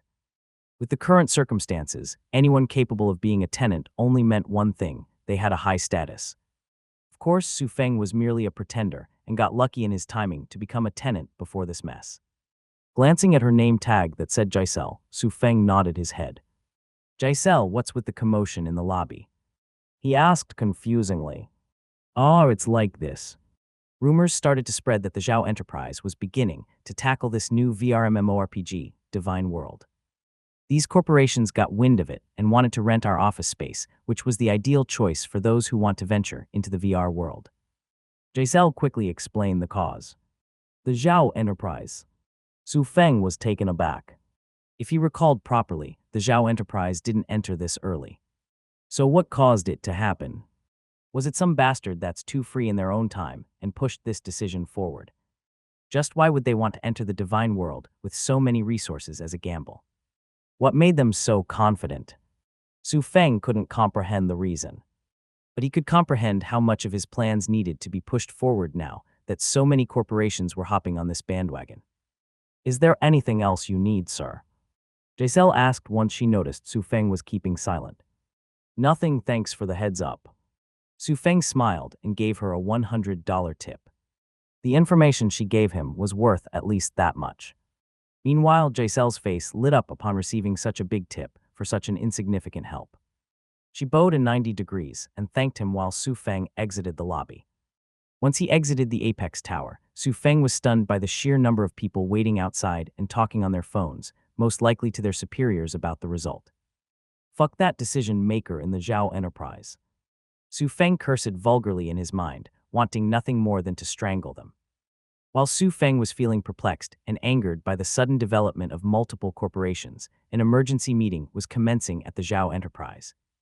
Zhao Xin sat in the center of the meeting table with a solemn expression. It was no exaggeration to say that her face, while glistening on the surface, was expressing a darkened, gloomy look. With a heavy heart, Zhao Xin tapped her fingers repeatedly on the table and said, "My two eldest brothers are really great. They've spread the news of our plan, so now multiple competitors of ours have gotten wind of it and are now making an effort to join in the divine world en masses as well. HMPH, those two really know how to make a mess." One of the shareholders, Mr. Lee, slammed his palm at the desk, infuriated by the actions of those two. The other shareholders nodded their heads in agreement. This was no longer a family problem, but one that threatened, no, it had already harmed their wealth tremendously. By releasing such confidential information to the public, it had ruptured their plan. My informant told me that many corporations are preparing for the divine world, with many others slightly below corporations seeking an office in the Apex Tower. Ms. Chen adjusted her glasses and informed them. This might be an overreach from me, but as a shareholder, I can no longer continue if those two brothers of yours remain in the company. Mrs. Hu suddenly said. As a prominent real estate mogul, such actions were considered the biggest taboo in the industry, and she could not tolerate it. This was no different than the situation of someone revealing the true values of multiple buildings that she planned on buying for cheap from the owners. I petition the immediate removal of them from anything related to the company. Mrs. Hu voiced her proposal. Such a petition to remove a board director was usually long and tedious, given it would result in many complicated aftermaths. However, the petition did not meet any objection, and all the shareholders raised their hands up and agreed with Mrs. Hu's proposal. Since every shareholder agreed to the petition, the decision now landed in Zhao Xin, who will be the ultimate decision decider. CEO Xin, we trust you, but we can't deal with your eldest brothers anymore. If you refuse to remove them, then I'm afraid I would have to back out. Ms. Chen said, letting Zhao Xin know of her decision. If you're selling your shares, Ms. Chen, then I will also do the same. Mr. Zhou chimed in. This company is doomed to fall anyway if we continue to let two traitors remain. Not even an emperor would forgive those who rebelled and committed treason. He was an influential tech entrepreneur, and he would be foolish to continue to be a shareholder with a time bomb right next to him. It doesn't even take a genius to know that traitors must be cleansed, lest the damages would only fester further. With everyone giving their honest opinion, Zhao Xin interlocked her fingers. In a heavy tone, she responded, "Very well, then as of now, my two eldest brothers, no, Mr. Zhao Ming and Mr. Zhao Heng, are officially revoked of their duties and are no longer associated with the Zhao enterprise." Great. CEO Xin indeed did not disappoint us. The shareholders' greatest doubt had now been resolved, so they all began to talk about the next bigger problem, how to resolve the current situation. However, to their surprise, Zhao Xin already had things planned up. The shareholders can relax that our Project Genesis will continue as usual. Zhao Xin announced. Even if those competitors of ours want to compete, they'll need to know if they have the capability. I've already gained a foothold and gathered quite the influence within the divine world. She revealed, giving the shareholders reassurance. Based on her credentials and capability, the shareholders didn't question her and listened. After all, they could do their investigation privately later, but they doubted Zhao Xin was foolish like her eldest brothers. Thus, the emergency meeting concluded with the removal of Zhao Ming and Zhao Heng due to the unexpected rumors leaked. As every shareholder promptly exited the meeting room, Zhao Xin turned to Anna Liu and praised, "Not bad, Anna. It's only been a few days, and the rumors already circulated so much, especially with the culprit leading to my brothers." "Hee, do I get a raise then?" Anna Liu asked cheekily in response. "You can have a raise and a week's break." Zhao Xin smirked. "I'll be unavailable this week since I need to finish some things in the divine world and prepare for my grandfather's birthday. And you also need to meet up with your youngest stepbrother." Anna Liu interjected. "You're right, I wonder what he's doing right now." As Zhao Xin sat quietly on her chair, she couldn't help but think about her youngest stepbrother, unaware that he was making strides of his own in the divine world. Damn, this monster is really one tough foe. Zhao Kai panted heavily as he plopped to the ground, exhausted from firing so many times. To add salt to injury, the experience point he gained was only one, which meant all that hard work was for naught. At least that was what it seemed at first. The true value lies in the material dropped from the ironwood treant bark, treant sap, ironwood core, and luminous moss. Wiping off the sweat from his forehead, Zhao Kai shouted in joy, "Feng, I've killed one." As he turned around, he finally realized Su Feng was nowhere to be found. What the? Confused, Zhao Kai rushed forward to the original place where Su Feng was standing. Once he arrived, Zhao Kai soon noticed a note that stated he had something to do offline and to message him if he needed something. What did he have to do? He scratched his head, seemingly perplexed by his action. Whatever, I'll just look for more ironwood treants. He can't even help as a healer anyway. While Zhao Kai resumed his training, back in the real world, Su Feng arrived at the bank's entrance with confidence. Time to get those VIP treatments. Su Feng adjusted his glasses and exclaimed inwardly. The bank Su Feng entered was a modern marvel, with a sleek exterior of reflective glass and steel beams, and an entrance flanked by marble columns. Inside, the spacious lobby featured polished granite floors, digital screens displaying financial information, and discreet security. As he stood still, Su Feng glanced at the section he was supposed to go to. After all, it had been a while since he came to the bank personally to verify some information. His actions, however, raised some suspicions from the security guards. A person glancing around, looking lost, dressed somewhat shabby, might easily be mistaken as someone with bad intentions. Luckily, one of the employees who had been waiting for Su Feng's arrival spotted him from afar. "Hello, Sir Su Feng. Welcome to our Global Trust Bank aka GTB. The employee greeted him with a polite smile. This action caused the security guards to promptly return to their position as they realized it was not a threat. You are Chris." Su Feng nodded his head as he responded after seeing the name tag on his uniform. "Yes, right this way, Sir Su Feng." Chris extended his hand as a gesture to indicate to him to follow. A person who is now a millionaire naturally had to have some privilege. Otherwise, who knows if they would suddenly transfer to another bank because of mistreatment or displeasure. Sometime later, Chris guided him back to his office as he explained the circumstances. Sir Su Feng has recently received large deposits from multiple people, such as Zhang Taiquan and Feng Qingru. These two people are also VIPs of our GTB, so we wanted to confirm it with you in person. To summarize, the GTB merely wanted an explanation of their relationship and why he received a large amount of deposit from these two supposed influential figures. Additionally, they wanted to understand who Su Feng was and if it was another unknown rich person coming out into the spotlight. Knowing their usual scheme and tactics, Su Feng kept a calm expression. He adjusted his glasses and crossed his legs, making himself rather comfortable. "Have you seen my previous bank statement?" Su Feng suddenly questioned in an authoritative tone. Dumbfounded, Chris was taken aback and took a few seconds before nodding his head. "Why, yes, your previous bank statement showed a savings of around $5,000 and was nearly all spent within a day." He responded after double-checking the statement on his computer. "Then I bet you're quite shocked when you notice how a person with only $5K in their bank suddenly becomes a millionaire overnight, right?" Su Feng asked, his expression and tone remaining tranquil. "It's not hard to guess, but since the people who deposit the money are the likes of Zhang Taiquan and Feng Qingru, then it's not hard to guess what type of person I am. I mean, like, they aren't idiots who would just hand money out without care, right?"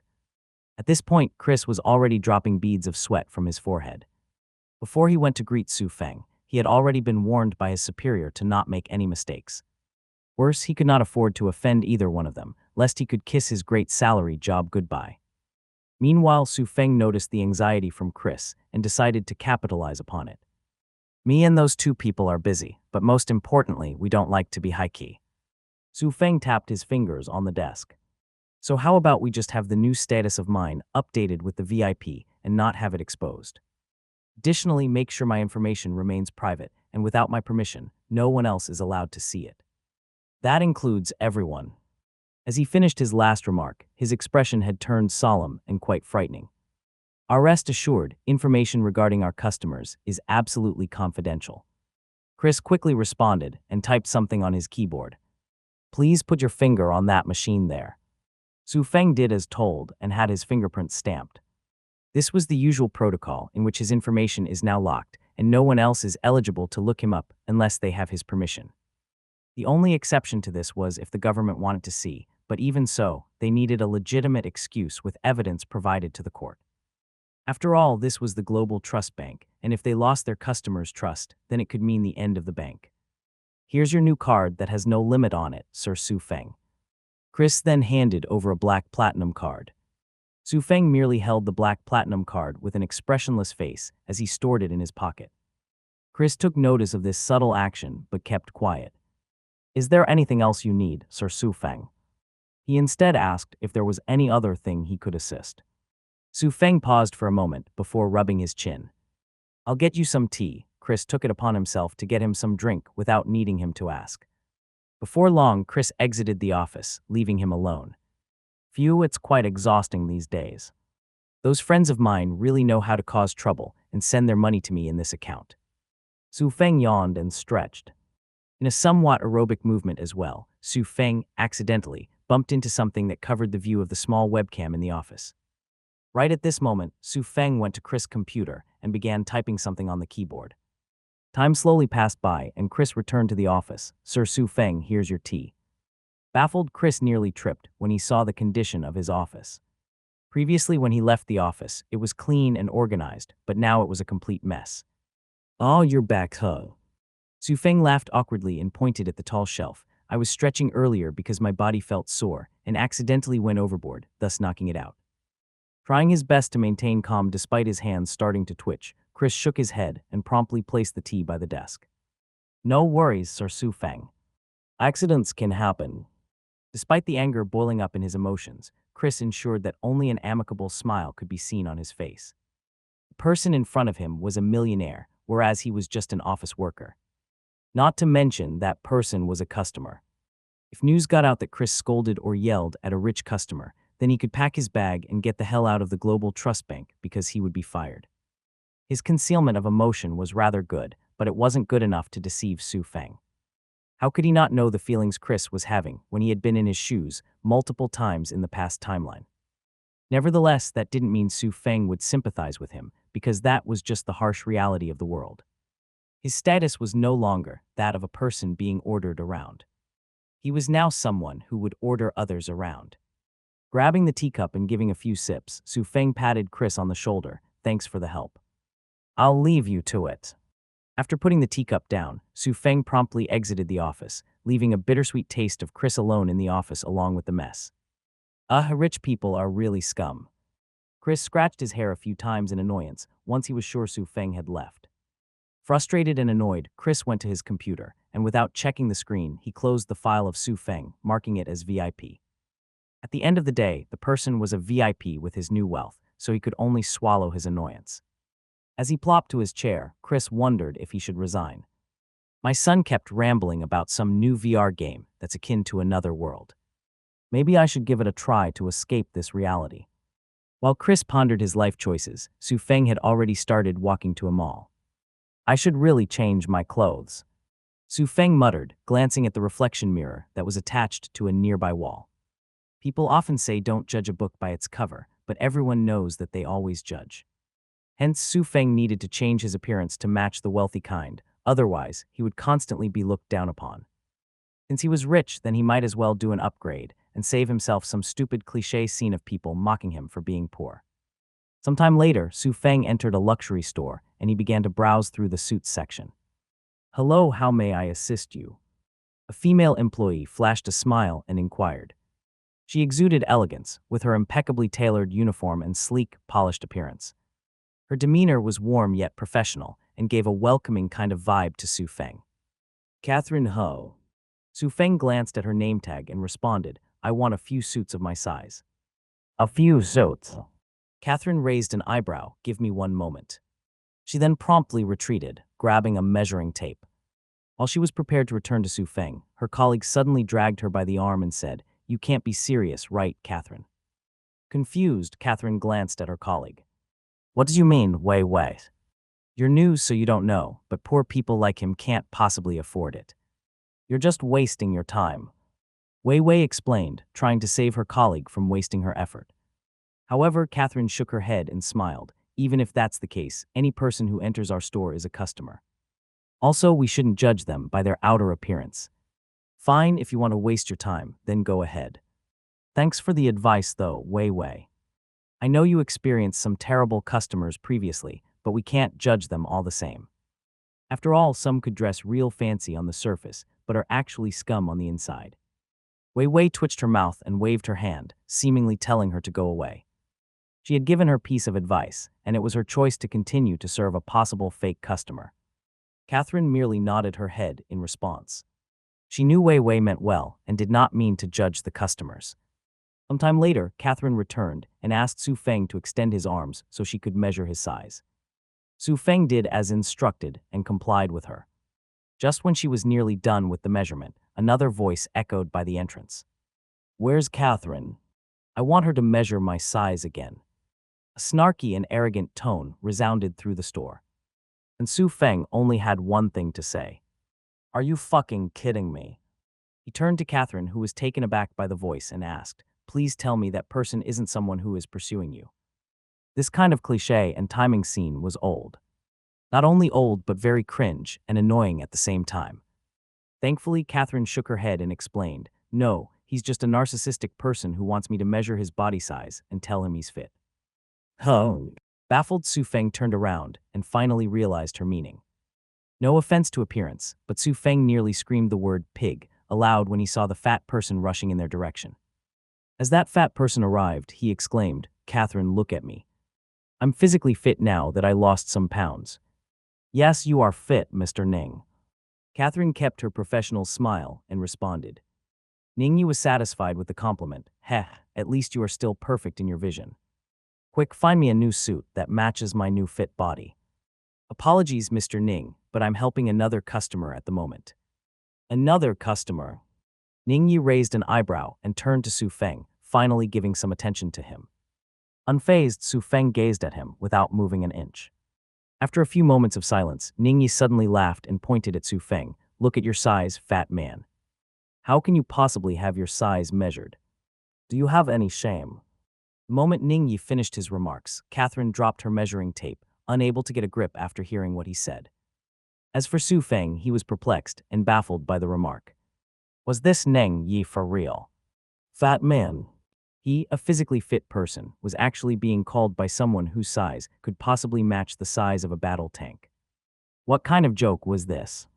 Ahem, you're quite the joker, Mr. Ning. Su Feng faked a cough and commented. What joke? Your fat size is the joke, mister. Why are you torturing poor Catherine by measuring your size? Do you know how difficult it is to measure your kind of size? Ningyi rebuked, shocked that his statement was not taken seriously. Meanwhile, Su Feng was utterly speechless by this shameless fat pig. He turned to Catherine, who seemingly held a helpless expression as well. So it's not the typical arrogant young master, but it's someone who doesn't have any shame and is very narcissistic. Su Feng concluded silently. It was no wonder why Catherine's face turned pale earlier. After all, who could interact and deal with such a customer without losing their cool? Taking a closer look at this supposed Ningyi, he had to admire one thing, his confident demeanor. Ningyi had an imposing figure, and his overly obese frame immediately drew attention. Despite his size, he carried himself with remarkable confidence, his posture straight and his head held high. His round face was framed by neatly trimmed hair, and his sharp, intelligent eyes sparkled with determination and self-assuredness. However, he needed some reality check to believe he was the physically fit one. There's a mirror over there, so why don't we have a comparison to see who's the fat one? Su Feng pointed at the center wall and suggested. There's no need to compare. One glance at you is enough to determine you're the fat one. So why don't you let me talk with Catherine first while you wait at the side? Ningyi quickly said in response, clearly avoiding going toward the mirror. Instantaneously, Su Feng seemed to deduce that this Ningyi was just acting hooligan. It wasn't that his brain was going crazy, but he was using this kind of tactic to drive him away. Has want to play hooligan. The two can play the same game. Su Feng snickered inwardly. Normally he wouldn't care, but to be judged so erroneously wrong by someone, he was very displeased. If he was considered fat, then there are no fit or skinny people in this world. Sorry, but you'll need to wait. I was here first, and Catherine is still assisting me. Su Feng waved his hand, returning the favor of shooing him away instead. You are so selfish. I'll be fast with my size, unlike you. Baffled, Ningyi could not believe Su Feng to be so unreasonable. Yes, I'm fat, so respect me. Unless you hate fat people. Su Feng retorted. Instantly, Ningyi was stunned and swallowed whatever words he was about to spout. This person is not easy. How am I supposed to rebuke him? Ningyi cursed silently. If he said he hates fat people, then wouldn't he be talking about himself? But if he doesn't say that, then he would have to wait longer. What is your name? Ningyi tried to maintain his composure and asked.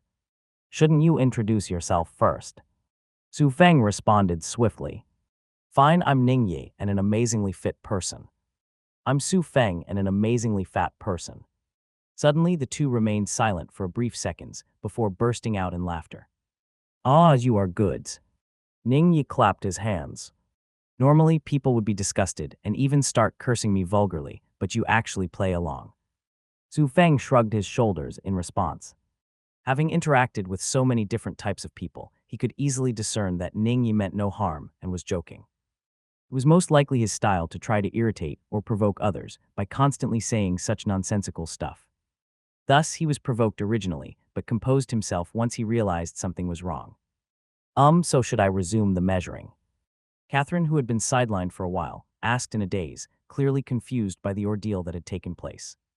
Oh, of course, Su Feng extended his arms. As for Ningyi, he merely took a step back, indicating his intention. With that said, Catherine resumed measuring Su Feng's size, while Ningyi began asking questions. Anyway, Su Feng, you don't look too old, so how could you afford these luxury suits? Do you have a rich dad like me, who can squander his wealth like it's nothing? I will. Su Feng nearly dropped his glasses when he realized just how casual this Ningyi person could be. As for Catherine, she pretended to be deaf and continued with her work. I might be young, but I've got some money. Su Feng responded when he saw the eager look from him. Ah, so you're self-made. Impressive. But not as impressive as me, who was born with a golden, no, diamond spoon. Ningyi chuckled heartedly. You are quite the honest fella. Of course I am. I hate dishonest folks the most, so why should I lie? Then what about your actual physiques? Cough, I don't know what you're talking about. Ningyi coughed and redirected the conversation. Wait, so you're probably a student, right? How come you're not at school? I doubt you can be like me and cut classes without a care. Can't you be quiet for a minute? Su Feng rolled his eyes, finding this Ningyi very talkative. He was here to buy a suit, and not here to be questioned by someone he had just met. Additionally, Su Feng only entertained him mainly because he subtly recalled a person named Ningyi. No, it was not because this person had a good reputation, but because this person was quite notorious. Is your so-called rich dad Ning Huo? Su Feng's question stunned Ningyi temporarily. Clearly, he did not expect others to actually know about his dad, especially with his unsightly appearance and low-key behavior. Not bad you guessed my dad's name. I supposed you know my greatness then. Ningyi crossed his arms and said proudly. Greatness. More like your infamy, an embarrassing moment. Su Feng twitched his mouth and continued. One time, you went to a bar to drink, but got so drunk that you peed in public, causing your father to have security guards to drag you back home. The rest, I'm sure you can remember it. Startled, Ningyi nearly plopped to the ground. How did he know about that incident? Dad already suppressed everyone from spreading it, and he wasn't even there. The incident that Su Feng mentioned happened a while ago, and it was thoroughly suppressed. It was hard to believe this news would circulate further, given his father's strict control and monitoring. I've got your measurements, so I'll get you some suits to try that match your size, dear customer. Catherine suddenly said, clearly trying to retreat from the scene. What Su Feng just revealed was definitely not something she should listen to. However, Su Feng gazed at her with a smile. Are you sure you finished measuring, Catherine? I'm sure Ningyi over here is waiting for you. Upon being mentioned, Ningyi stepped forward and fixed his collar, albeit with much difficulty as he stood tall and proudly. Haha, Mr. Ning is amicable and understands my job. He won't make things difficult for me, Catherine slyly said and promptly retreated from the scene. She was not a fool and understood the magnitude of the conversation.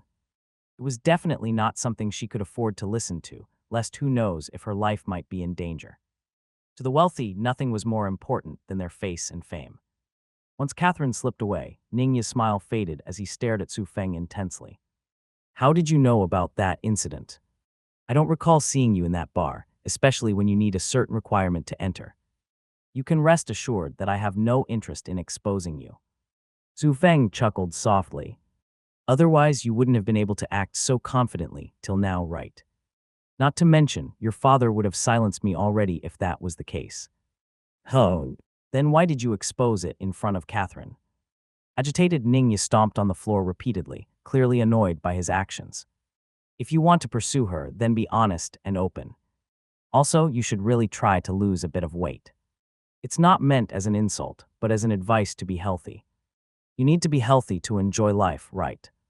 I will. Speechless Ningyi lowered his head as he smiled bitterly. So what if I like her? I know my limit and could only act in such a way to get her attention briefly. Shaking his head, Su Feng stepped forward and patted his shoulders. If women only look at you by appearance, then it means they are fickle people. But I can sense Catherine didn't mind your somewhat unsightly appearance, so don't give up hope. He consoled him softly. As if a glimmer ray of light had shone upon him, Ningyi held an anticipated look and asked, Really? Of course, but that's under the premise that you would stop acting like a confident fool. If you want, I can train you to be physically fit, for real actually. You are my big brother from now on, if you can do it. Ningyi was wholly convinced by Su Feng's persuasive speech. Who would have thought this was what Ningyi's appearance was like at this time? I nearly committed a mistake and left a bad impression, but seriously, why was he so physically fit in the past? Su Feng smiled amicably on the surface, while secretly relieved at his clever approach. There was a specific reason why he chose this luxury store in the first place to buy some suits. It was all to encounter this rich young master, Ningyi. However, his recollection of Ningyi was quite the handsome fella, and not this obese person. Luckily, he remained composed and managed to gather much data before continuing the conversation. Do you know about Apex Tower, Ningyi? Su Feng subsequently asked. Just call me Yi. Ningyi quickly corrected. If you can really assist me, then you're a good brother of mine. And yes, I've heard about Apex Tower before from my father. I have some shares in it, but I could care less about the actual process. He added, clearly a real spoiled brat. Nodding his head, Su Feng explained, after I finish buying some suits, we'll do something else first before we go to Apex Tower. I'll guarantee you will definitely be reborn into a new person. I trust you for now, Brother Feng. Ningyi said as he used his body to hug him, nearly suffocating him in the process. But I must warn you. If you are conning me, then be prepared to suffer a fate less than death. He suddenly warned fiercely, increasing his grip further. Su Feng kept his calm composure despite having difficulty breathing as he laughed. If I'm conning you, then may my parents suffer an unimaginable number of pain. Naturally, Su Feng didn't know who his parents were, but for them to abandon him, he could care less if they suffered due to his vow. Besides, he was indeed confident that Ningyi could definitely undergo a new change, especially when he still had the image of him in his mind vividly. As for Ningyi, he respected his father despite his behavior, so he believed no one would be wicked enough to curse their own parents. Thus, he nodded in approval and released his grip. I'm reassured then, Ningyi said, flashing his cheeky and proud smile. A few minutes had gone by since Su Feng successfully obtained the trust of Ningyi, and Catherine returned with a few nice suits. Mr. Feng, I hope these suits are to your liking, Catherine said, holding up the suits with her hands to display them. Before Su Feng could even respond, Ningyi suddenly extended his hand with a diamond card and said, Just use my card and pay for it. My brother here likes them all if it's from your choice, Catherine. I will. Both Su Feng and Catherine were speechless by his actions. They glanced at each other for a moment, and Su Feng could only shrug his shoulders in response, indicating to her to do whatever he said. Very well then, she flashed an awkward smile before grabbing his diamond card to complete the transaction. At the same time, she tilted her head slightly, seemingly in confusion. How did the two become brothers? She wondered silently. Just a few minutes ago, the tension was intense, and she had to slyly leave the scene to avoid being hit in a collateral. Yet now they were apparently so friendly, to the point of addressing each other as brothers. Men sure are weird. That was the verdict she had in mind, but it wasn't all that bad because she knew deep down that he wasn't those arrogant young masters. Sure, he was arrogant and flaunted his wealth constantly, but never once did he actually use money to force others to do things they were unwilling to do.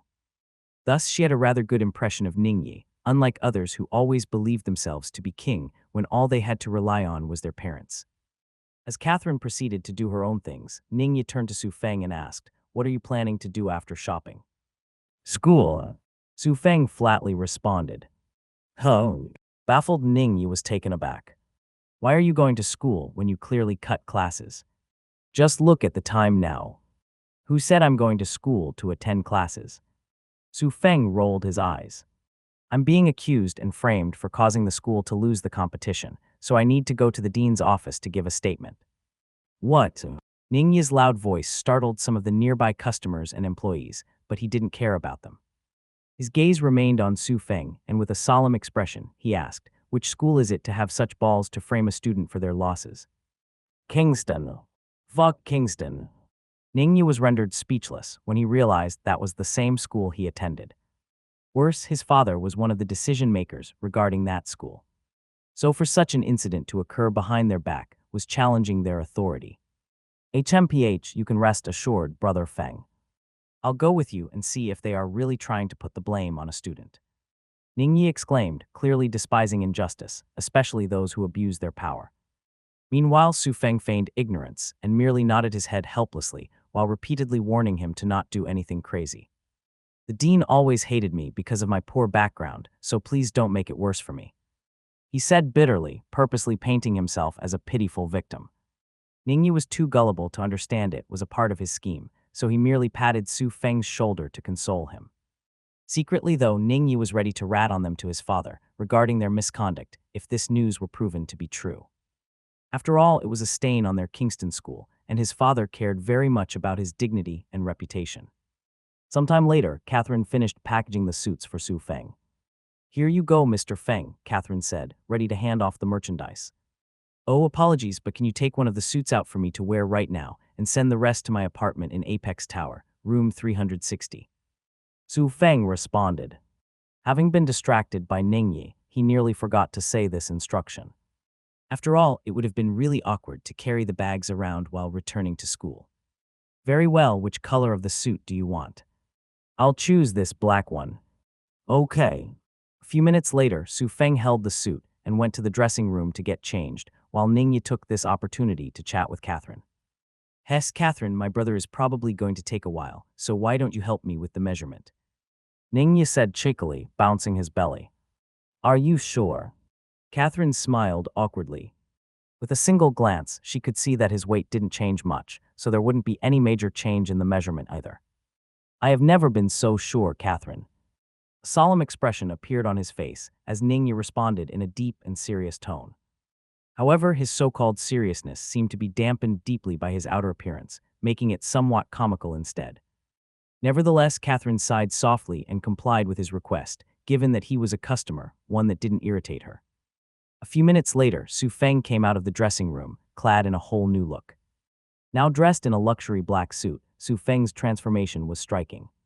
The impeccably tailored suit accentuated his lean build, while his neatly styled brown hair added to his polished look. However, the rectangular glasses, a holdover from his previous appearance, seemed slightly out of place amidst his otherwise sophisticated and authoritative new image. "No offense, Brother Feng, but your glasses look out of place." Ningyi furrowed his brows and rubbed his chin, commenting on the transformation. Even Catherine agreed and nodded her head subconsciously.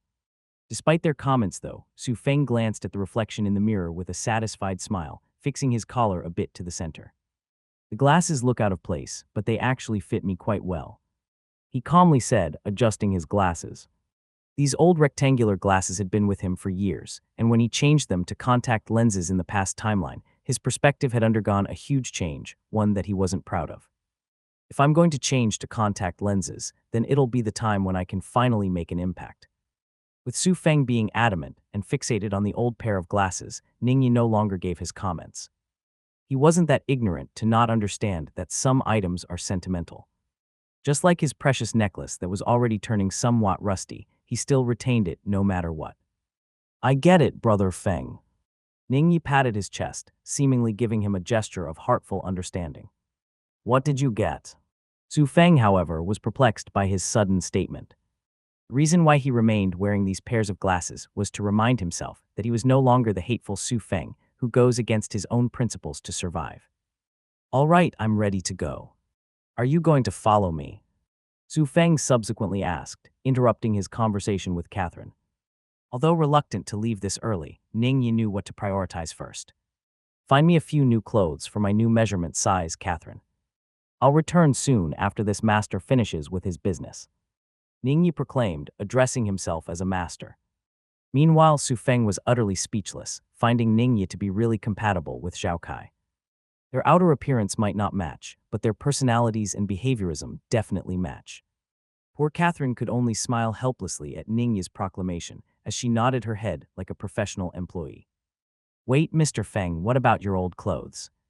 Catherine suddenly asked, realizing there were still his old clothes in the dressing room. Oh, those. You can just throw it away. Some sentimental items will remain while most will be thrown out. Su Feng waved his hand, giving somewhat of a philosophical response as he exited the store along with Ningyi. Sometime later, Ningyi pointed at his car and said, I doubt you are rich enough to afford a car like this, right? I'll drive you to Kingston School.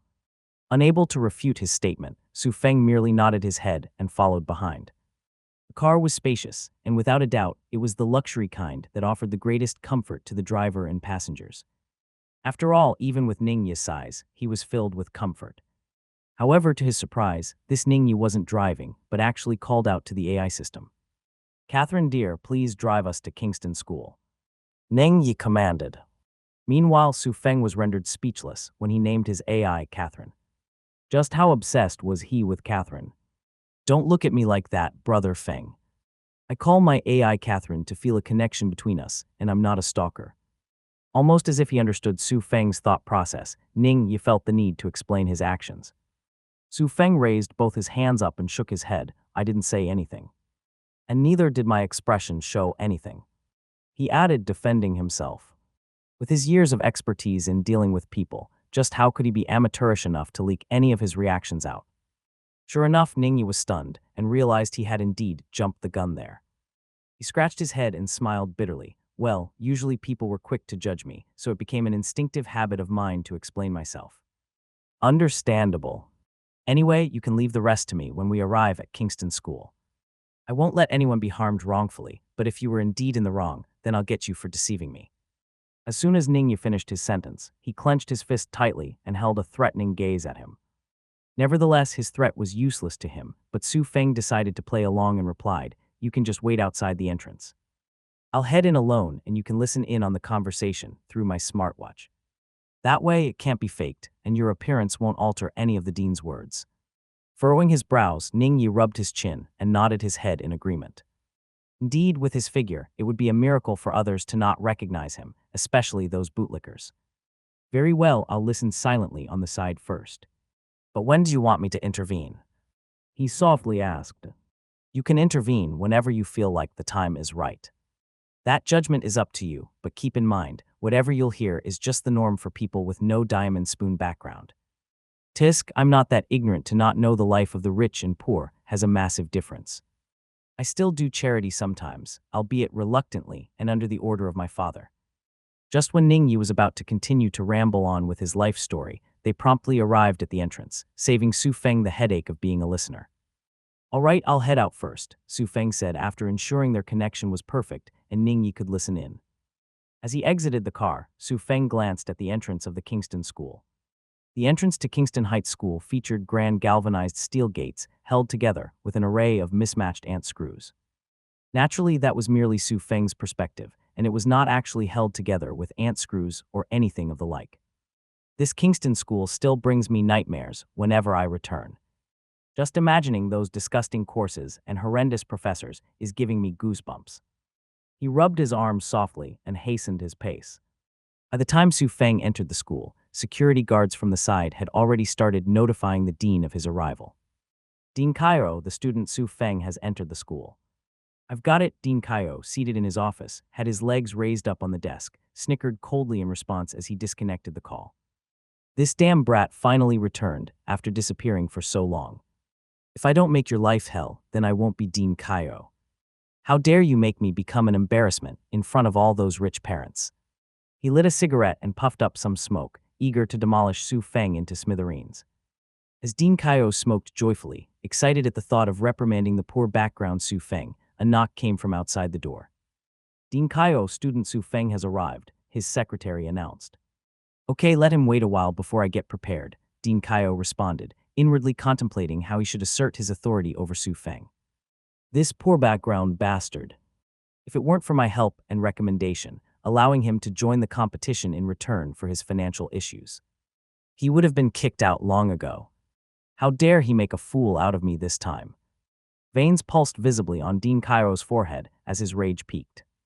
Back then he noticed Su Feng had potential and decided to use him as a tool. Yet this tool had become disobedient and even started cutting classes. Added to the fact that the school competition results were met with immense criticism, Dean Cairo decided to cut off Su Feng, making him pay tenfold. An expulsion is too nice. I will make sure no schools will accept you and make your life miserable. A poor background nobody dares to trample on me and wish to live freely. How laughable. Dean Cairo grinned menacingly as he imagined Su Feng crawling and begging for mercy.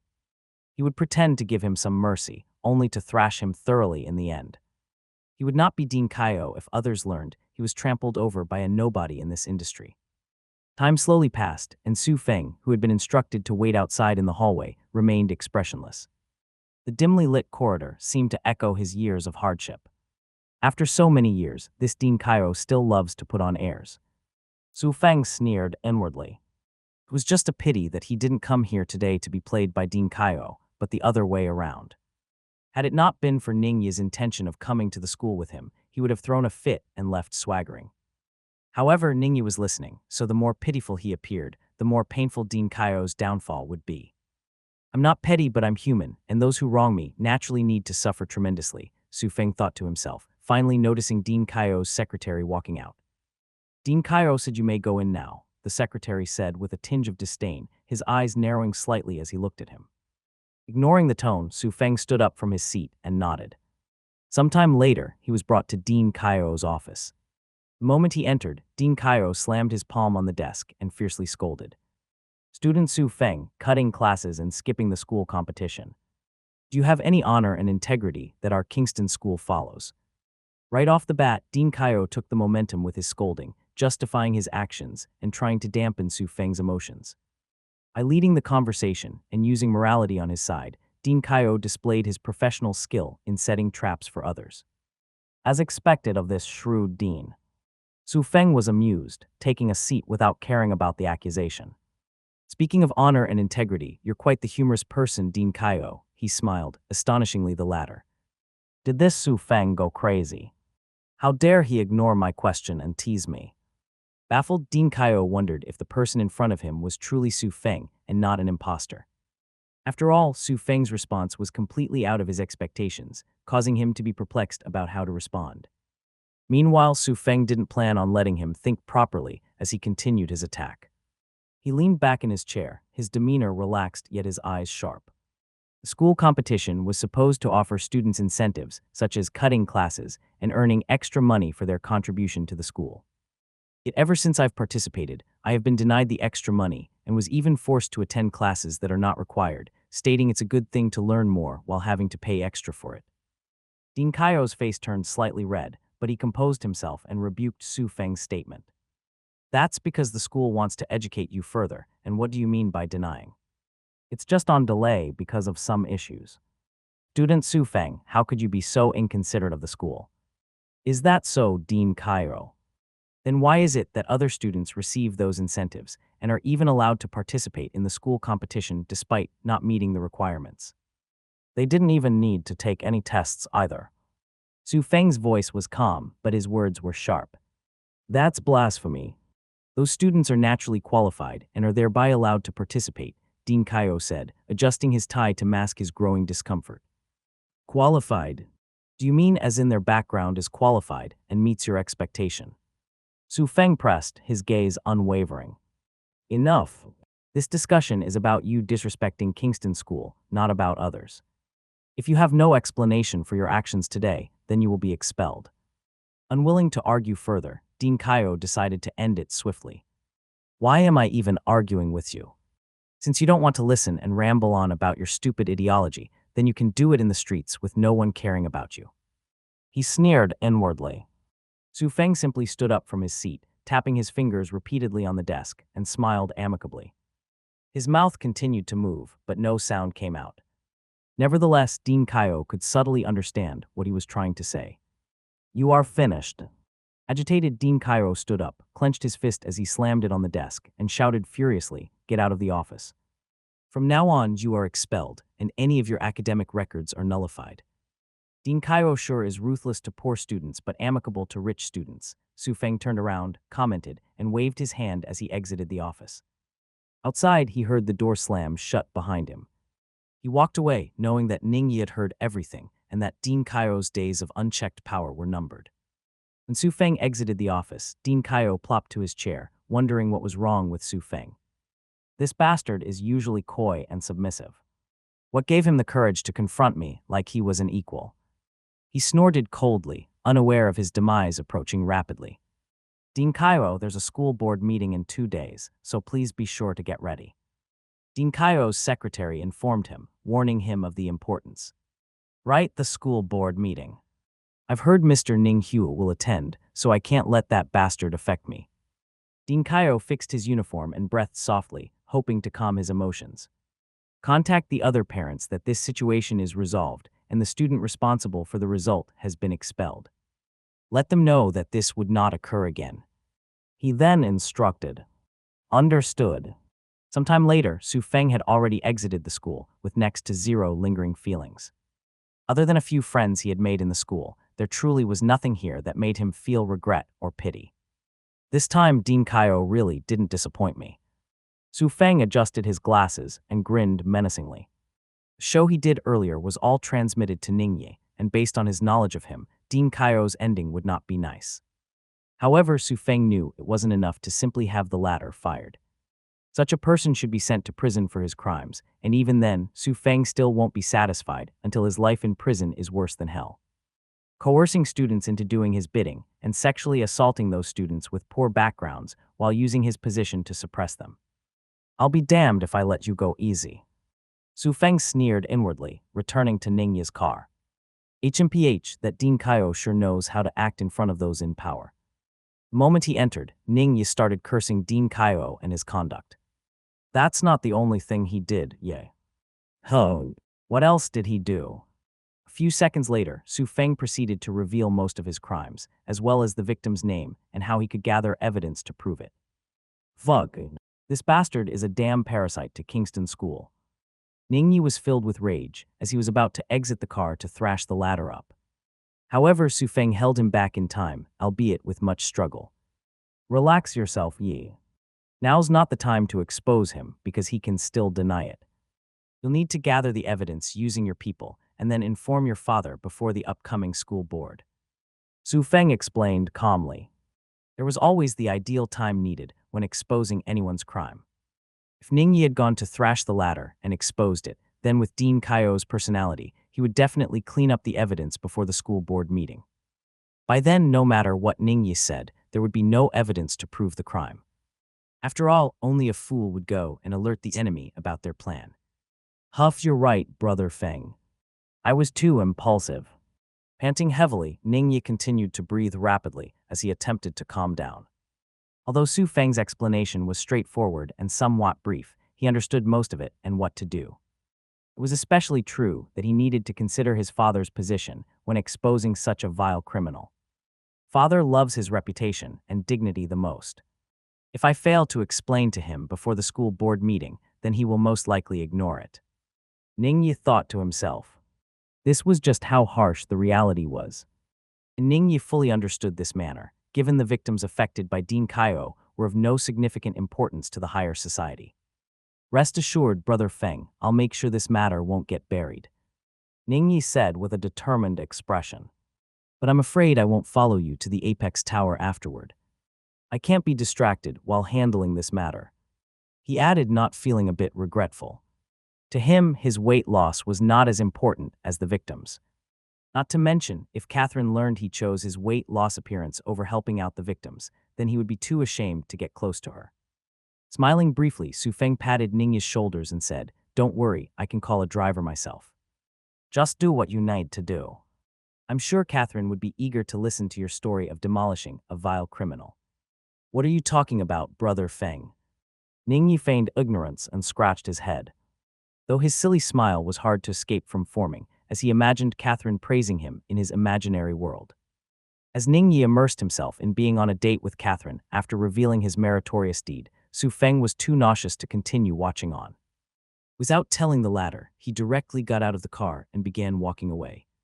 While he walked, Su Feng decided to buy a car as his transportation for convenience.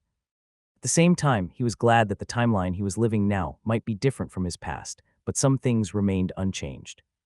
Ningya's appearance was indeed a bit surprising, but his righteous and clear-headed mindset hasn't changed one bit. Back then, it was also he who exposed Dean Kaio, albeit a little late because he was not informed of the incident until later on. Since events can be pushed further because of my actions, then we might as well push it further a little bit, Su Feng thought to himself.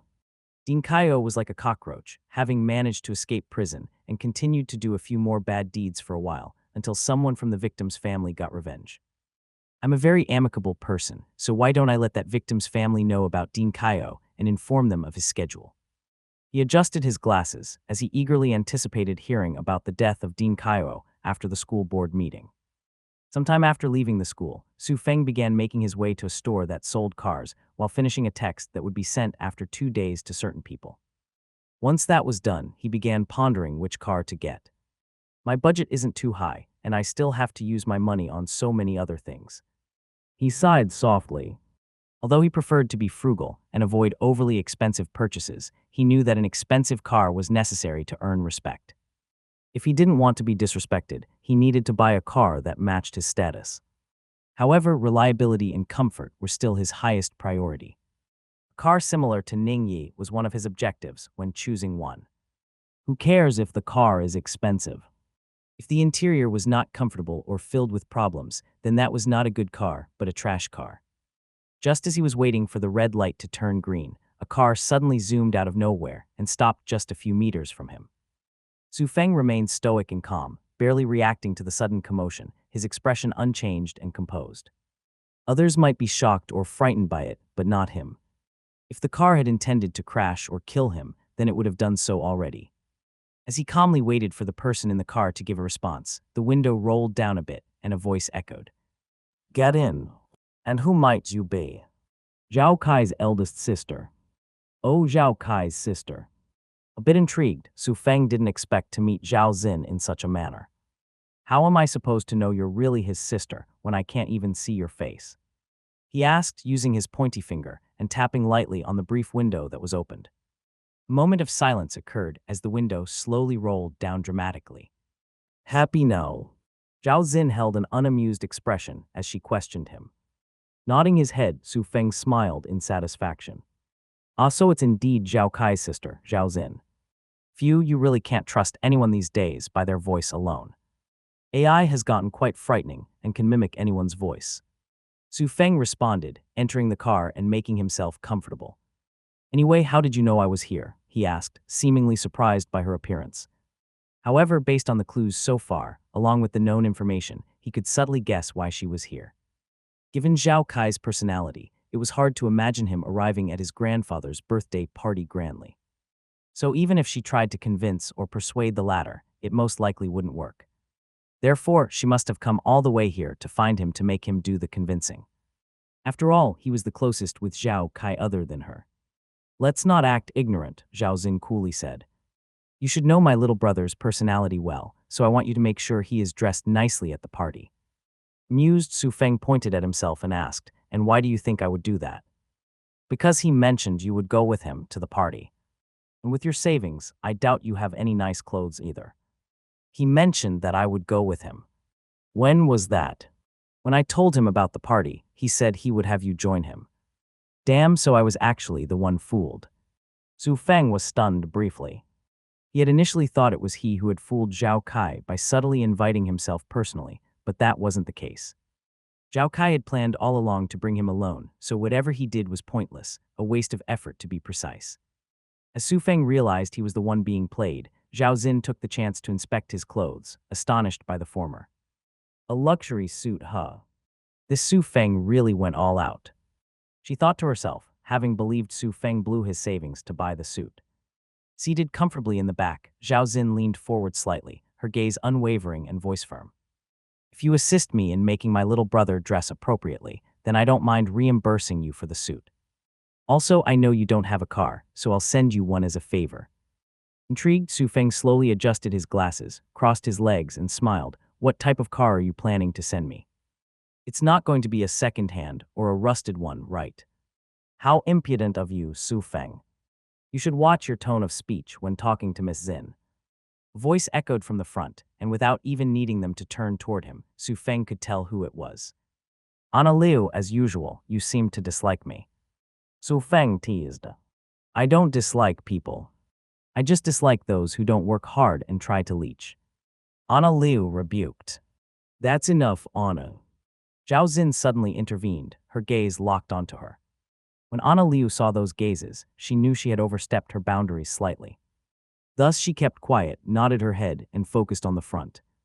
Ignore her, Su Feng. She's just like that toward those supposed bootlickers and leechers. Zhao Xin explained frankly. Wow, the two of you should get an acting award. Su Feng was exasperated silently by the mini-show these two had displayed. Although it seemed like Anna Liu was reprimanded on the surface, Zhao Xin merely told him to ignore her, but never denied her statement. Added to the fact of her explanation, it was quite obvious that she was using Anna Liu as a third party to condemn him for being useless.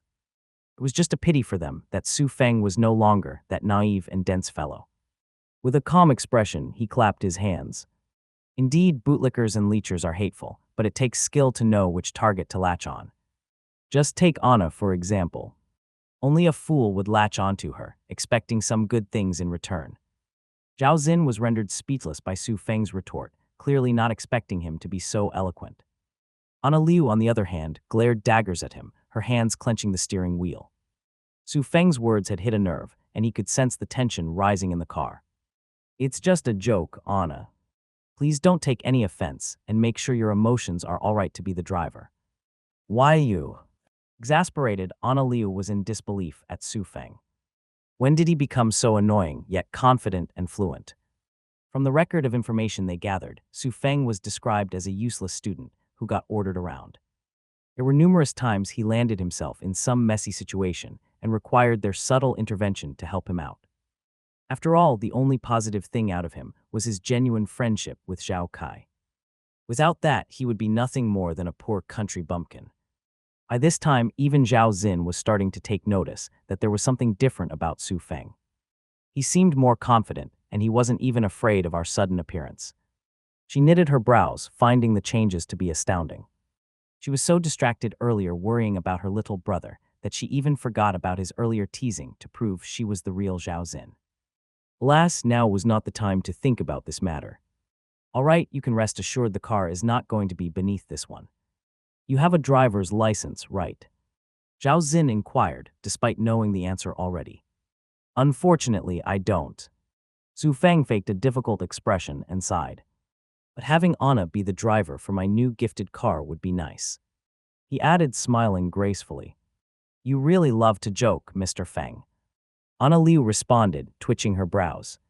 You have a driver's license, so you can drive Miss Xin's little brother. Oh wow, Anna sure knows me well. I didn't even remember having one at all. Don't tell me you're interested in me. Su Feng chuckled heartily and teased. He then placed his palm under his chin and turned to Zhao Xin, or maybe Miss Xin here has me investigated from the start and is just trying to be polite. I will. Startled, Anna Liu couldn't believe what she had just heard from him. He was provoking me earlier. She realized her slip of a sentence had caused a disaster. A few beads of sweat started to form on her forehead. Each one of his sentences was sharp and witty, but it always had an objective underlying them. Meanwhile, Zhao Zin's expression darkened slightly as she realized Su Feng was not as simple as he seemed on the surface. What were those people investigating? Simpleton and gets trampled on easily. They must be living too nicely. She was displeased by those in the investigation department. This was no longer just a simple mistake, as the information was completely false and outrageous. As the tension nearly reached its peak, Su Feng suddenly laughed merrily and leaned backward. Ah, why are we so tense? You want me to help Kai in dressing properly, and you can rest assured that I will do that even without you asking. You couldn't have just said that from the start. Ana Liu puffed out a breath sharply, tilting her head back to blow a stray strand of hair off her forehead. Hey, you girls wanted to act like some mafia type of play from the beginning, so I merely complied with it. Su Feng shrugged his shoulders, brushing off the blame. Why, you are unbelievable. Thank you for the compliment, Miss Anna. Since you've agreed, then get off the vehicle. Zhao Xin faked a cough and pointed at the door. She realized how pointless it was to find and meet him personally. Instead of getting her motive down, she was played by him. Such a feeling was quite bitter and somewhat reminded her of someone in the divine world. Is it because both their first names are called Feng? She wondered silently, feeling that only those with the last name Feng are better. After all, her bestie, Feng Qingru's last name was Feng, unlike the other two that she knew, Lin Feng and Su Feng. Both are annoying, except Lin Feng was someone who could act in such a way, unlike Su Feng, who merely latched on to her little brother and their subtle protection. A few seconds later, Zhao Xin was dumbfounded to see Su Feng was still in her vehicle, being overly comfortable in his seat. Didn't I tell you to get off? She asked in a confused tone. Oh, come on, you can't give me a lift as a kind gesture. Su Feng smiled briefly. I'm sure a person of your status isn't someone stingy or petty to kick me off, right? Miss Xin isn't such a person, but I am. Ana Liu suddenly said and unlocked the door that was right by Su Feng. Please make your exit. Your PA is heartless, but will you let her act in such a way? Ignoring her, Su Feng's gaze remained fixated on Zhao Xin. I don't usually ride with people that aren't of use to me. Zhao Xin crossed her legs and continued, have you heard of the game, Divine World? If you can be useful there, then I don't mind inviting you to a guild managed by a dear friend of mine. A guild? Yes, the Silver Wind Guild. KIFF. Su Feng coughed and nearly choked on his own saliva when he heard the guild's name. Wait a minute, Zhao Xin's dear friend should be someone named Feng Qingru. Then doesn't that mean Feng Qingru is gentle wind and Zhao Xin is autumn breeze? He deduced silently, baffled by the coincidence. What's the matter with you? Meanwhile, Zhao Xin was somewhat annoyed by his reaction. This isn't an invitation, but a recommendation. The Silver Wind Guild is currently making waves in the divine world, so if you want to rise up, then you should try to join the recruitment process. She advised kindly. Su Feng managed to remain calm on the surface despite receiving a great shock. Such a coincidence was truly unheard of. To be fair, he honestly never expected Zhao Xin to be playing Divine World when she was overwhelmed with her real-life work. And even if she did, he would never expect her to be in the Silver Wind Guild. After all, it was an upstart guild that started off strong but slowly disappeared like most new guilds. However, the difference was that gentle wind, now revealed as Feng Qingru had exited the divine world. It seems like something big did happen, and I'm now being embroiled in it. Su Feng rubbed his chin and pondered. The mysterious disappearance of Feng Qingru, otherwise known as Gentle Wind from the scene, as well as Zhao Kai, screamed conspiracy to his ears. He was not one to believe something occurred without a reason. By changing his trajectory of life in this timeline, he was now being exposed to something he was never able to in the past timeline. So what do you think, Su Feng? Zhao Xin pressed, unaware that his pondering was completely unrelated to her kind advice. Nevertheless, Su Feng snapped out of his thoughts and smiled in response. I'll try and see. Kai himself is also immersed in the divine world and has asked me repeatedly to join him, but you know how expensive virtual helmets are nowadays. He explained softly, giving an excuse he had come up with on the spot. Nodding her head in understanding, Zhao Xin knew the budget of a virtual helmet should be out of his limit. She proceeded to grab her phone and made a few clicks. There, I've sent you some money, so you can purchase a virtual helmet and join my little brother. He's always been somewhat of an introvert, and only you get along well with him. Thanks for the sponsor, Miss Zin. Su Feng chuckled, but was stunned when she suddenly leaned forward. Her face was getting quite close to him, but he wasn't stunned by her beauty. Instead, he heard a clicked sound, and he could feel some wind blowing his back. She did in fact lean closer to him, but it wasn't to seduce or attract him. It was to open the door behind him, and her intention made it quite clear that she wanted him out now. Sigh like brother like sister. Both are heartless beings. Su Feng shook his head and sighed, hopping out of the vehicle. Although he must admit he was quite the shameless man, he wasn't shameless enough to continue to remain seated after 2 times of being asked to get out. It was not as if their vehicle was filled with a pot of gold anyway. The moment he exited the vehicle, the door closed automatically, and with a swooshing sound, the vehicle zoomed away. I looked. Speechless, Su Feng gave a few sniffles at his suit, wondering if he was smelly or something. Otherwise, why would they want to get away from him as fast as possible? Tusk, I don't even smell. My handsome look is also quite impressive. They definitely need to get their eyes treated. Su Feng adjusted his glasses and exclaimed inwardly. He was confident of his look, which attracted many women in his past timeline. Despite being ordered around, he was still someone influential, so naturally, many women looked at him in great view. Just as Su Feng turned around and prepared to walk back to his apartment, another car arrived in front of him, albeit less flashy than what Anna Liu did. Who is it this time? Unamused, Su Feng was ready to give the driver a piece of him for stopping his path. However, his expression quickly changed when the driver got out of the vehicle. You must be Mr. Feng. Our Miss Zin has ordered that this car belongs to you from now on. The driver said politely and extended the car key to him. I see. Su Feng gladly accepted the car key and thanked the driver for his help. It was a free car delivery, so why should he be mad? In fact, people should stop him more often if they are trying to give him free stuff. Only an idiot would refuse free things that are beneficial and do not require to return the favor. Sometime later, the driver dashed off, leaving him alone with a brand new fancy car. My wallet is safe. Su Feng was proud as he hopped onto the driver's seat.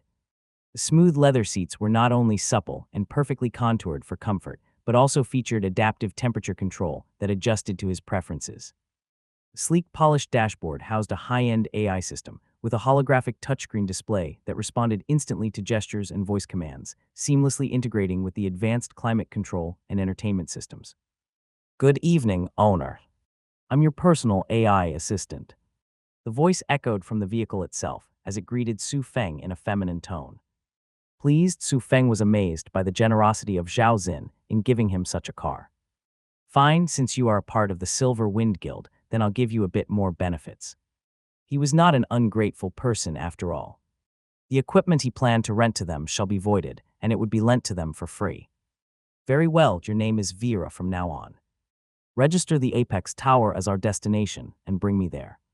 Su Feng commanded. Command received. Vera shall now drive to the Apex Tower according to the data.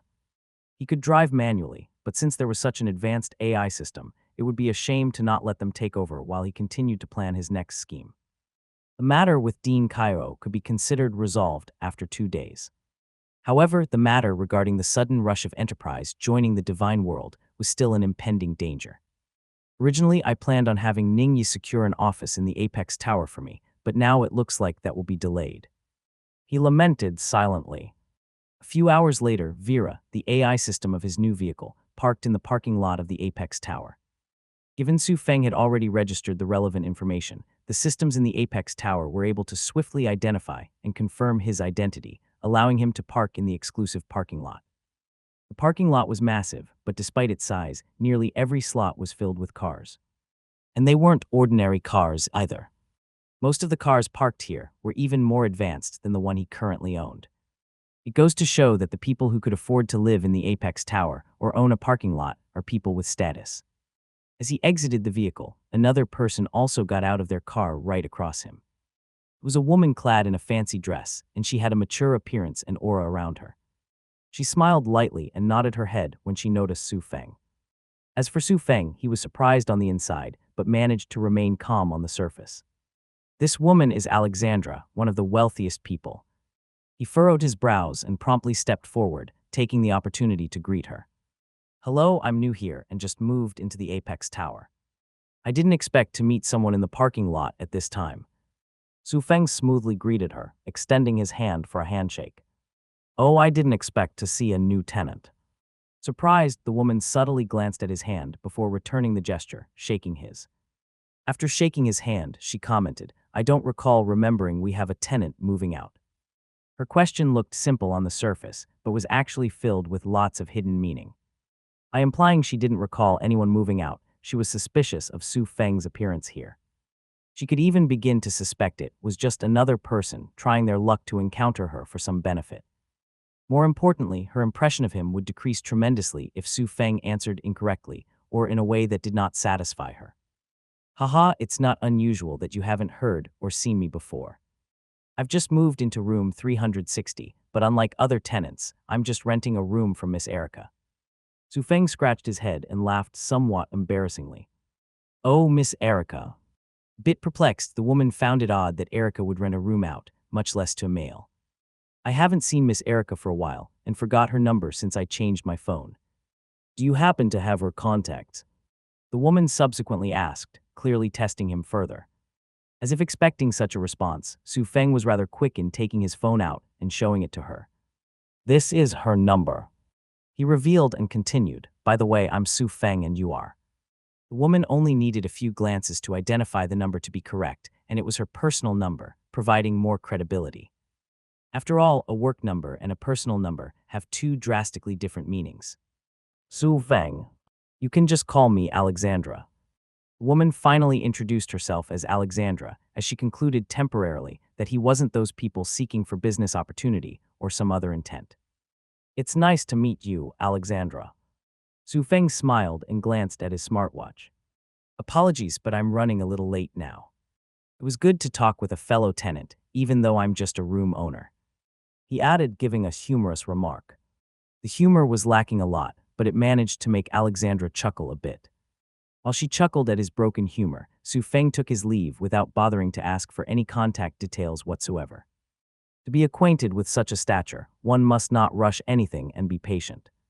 Not to mention, for someone like Alexandra, to verify his information based on their conversation was rather easy. Thus, he wouldn't be worried about not having another opportunity to interact with her again. Sometime later, after Su Feng had exited the parking lot, Alexandra began making a phone call. Help me investigate if Erica Winston rented one of her rooms out to a person called Su Feng. She instructed before disconnecting the call, her gaze stern and firm. For someone of her stature, she doesn't believe much in things like coincidence. But occasionally, such a thing does occur, and she wanted to make sure that it was indeed one of those rare instances. My movements are hidden, so if it's not a coincidence, then how did he know I'd be here? Alexandra furrowed her brows, hoping that it was merely a coincidence. Otherwise, she would need to clean up quite a few people as suspects of betraying her. While she was determined to get to the bottom of this, Su Feng remained unaware that his intention had caused a huge domino effect. It was merely an unexpected surprise that Su Feng had met with her, given his main objective was meeting Ningyi. As Su Feng patiently waited in the elevator as it ascended further, he was satisfied with this venture. I saved quite a bit of money thanks to Zhao Xin, and even have Ningyi to handle the despicable Dean Cairo. Finally, to encounter Alexandra, my luck is really turning for the better. Everything so far was going great in his direction, minus the part that his plan was somewhat ruptured because of Zhao Xin. Rumors spread from the Zhao enterprise, and having realized Zhao Xin was Autumn Breeze, he wanted to give himself a smack. Never once did he think he was the cause of the advancement of many corporations hopping into the divine world. Had it not been for his assistance to the Silver Wind Guild, he doubted they would have gained the leverage to propose such a plan. Shaking his head, Su Feng entered his room and got on the gaming capsule. I can't take too many detours now. I need to quickly grind and get into the city. He murmured, returning to the divine world. Su Feng's vision blurred for a few moments before it cleared up, having returned to his original place in the Verdant Valley. I'm surprised Kai didn't message me at all. He glanced around his surroundings and realized Zhao Kai was no longer nearby. However, he did detect that the ironwood tree he found earlier had been killed already. The area of that spot was vacant now, and it would take some time before it would regrow into an ordinary tree or another ironwood tree. Where did this shadow blade go? Su Feng mumbled softly, checking for footsteps or traces that could lead him to Zhao Kai. Now that he realized just how close proximity he was to Zhao Kai's eldest sister, he needed to be careful of how to address Zhao Kai in the open. Thus, he decided to call for Shadow Blade and not Kai aloud. Who knows if there might be some hidden lurkers spying on him. Paranoid or not, it was best to play it safe and ensure nothing could go wrong. A few seconds later, Su Feng straightened up, his eyes following the trail of disturbed foliage and subtle footprints as he moved cautiously. Although the Ironwood Treant monster did not attack players, it was hard to say that there weren't going to be some random monsters that had ventured here accidentally. After all, not all monsters were zone-restricted, meaning some monsters could legitimately chase you to the end of the world until you escaped from them or killed them. Following the trails cautiously, Su Feng finally heard some gunshots from afar, followed by a maniacal laughter. That should be Kai, all right. Su Feng smiled helplessly at how enthusiastic Zhao Kai could be from hunting these Ironwood Treants. In his memories, most players dreaded when tasked to fight these lifeless monsters because the experience points were trash, and all you did was constantly attack and attack without break. It was no exaggeration to compare these Ironwood Treants to the training dummies that one used to practice their skills. Sometime later, Su Feng arrived deeper into the trees-filled zone and spotted Zhao Kai from afar. He was kneeling down on one knee, sweat trickling down his forehead as he angled his ironbolt rifle. As his finger pulled on the trigger, a loud bang echoed through, and the bullet quickly penetrated the body of the Ironwood Treant. It was a hit on its critical flesh point, amplifying the damage of the bullet. Just when Su Feng was about to call for him, he suddenly made a pause. This Kai, he figured this out without needing my reminder. Su Feng curled his mouth slightly upward, making a brief grin. He leaned his back on the tree and watched Zhao Kai changing his aim angle to another spot.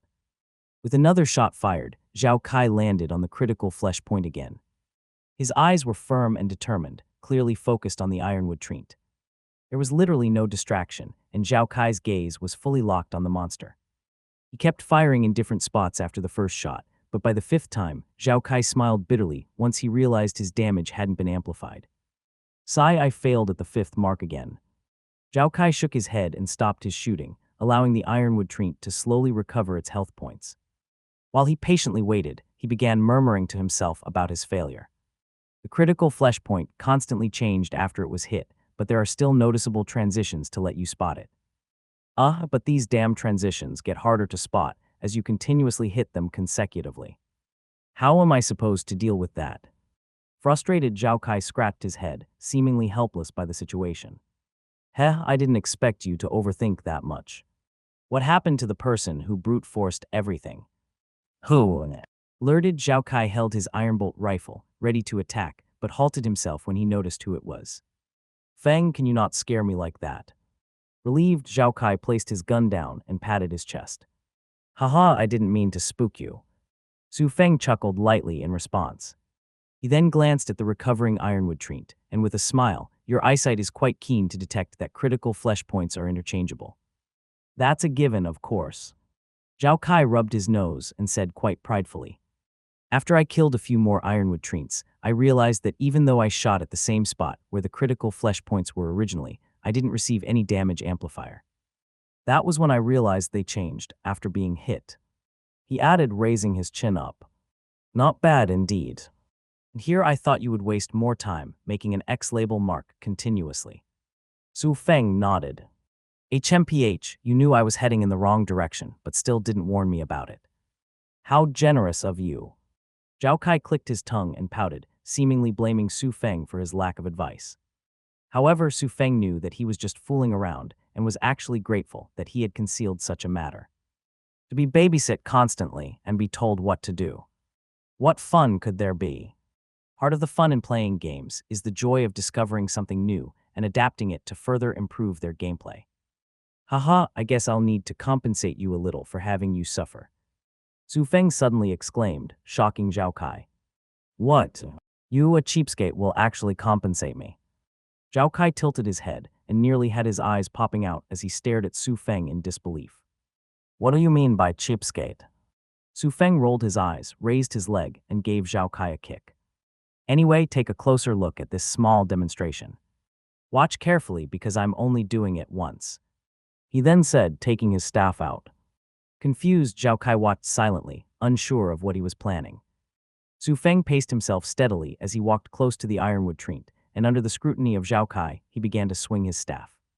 Thump! A critical flesh point was hit and triggered the damage multiplier. However, Su Feng was not done, as he gracefully moved a few meters to the right and swung his staff again. Another critical flesh point hit instantly. Zhao Kai's mouth was left open as he witnessed something that could be said to be a miracle. A few more minutes had gone by, and Zhao Kai's eyes were essentially glued to the fluid and smooth movement of Su Feng. Every time he swung his staff and hit the ironwood tree, a critical flesh point was hit. There was not a single miss, and Zhao Kai was left baffled by how such a scene was even possible to achieve. 98, 99, 100. Feng hit a total of 100 times but can still keep going. Zhao Kai swallowed a mouthful of saliva. Unconsciously, his hands were starting to tremble, not from nervousness, but from excitement. If someone had told him earlier that you could reach 100 times consecutive hits on the critical flesh points, then Zhao Kai would have laughed at them. However, witnessing it with his very own eyes changed his perspective. Nothing was more believable than seeing it with your own eyes than listening to it from another party. As Zhao Kai remained amazed by Su Feng's miraculous display of demonstration, he suddenly stood up, placed both his hands behind his ears, and shouted, "Hot damn, the ironwood tree got destroyed already." The time it took him to kill was actually shortened tremendously because of Su Feng, despite their attributes being completely different. Although Su Feng had never revealed his actual level to him, he was positive that the staff in Su Feng's hand was beginner equipment. How did Feng defeat the ironwood tree already? He questioned himself, rubbing his eyes to check if he was in a dream or an illusion. He even made sure to take another proper look at Su Feng's staff and was sure that it wasn't the ones he found from Fiona's storage room. Since it was confirmed twice, Zhao Kai stepped forward and stared at him with a dazed expression. How did you do that, Feng?" he asked in a barely audible tone. This shock he received was even worse than the shock he got when he was told to join his grandfather's upcoming birthday party from Zhao Xin. "Do what?" Su Feng teased, feigning ignorance. "Stop playing with me." Zhao Kai stomped his foot on the ground, frustrated by his tease. "Tell me, how did you consistently spot those interchangeable critical flesh points so quickly? Even I need to wait a while to determine the second change location," he added. His eyes were practically glowing as he wanted to know the method of how Su Feng did it. "It's fairly simple," Su Feng smiled and pointed at another tree. "As long as you train your perception, you can spot the differences, no matter how trivial they are. Since you are a gun knight and one that focuses solely on offense, you need to train it even more," he advised. "I did, but it's just not good enough." Zhao Kai lowered his head and sighed. "That's where you're wrong." Su Feng suddenly raised his tone and poked at him with his staff. "Weren't you unable to detect any critical flesh point in the early stages? Yet look at you now. You were able to hit 4 consecutive times before failing the 5th time." Having been reminded of the success, Zhao Kai was left to ponder and recall his early stages.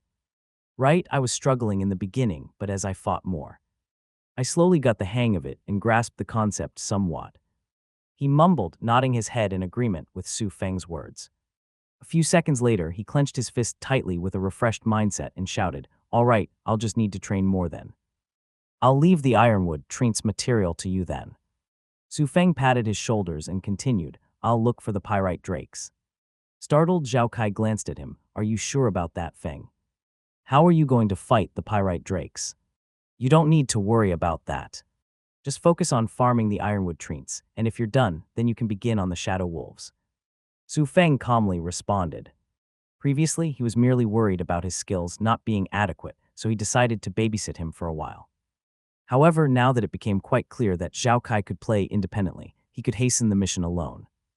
Although quite reluctant about it, Zhao Kai's urge to train more after being enlightened was overwhelming. "Fine, have it your way, but don't die like an idiot," Zhao Kai said cheekily. Given Su Feng's capability, he was foolish to have worried for him anyway. Just his previous demonstration showed him how far their combat experience was. "Haha, anyway, if you can hit 25 consecutive critical flesh points, then I'll treat you to a feast. Otherwise, I'll thank you in advance." Su Feng waved his hands, bidding him farewell while giving Zhao Kai a challenge. Though it was more of a motivation boost rather than a challenge. "HMPH want me to treat you?" Dream on, shouted Zhao Kai, who promptly got ready to search for another disguised tree that was secretly the ironwood tree among the numerous trees. Sometime later, Su Feng left him alone as he ventured deeper into the verdant valley. Nestled within the heart of the verdant valley, Embercliff Caverns was a labyrinth of glowing, molten rock formations and glittering mineral deposits. The caverns were bathed in a perpetual twilight of shimmering light from the pyrite-laden walls, with streams of lava snaking through the rocky terrain, creating an intense and volatile atmosphere that perfectly suited the pyrite drake's fiery nature. Upon entering the vicinity of the Embercliff Caverns, Su Feng was instantly inflicted by the hostile environment, causing his attributes and health points to decrease. It's a good thing I have these saved up, he smiled bitterly, retrieved a fire resistance potion and consumed it. Shortly after, his attributes returned to normal, having resisted the hostile environment temporarily. Healing himself to the max, Su Feng began to inspect the terrain. After walking past the caverns, there were numerous cliffs, some high and some low, but Su Feng knew those pyrite drakes preferred high-altitude ground. As he raised his head up and glanced at the high cliff, he sighed. Luckily, I'm a baptized player, so it's doable. Stretching his body, Su Feng made sure he was prepared to climb on those high cliffs. Although he wouldn't actually die, the fall damage and feeling of free falling was definitely not something he wanted to enjoy. It's times like this when I miss the flying mounts. Su Feng sighed deeply, feeling very regrettable that the flying mounts wouldn't be available yet. Flying mounts are so rare and worst of all, they are incredibly hard to tame. Without even advancing into Tier 4 or above, it was a pipe dream to think about getting close to them. Instead of thinking about the near future, Su Feng rubbed his hands and breathed deeply. He approached the cliff, scanning the jagged rocks and ledges for a good starting point. The sheer face of the cliff towered above him, its surface dotted with patches of moss and small outcroppings. How long has it been since I've done some climbing? Su Feng wondered silently. With one final calming breath, he grasped the first handhold and began his ascent, muscles tensing as he pulled himself upwards. As he ascended further, Su Feng was glad that there weren't any winds coming in his direction. If winds were to come in his direction, then it would have been troublesome for him to continue climbing. Ignoring all other distractions, he continued to grip the cracks and stepped on small ledges, moving slowly and steadily. He could feel the strain in his muscles, but it was a familiar and almost comforting sensation. As he ascended higher, the valley floor beneath him seemed like it was shrinking. Of course, it wasn't actually shrinking, but it was a perception change due to his new height angle. Time slowly passed by, and occasionally, Su Feng would pause to assess his progress and choose the next segment of his path. Beads of sweat trickled down his forehead, and he wiped it away with the back of his hand while tightening his grip with his other hand. Finally, after careful maneuvering, Su Feng managed to reach the top of the cliff, feeling overly exhausted. Without hesitation, he opened his inventory and started to open some liquid drinks to hydrate himself. A few gulped off the drink, and Su Feng felt reinvigorated. The game's realistic element is really a pain sometimes. It wasn't a lie when people claimed virtual reality games are very immersive. Imagine getting thirsty after a strenuous action in a game. Taking a little while to cool down, Su Feng glanced left and right, trying to spot the habitat of the pyrite drakes. He walked forward, squinted his eyes, and finally spotted some nest-like structures ahead.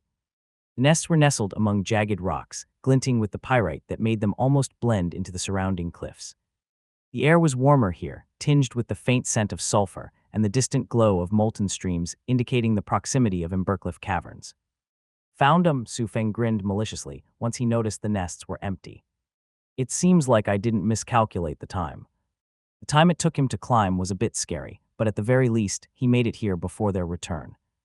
Although the nests were empty, it didn't mean the pyrite drakes were gone. In fact, it merely meant that they had all gone out to hunt for food. And this was precisely the interval of time that Su Feng sought for. After all, it allowed him to lay traps in advance and not have to confront them directly without any preparations. As skilled as he may be, it was a ridiculous dream to think he could fight multiple pyrite drakes at once with his current level and attributes.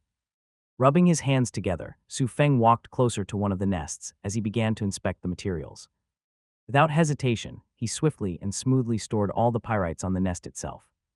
Once he was finished with one, he would proceed to move onward. Jackpot, he exclaimed inwardly in joy when the pyrites were way more than he had anticipated. Indeed, to be the first person to arrive on the cliff naturally had its benefits. All the pyrite here was untouched by others, and its purity is extremely high. I'll keep all the high-purity ones for myself and save some for Fiona. As for the rest of the trash purity ones, I can sell them all at an expensive price. Fat sheep are ready to be butchered again. Su Feng began to calculate his business plan yet again. This time, the return value would be even higher than the fire resistance potions. After all, potions are consumable, but crafting or forging materials. That was a whole different story.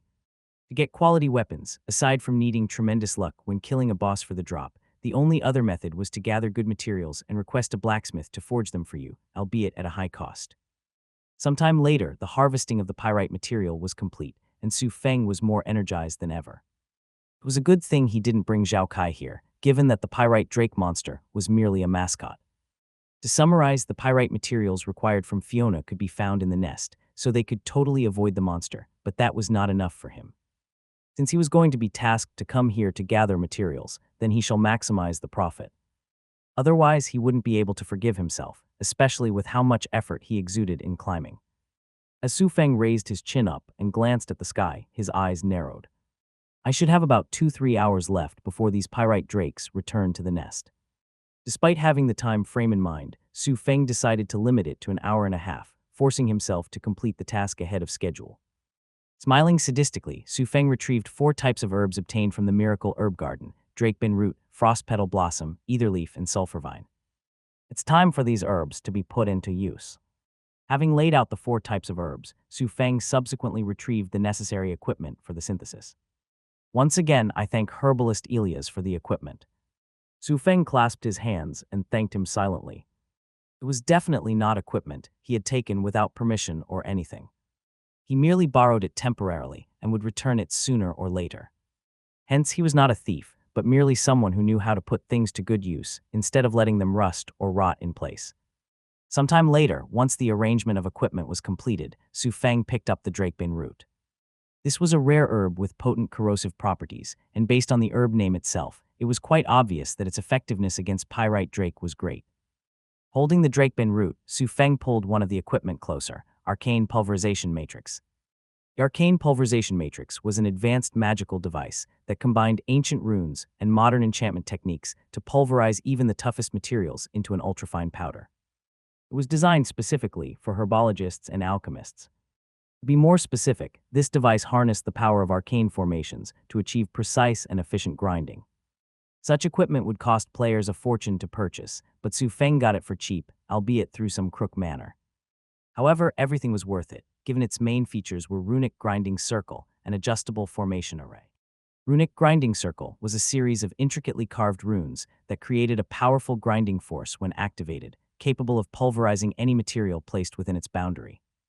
As for the adjustable formation array, it allowed the user to configure the formation for varying levels of fineness, ensuring precise control over the resulting powder consistency. Su Feng carefully adjusted the formation array to his desired result and placed the drakebone root in the center of the runic grinding circle. With a simple click on the button to start the process, a series of slicing and crushing sounds were made. Sometime later, the drakebone root was completely crushed into fine powder. As expected of the arcane pulverization matrix, I will treasure it dearly. Satisfied, Su Feng placed the freshly grinded powder aside and began working on the other 3 herbs. For the frost petal blossom, Su Feng made sure to buff himself first before extracting the petals and grinding them to release the cooling essence. Despite the buffing, Su Feng occasionally took damage from the intense chill that nearly gave him a frostbite effect. The herb itself, when left alone, was safe to hold, but once you attempt to extract its essence, that was when the true danger revealed itself. If it were any inexperienced herbalists working on this, then they might have already killed themselves without realizing it. Looks like I'm still rusty. He mumbled softly, grabbing the etherleaf herb, collecting its leaves, and proceeding to use the equipment once again to crush them after some adjustment. Unlike the drakebone root herb, Su Feng merely wanted to extract its binding sap and not crush it into powder. Once the extraction was completed, Su Feng began to harvest the vines and extract the sulfuric sap from the sulfur vine herb. This herb was quite tricky, given its shape and form. Nevertheless, it was still an easy task for him, as he slowly got used to it and extracted quite a bit. I really miss those old games where you can just click a few buttons and the synthesize would be processed automatically.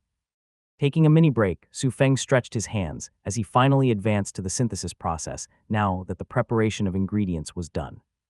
A few seconds later, Su Feng closed his eyes and clasped his hands together, interlocking his fingers as he prayed softly. I don't believe in God or anything, but please let Lady Luck be on my side. Have the synthesis process at least be successful at 80%. These herbs are hella expensive. His prayers were filled with sincerity, given the failure would dampen his wallet and potential income. Once the praying was done, Su Feng took a deep breath and combined the crushed drakebunt root powder with the sulfuric sap extracted from the sulfur vine in a mortar, mixing them thoroughly to form a corrosive paste. As the corrosive paste began to take shape, Su Feng slowly added the frost petal blossom essence to the paste, ensuring it was evenly distributed to create a balanced mixture of corrosive and cooling properties. Final step, beads of sweat trickled down Su Feng's forehead as he introduced the etherleaf sap into the mixture, stirring continuously to bind all components together into a cohesive, potent serum. Just when the stirring was about to be completed, the mixture suddenly exploded, and Su Feng's face was instantly covered with black smoke. Cough, cough, cough. Having breathed in the black smoke, Su Feng coughed multiple times as he waved his hands, trying to dissipate the smoke. However, he wasn't saddened by the explosion or having received a lot of damage. Instead, he was saddened by the mixture explosion, which emphasized the synthesis was a failure. Glancing at his hard work turning into a pile of smoke that slowly scattered in the air, Su Feng sighed softly. Since the recipe was a new one, which essentially meant he was a novice level in terms of mastery level. In other words, the chance of success was 50%, but never did Su Feng expect his luck to be so terrible to lose at his 50-50. Why are others always lucky and winning their 50-50, but I always lose them? Su Feng cried aloud, feeling like the world was being unfair and harsh to him. What had he done wrong to lose every 50-50? Naturally, his earlier success when creating the fire resistance potions had completely crossed his thoughts, given he was just ranting like any normal person would be when losing 50-50. Whatever, I don't believe I will lose in every 50-50. Determined, Su Feng retrieved another batch of processed herbs and began anew. Boom, kaboom, kapow. Mini mixture explosions one after another. Su Feng continuously failed on the final step of the synthesis. His face was completely black from being exposed to the black smoke numerous times. Nevertheless, he didn't care about his current appearance, as Su Feng refused to believe that not one of them would be successful after numerous attempts. HMPH, I want to see just how much more it can fail. He snorted coldly, starting another round of synthesis. What followed after was another explosive, but this time, Su Feng seemed to be ready and was able to throw the mixture away in time, saving him from another mini blast to the face. As he threw away another failure batch, Su Feng started laughing in a maniacally manner. Fuck you and your lady luck. This is why I refuse to rely on luck and work hard on everything with full preparation. He cursed loudly, losing his composure. No matter how calm and collected a person was, there would always be a limit to how much they could endure. And failing at least 20 times was nearing his limit. 50% chance of success, yet all 20 attempts ended up in a puff of smoke, ruining all of his efforts and the process herbs being wasted. How could one not be frustrated by such a result? Thankfully, the ranting only lasted for a few minutes before Su Feng returned to his usual composure. He retrieved some water and splashed it on his face, cleaning every nook and cranny thoroughly. Refreshed, Su Feng clenched his fist and adjusted his glasses, creating a sharp glint. You would have thought if you believe I am just going to give up like this. He sneered coldly, mocking at the empty atmosphere around him. After mocking the empty atmosphere, Su Feng quickly got to work and began the synthesis process again. Time slowly passed by, and he was at the stirring process again. Unlike previous times, Su Feng didn't recognize any alarming signs. Despite this, he maintained a calm composure, his eyes staring intensely as the components bound together into the cohesive and potent serum he was looking for. One last stir, Su Feng thought to himself, stirring it one last time before pouring the final mixture into a sturdy container, ensuring it was sealed properly to prevent leakage and to preserve its potency. Success! He was instantly relieved once he sealed the container and completed the synthesis. It was at this time that a system prompt appeared, similar to the previous time when he completed the synthesis of the fire resistance potion, albeit with some minor difference. System, congratulations to Baron Lin Feng for being the first player to synthesize an elemental disruption elixir. Do you wish to announce your achievement in the local region? Just like last time, Su Feng instantly rejected the suggestion in announcing his achievement to the local region. He had enough trouble at hand already, and announcing it would only bring more troubles. Only a fool would say yes to it. However, he was astonished by another prompt right after refusing to announce his achievement. System, congratulations to Baron Lin Feng for his exceptional skills in herbology and setting a new standard in the realm of magical synthesis for other adventurers. You shall be rewarded with the title, Master Alchemist. A title from the system. Su Feng raised an eyebrow. When did the black-hearted system become so generous? Dumbfounded, Su Feng checked on the title that was awarded to him. Master Alchemist grants a 10% increase in the effectiveness of all alchemical or synthesis creations. Increases reputation with NPC herbalists and alchemists across the divine world. Dazed, Su Feng was completely stunned in place when he read the ability of the title. What made it better was the fact that he could conceal having such a title from players, and only the NPCs would recognize it. Additionally, titles are permanent, and once obtained, it would be nigh impossible to have it removed. However, the most beneficial thing about titles was that it would be active no matter how many titles one player had, and they could always deactivate it whenever they wanted to. Just when Su Feng thought things couldn't get any better after his terrible luck, the system prompt appeared again. System, to commemorate Baron Lin Feng's achievement and expanding the herbology influences, he shall be granted an alchemist's gauntlets of precision. Hot damn! Su Feng stood up and exclaimed in shock, wondering if the system had gone insane.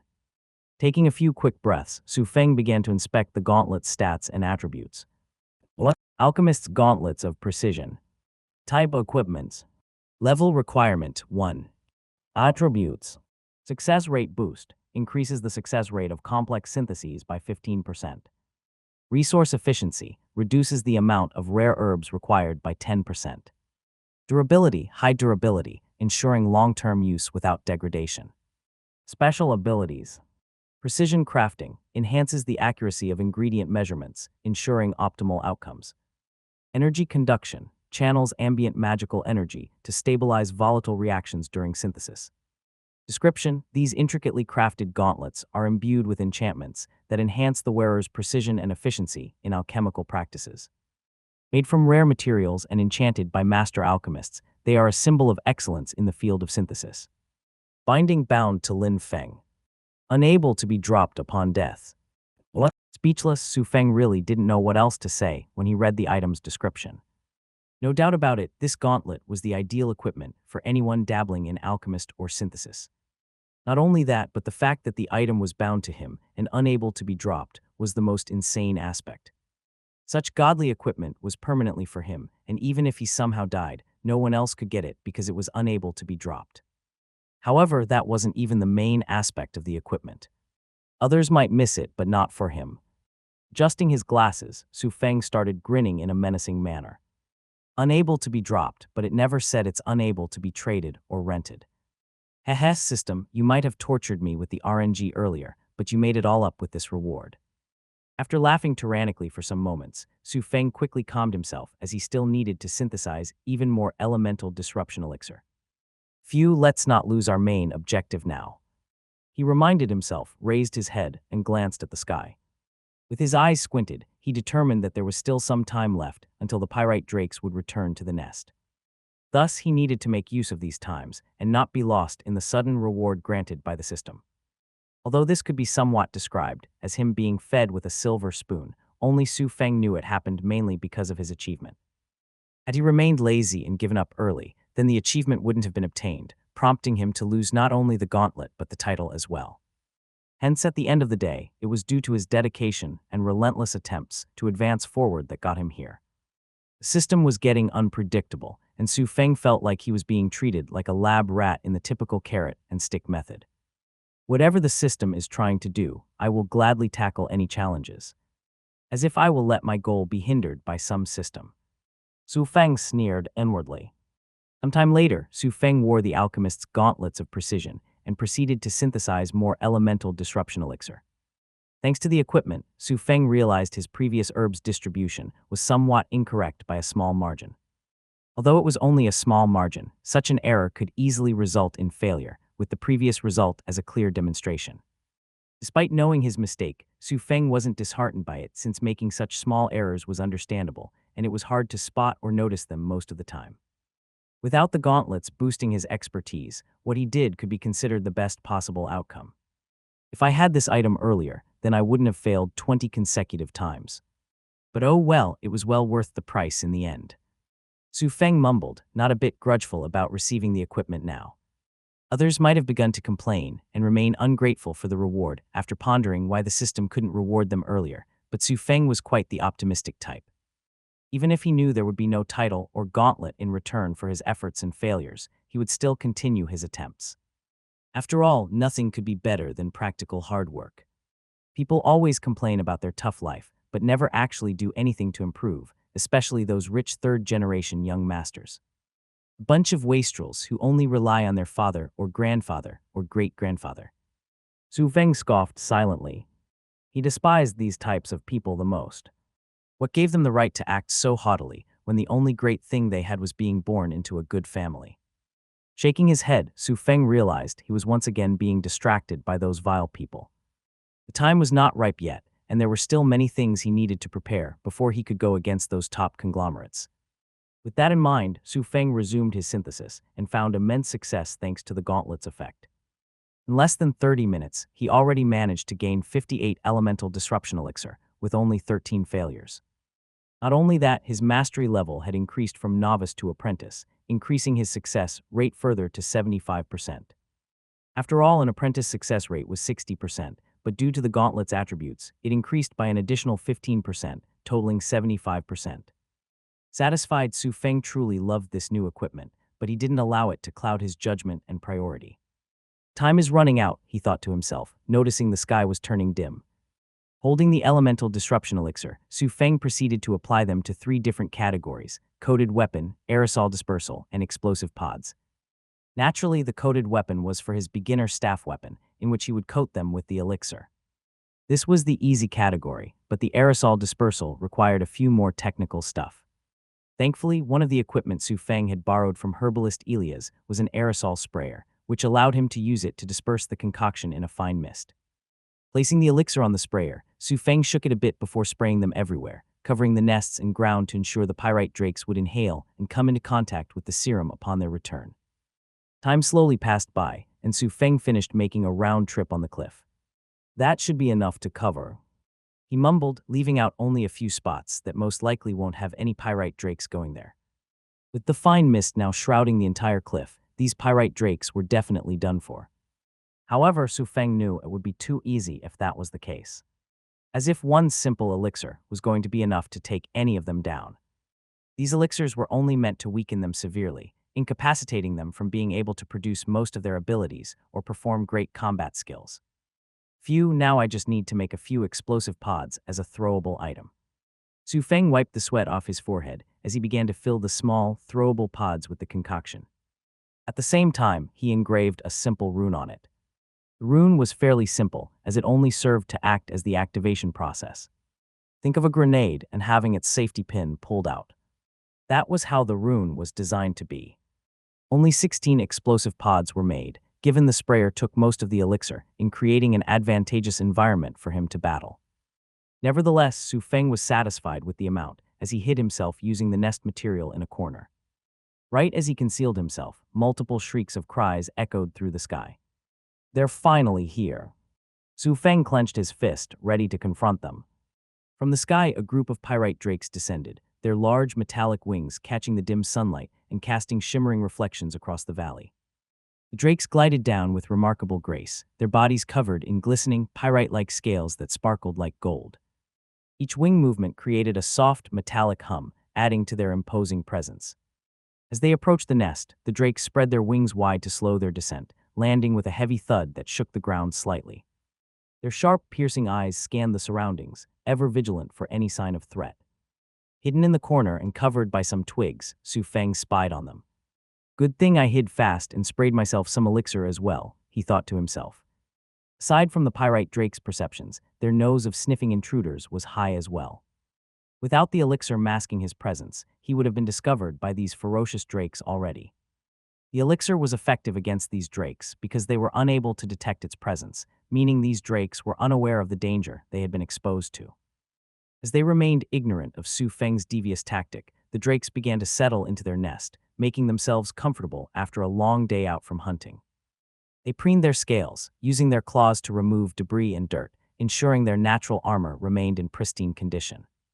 Occasionally, they snapped at each other, establishing their pecking order with swift bites and intimidating growls. It was clear that these were the younglings of the drakes, enjoying their playtime. Yes, keep fooling around and absorb more of the elixirs. Su Feng waited in anticipation. He was perfectly still, becoming one with nature to avoid being found. The effect of the elixir would take a while before these drakes realized what was going on. Thus, all Su Feng needed to do now was wait until he saw the signs of them weakening and acting wildly. Minutes passed as the drakes continued their routines, oblivious to the unseen threat. Su Feng's eyes remained fixed on the creatures, noting every detail. He watched as one of the drakes, slightly larger than the rest, seemed to take on a leading role, directing the others with authoritative gestures and occasional roars. This drake should be the alpha of the pack. If I take him down first, then disrupting the morale and teamwork of these drakes would be an easy cake. He deduced silently. As always in any type of battle, if one took down the opposing team leader or commander, the rest of the people's morale would decrease tremendously. Those who disagree with such statements are probably the people who constantly lose their battles or just straight up don't use their brain cells. Sometime later, the alpha drake suddenly began to show signs of discomfort. It shook its head and flapped its wings erratically, almost as if trying to shake off an invisible irritant. "Ha, serve you right for being the biggest." Su Feng snickered inwardly the moment he witnessed the scene. Given the alpha drake was the biggest, its capability to absorb the elixir was naturally faster than any other drake in the area. Thus, this alpha drake would be the first to notice any signs of discomfort surrounding its body. Gradually, the other drakes also started to exhibit unusual behaviors. They were stumbling as they walked, their movements becoming sluggish, and occasionally letting out confused pain cries. As expected of me, the elixir is working, Su Feng thought, suppressing a grin. He tightened his grip on the staff, readying himself for the right moment to strike.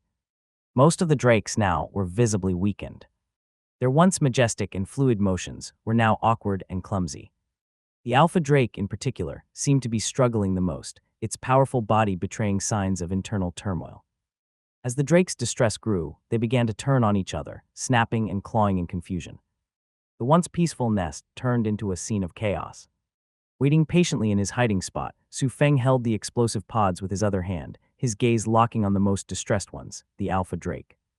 The alpha drake continued to stumble, and right when its wings were unproportional, he took this opportunity. Without even speaking a word, Su Feng hurled the explosive pods directly at its leg. Startled, the alpha drake couldn't even comprehend the situation, yet as its gaze locked onto the explosive pods. It was confused by this tiny object, but in the very next seconds, an explosion occurred. Drakebone root and sulfurivine components in the explosion reacted intensely with the touch, scale-like surfaces of the pyrite drake, corroding and weakening its structural integrity.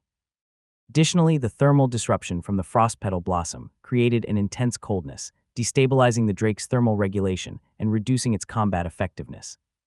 The alpha drake shrieked in agony as it crashed on the ground, unable to move its legs that were corroded intensively by the explosive pods. Other drakes finally took notice of their alpha being targeted and tried to assist him. However, it was still a little bit too late, given Su Feng had already arrived in front of the alpha drake, and with a cold expression, he stabbed its eye with his staff, coated with the elixir.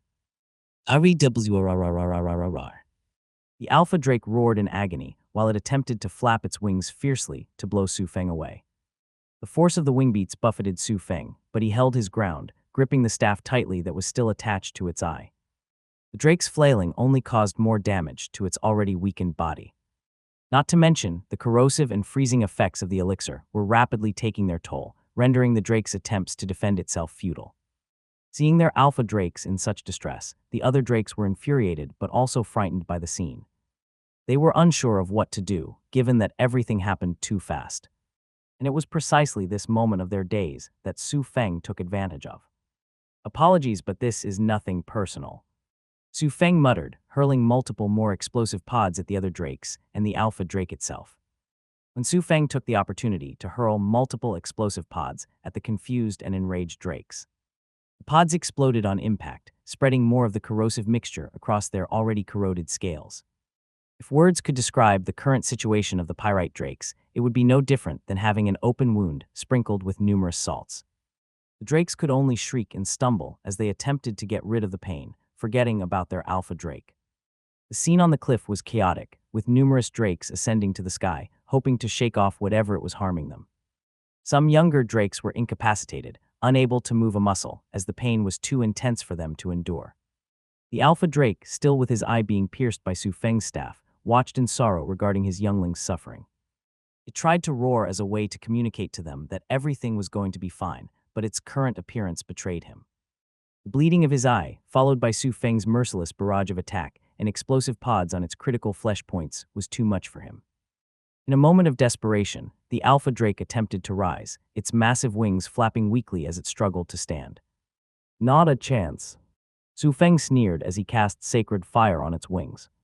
The fire was like an amplifier on its corroded wings, forcing the alpha drake to whimper and crash down. Following that was another round of harsh beating, with its critical flesh points repeatedly being struck by Su Feng. Damage was minimal at first, but with Su Feng's precision in not missing a critical flesh point, the damage amplified to an innumerable degree. The once proud and fierce creature now looked broken, its strength waning with each passing second. As it watched the younger drakes suffer, the alpha drake let out a mournful, guttural cry. It wasn't just a roar of pain, but one of deep sorrow and regret. The drake's eyes, though blinded and bloodied, seemed to be pleading for mercy, not for itself, but for the others. It lowered its head, a gesture of submission and despair, as if accepting its fate and hoping that its sacrifice would spare the rest. Seeing its actions, Su Feng paused for a bit. He could see the raw emotion in the drake's action, the desperate attempts to shield its kin, and the sorrowful cries for their safety. Unfortunately, Su Feng knew fairly well that being hesitant now was a laughable matter. You can hate me, but this is just a life cycle. You hunt to feed your kin, and now you are merely the one being hunted. With a final resolute breath, Su Feng tightened the grip on his staff and delivered the finishing blow. The alpha drake's body went limp, collapsing with a heavy thud.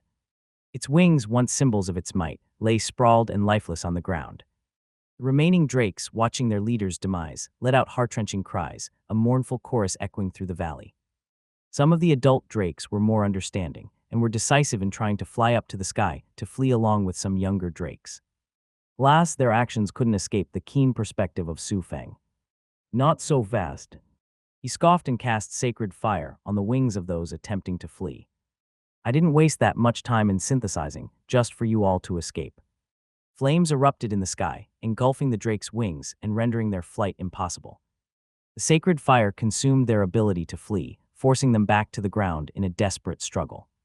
The smell of burnt scales and the sight of the drakes writhing in pain only fueled Su Feng's determination. Sometime later, the drakes finally understood one thing. Escape was an impossible task. The only way to survive was to kill the intruder.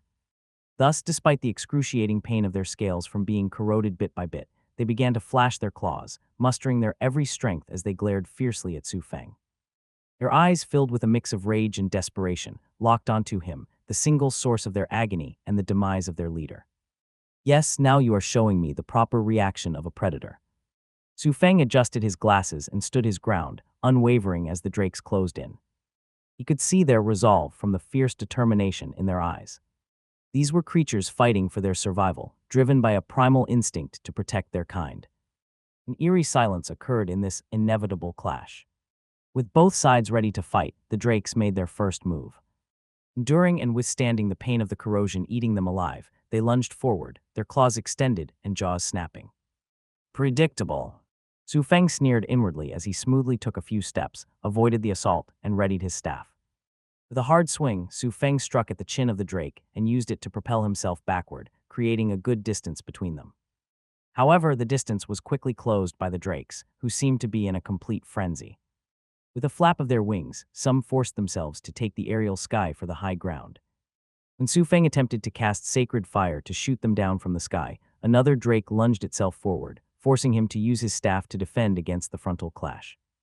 The disparity between their strengths was evident, given Su Feng had to retreat 5 steps before stabilizing himself. Tusk as expected. This isn't going to be easy. He clicked his tongue but was not frustrated by the outcome. If it had been easy to exterminate these drakes on the cliff, then he wouldn't have made so many preparations beforehand. I suppose this can be considered round 2, right?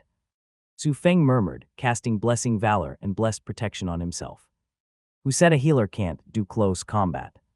Today, he would let these drakes know that getting close to him was a mistake. Su Feng remained unwavering by the group of ferocious, weakened drakes before him.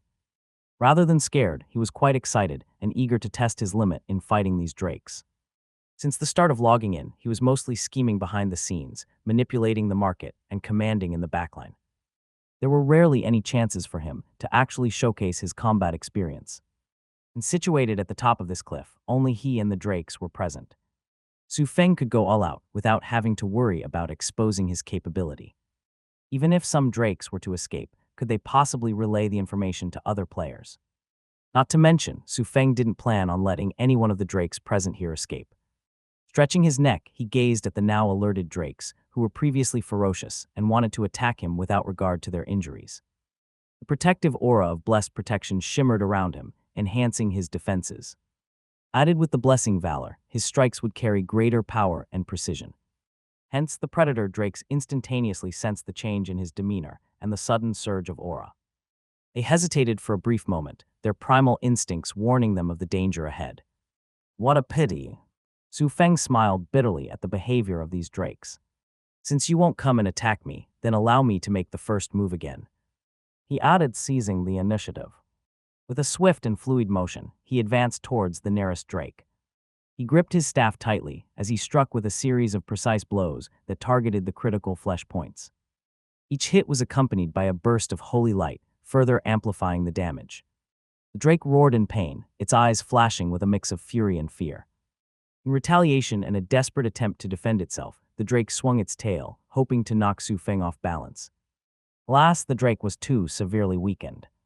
Added to the fact that Su Feng had anticipated the move, he was able to duck under the sweeping appendage in time to dodge the tail. Following that, Su Feng delivered a powerful thrust to its underbelly. REWRRR. The drake shrieked in agony and collapsed to the ground, wrapping its legs tightly in the hope of lessening the pain. Seems like my damage is still not enough.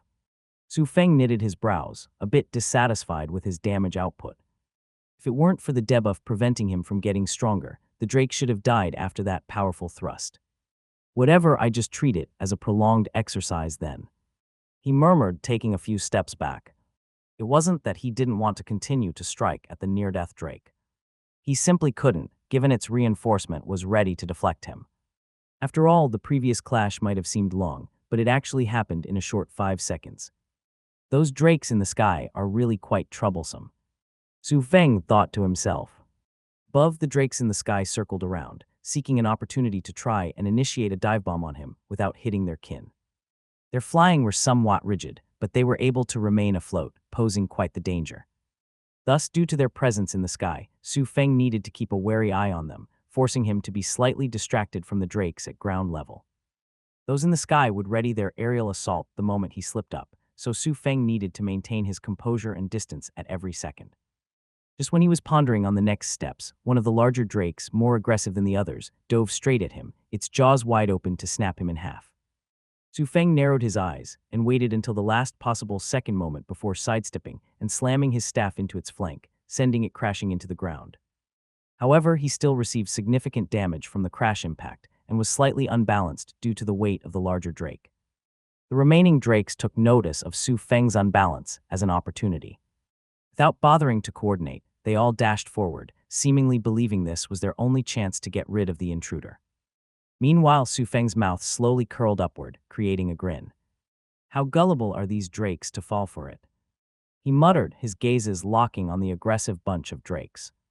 As all the drakes closed in on their distance, Su Feng extended his hand and cast Blinding Strike. A radiant flash of light erupted from his palm, engulfing the area in a blinding brilliance. The drakes screeched in confusion, their vision overwhelmed by the sudden burst of light. As they faltered and closed their eyes from the radiant flash, Su Feng seized their moment of disarray. He advanced with lightning speed, striking at the critical flesh points of the nearest drakes before moving on to the next drake. Each blow landed with precision.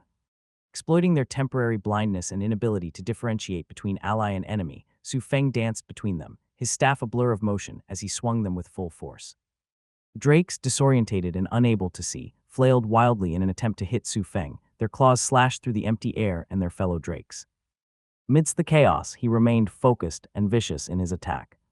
One by one, the weaker drakes succumbed to their demise. Sai if only Kai is here to shoot them down. Su Feng was dissatisfied with his speed at killing. Although he was in the upper hand currently, there were still too many drakes alive, and his utilities were running out. As much as Su Feng wished to brag that the drakes had been outwitted by him, they weren't that foolish to fall for the same trick twice. Hence, they would be prepared for him if he were to cast Blinding Strike or throw another explosive pod. The Blinding Strike effect soon began to fade, and Su Feng promptly retreated to a safe spot before they regained their sights. That's enough close combat for today. Knowing that if the battle were to be prolonged any further, Su Feng managed to snatch the corpses of the drakes into his inventory before the blinding duration faded. By the time the drakes regained their vision, he had already glided down from the cliff, using one of the wings of the drake's corpse. He exited in a swagger manner after the chaos he had caused. It's a pity, but having killed quite a few was enough. Su Feng thought to himself. Although it was a shame to leave without killing more after using so many resources, he was content with the bountiful return. The habitat of the drakes on this cliff could be considered crippled already. Not to mention, their pyrites and alpha drake were slain by him. They are no longer a threat. He turned around, glanced at the high cliff, and muttered softly. Meanwhile, on the cliff, the drakes who finally regained their vision roared in agony and fury when they realized the intruder had escaped. Their cries echoed through the valley, a chorus of pain and frustration. They circled the area, searching for any sign of the intruder who had wrought such devastation, but found nothing. The alpha drake's body was gone, along with other dead drakes. Their leader was dead, their numbers decimated, and their once impenetrable home was now vulnerable. Younglings, confused and frightened, huddled together, their usual playfulness replaced by anxiety and uncertainty. As for the remaining adult drakes, they were driven by a mix of rage and grief. Some of them attempted to organize themselves, but the loss of their alpha had thrown them into disarray. During the disarray, one drake, slightly in better condition than the rest, flapped its wings and roared loudly, causing the rest of the drakes to stay silent. What followed was another series of roars, and the drakes lowered their legs, seemingly kneeling to the new alpha leader of the pack. While the drakes slowly reorganized themselves and started to tend to their wounds and weakened scales from the corrosiveness, Su Feng was dashing out of the Embercliff caverns. He wasn't afraid of the drakes chasing after him, given the damage he had dealt to them. Instead, he was afraid of other nearby drakes on other cliffs. After all, there were numerous cliffs in the area, and most of them naturally had multiple drakes habituating. With the commotion they created, there was definitely going to be an infighting among the drakes to consume another pack. Therefore, Su Feng needed to exit the area before he got embroiled in a large internal fight. It was only when he had officially left the Embercliff Caverns region did Su Feng relax a bit. Heya, that was definitely the most action I have done in a while. Su Feng panted heavily and retrieved a few liquid drinks to consume and rehydrate himself. His actions today might be deemed immoral or dishonorable by some who might feel pity and sympathy for the drakes. After all, the drakes didn't offend or provoke him in any way, but that was just incorrect thinking. Just like how the drakes went hunting for food, Su Feng was merely doing the same thing, albeit with a different cause. Nevertheless, the food that the drakes hunt was innocent as well, but didn't they succumb to their death? At the end of the day, this was just how the vicious cycle was in the wild. Not to mention, many players were here as well, actively seeking and killing monsters to level up. The only difference was that the one Su Feng attacked had some form of intelligence and emotional aspect. Time to return. He glanced at the sky and thought. This one adventure was a bountiful return, and he managed to gain a lot of valuable drake corpses, especially the alpha leader. Pity, regret, and sympathy were feelings for the weak. If you weren't weak, then how could you feel those emotions? His naivety in the past had caused him to feel many of those emotions, but since life decided to give him a second chance. Su Feng would condemn himself personally if he allowed himself to be in that kind of situation again. Sometime later, Su Feng returned to the Ironwood Treant area, searching for Zhao Kai. To his amazement, he still heard multiple shootings, and unlike previous, the shots were consistent and in 3 seconds of interval. He walked a bit forward and saw Zhao Kai shooting at an Ironwood Treant.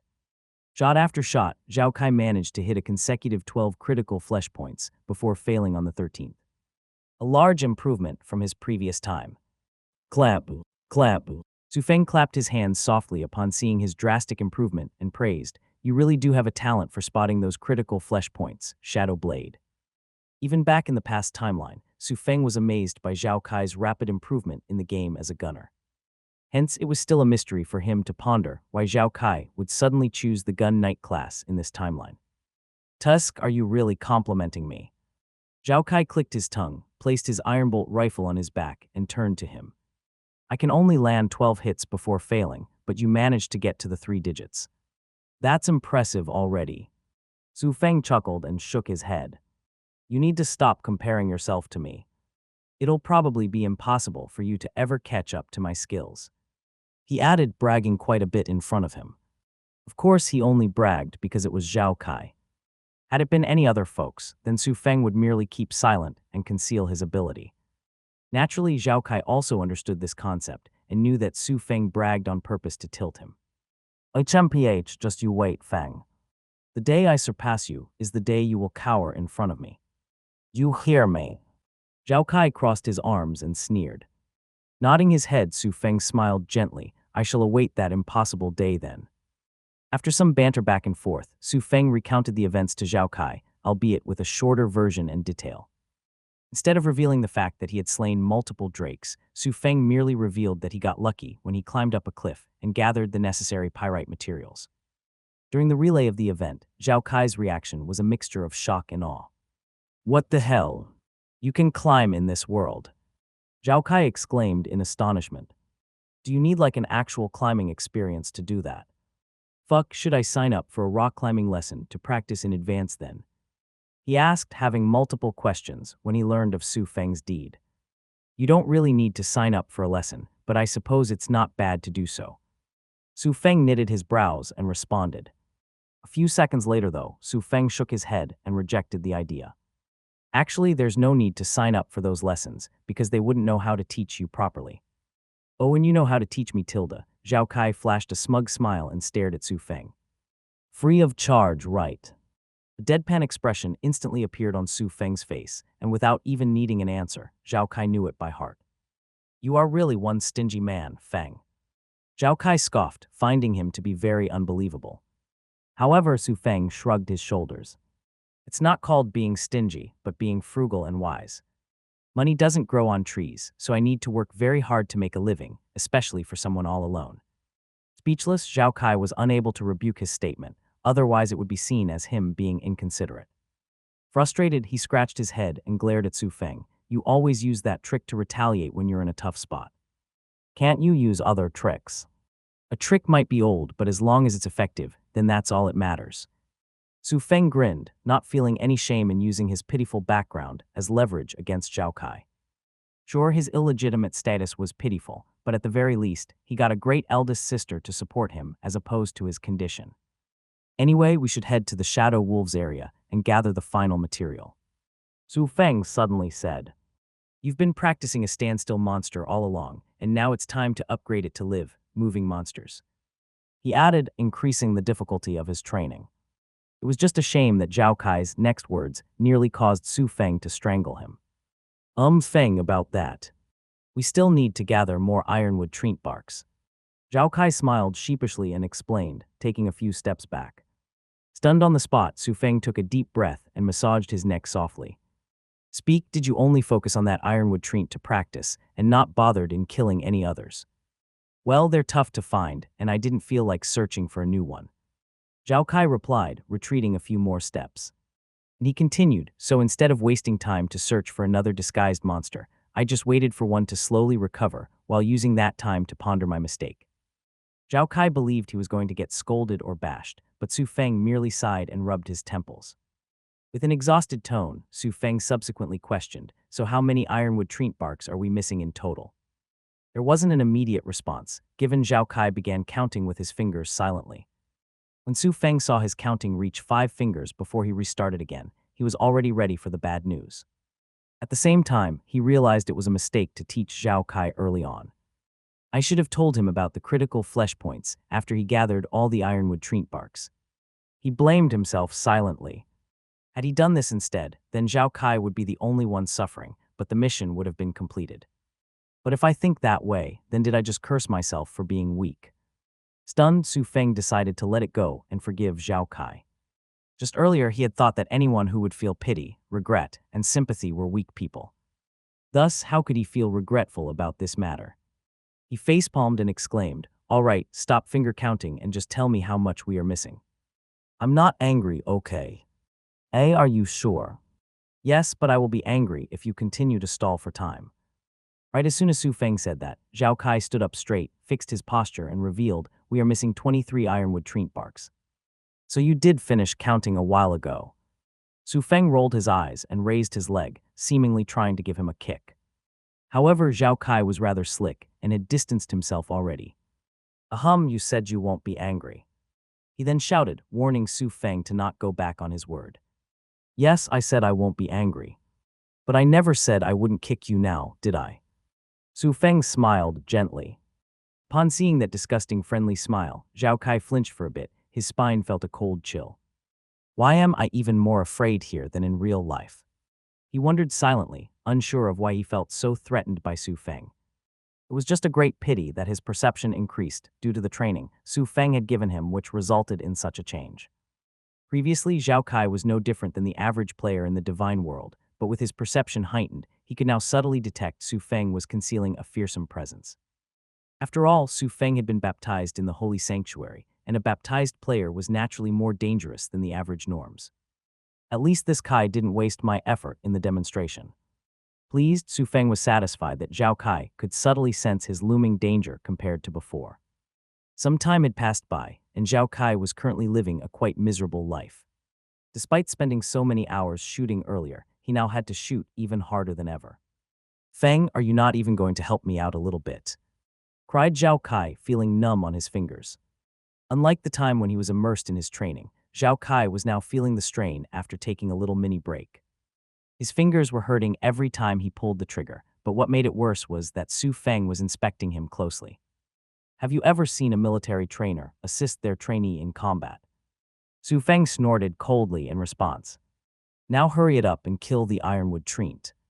If you dilly-dally any longer, then you can forget about eating any good food. What? That's not fair. Zhao Kai nearly slumped to the ground, heartbroken by the cruelty. Not fair, eh? Shall I increase the objective or difficulty then? Su Feng questioned. Instantaneously, Zhao Kai resumed his focus and proceeded to shoot the ironwood treant. No, Knight Feng. This is very fair and absolutely just. He added, clearly very afraid Su Feng would increase the difficulty as it was. Just a few minutes ago, they had a small battle to determine who would be in charge of gathering the ironwood treant barks. Zhao Kai, being as prideful and confident of his increased experience and aim, believed he had the upper hand. Additionally, they were going to distance themselves by 20 meters, giving him an even greater advantage. Alas, never once did Zhao Kai expect the result would be his complete defeat. Just what kind of steroids did Feng take?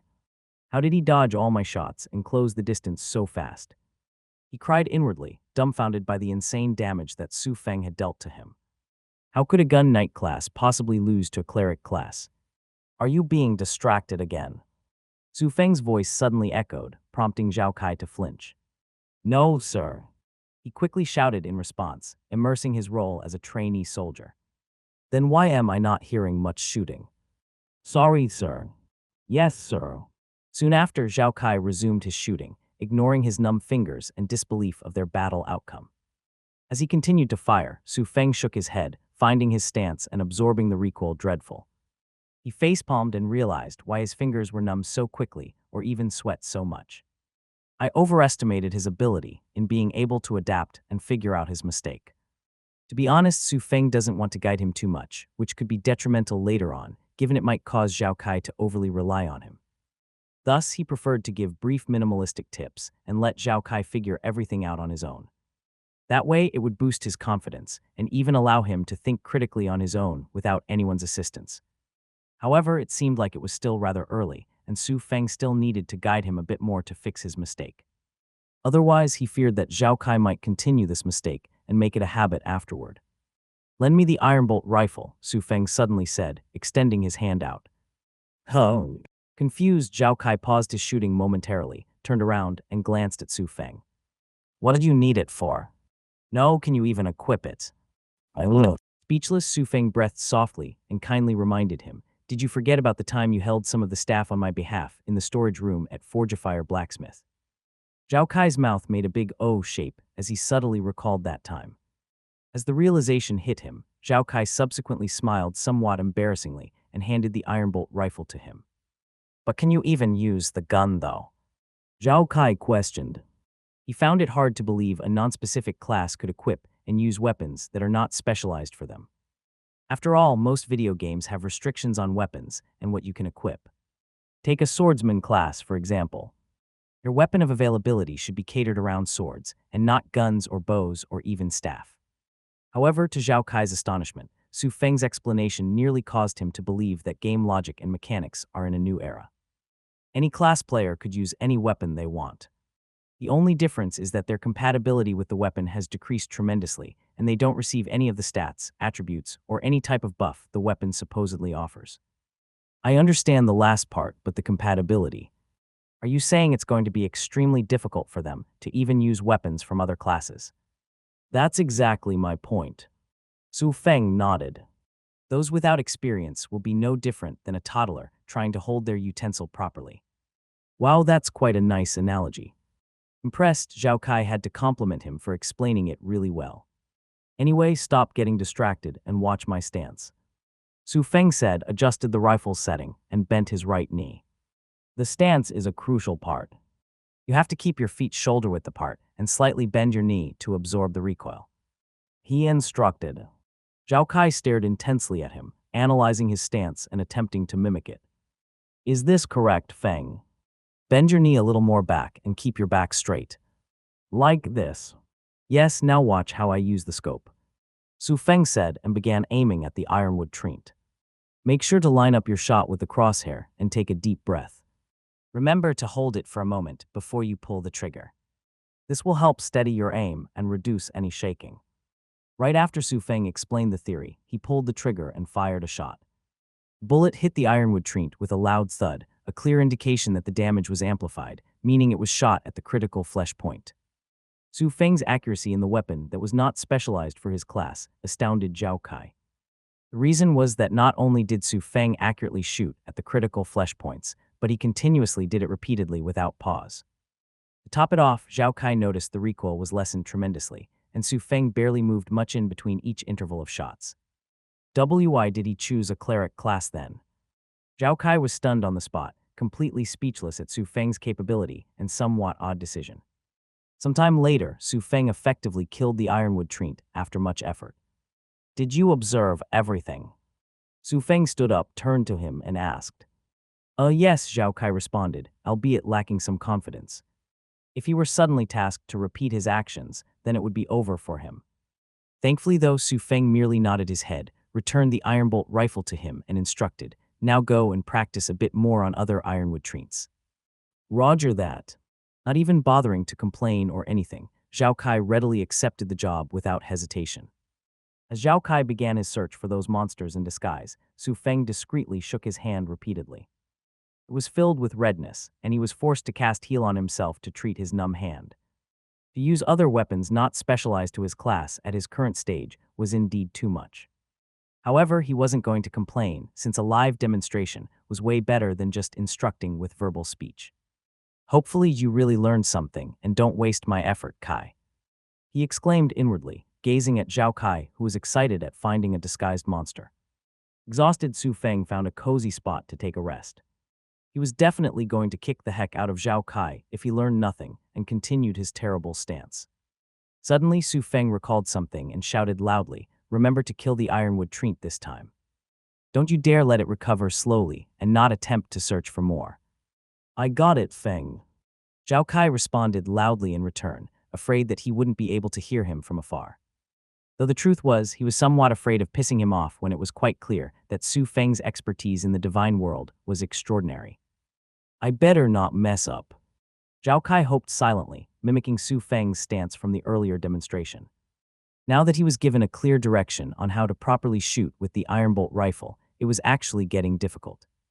Compared to when he wantonly shot in whatever stance he wanted, he now had to perfect his stance and correctly adjust his aiming angle as well. Thus, the process was naturally going to be harder than before. Just how did Feng manage to do it if his compatibility with the weapon is trash? Beads of sweat trickled down his forehead as he wondered how Su Feng accomplished such a feat. Since Su Feng was able to accomplish such a feat, then it would have been an embarrassment for him to fail. My stance should be fine now, Zhao Kai thought to himself, keeping his back straight and leaning slightly forward. By doing this, his weight would be evenly distributed on both feet. As his stance remained steady after some time, Zhao Kai took deep breaths and focused on his aim. He aligned the front and rear sights of the rifle with the target, keeping both his eyes open to maintain peripheral awareness. Slowly, he placed the pad of his index finger on the trigger and applied steady pressure on the trigger. The key was to squeeze the trigger gently, not pull it abruptly, to avoid jerking and prevent misalignment. With all the preparation done, Zhao Kai's eyes began analyzing the structure of the ironwood tree, searching for the critical flesh points. A few moments later, he found it and squeezed the trigger gently, firing a shot. Bang! A loud thud landed on the ironwood tree, and Zhao Kai made sure to lean slightly into the shot to allow his body to absorb the rifle's recoil. It really worked. Surprised, Zhao Kai found himself more steady than previously when shooting consecutively. There were next to zero changes in his aim and position after following Su Feng's instructions. Unknowingly, he was able to remain focused on the change of the critical flesh points thanks to his new steady movement. Without hesitation, he began to fire at the new critical flesh points location, consistently shooting in between an interval of 7-9 seconds. This Kai is really like a sponge. Su Feng chuckled from the sideline. Just by giving one demonstration, Zhao Kai was able to pick himself up and absorb all of his instructions in one go. To be able to display results quite immediately, he could be considered quite a genius in terms of shooting. As Zhao Kai immersed himself in his newfound capability, Su Feng began reading a new message from One Man Media. One Man Media, Lin Feng's boss, are you sure you won't restrict my freedom if I join your upcoming guild? Anonymous user, indeed, I don't like to restrict the freedom of my subordinates. Additionally, you are free to continue your work whatsoever, under the condition that it does not harm the guild. One Man Media, I still have to think about it, but can you allow me to interview the process of guild leader Gentle Wind recruitment? I will. Su Feng twitched his brows a few times when he finished reading it. This One Man Media sure has guts. He clearly is still unwilling, but decided to message me for a favor. As speechless as he was initially, Su Feng had to give props to the man for being very gutsy. If one isn't gutsy, then how could they accomplish something big? Anonymous user, I take it as you owe me a favor if I assist you.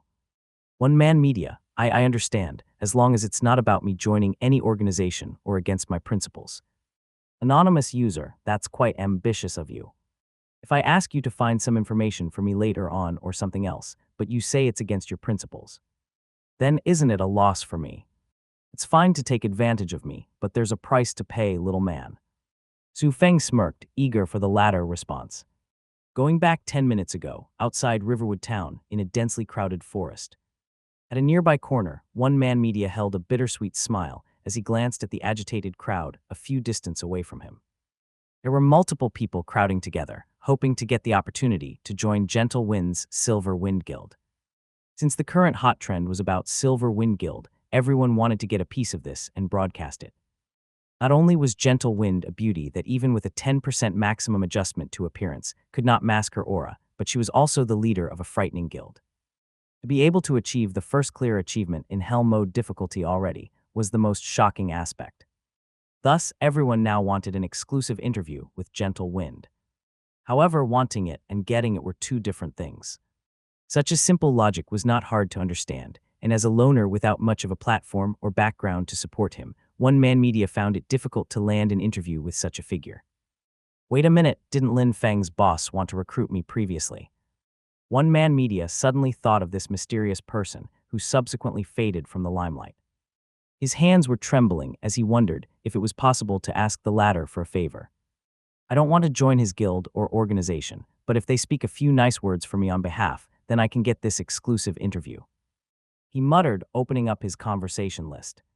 Right at this moment, when he was debating whether to contact the person or not, his eardrums nearly burst from the frantic crowd's noise. "Woo, I'm over here, guild leader, Gentle Wind. Please recruit me to your guild. I'm a strong assassin and can help you eliminate all the pests." "HMPH, what can an assassin like you do?" "Obviously, guild leader Gentle Wind needs a tanker like me. I'm a knight lancer and can easily repel any pests approaching her." As the crowd hype reached its peak due to Gentle Wind stepping on the stage, One Man Media's dilemma heightened further. As a solo reporter, he knew very well that once the golden timing was missed, it would be over. "Ah, screw it. I'll just be shameless and ask for a favor." One Man Media screamed internally, scratched his hair into a mess, and sent a message. Finally, back in the present, One Man Media was once again stunned on the spot after reading the message. "Sigh as expected. The person isn't an idiot or anything." He purposely gave himself leeway by stating that he wouldn't do anything against his principles, but it was easily noticed by the other party.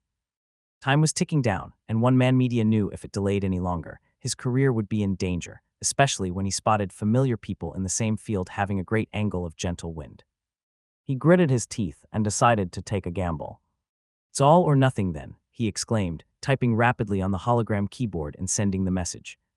"One Man Media, I understand your worries, but as long as it's not too overboard, I will help you 3 times in exchange for this favor." Anonymous user, all right, I'll cut you some slack for now. Since my subordinate Lin Feng rarely requests me to recruit someone, I shall do him a favor and help you this time. Great, the gamble works. One Man Media clasped his hands, wanting to jump up in joy. Although he didn't really understand the relationship between this mysterious person and Gentle Wind, he knew it was definitely not something simple. Hence, with such a promise, it was indeed a guarantee that he would get this exclusive interview. Sure enough, a few minutes later, someone from the Silver Wind Guild started telling people to move aside and create a path for him. "Everyone move out of the way for me. Otherwise, you can forget about trying out for the recruiting process." After seeing the guild emblem on the person's chest and his fierce tone, the rest of the crowd subsequently created a mini passage for him to navigate. As the person walked past them, some of them began gossiping among themselves. "Hey, who's that person? Why is he so arrogant?" One of the people asked, clearly ignorant of their identity. "Shush, are you tired of living? You don't even know who that person is and want to join the Silver Wind Guild."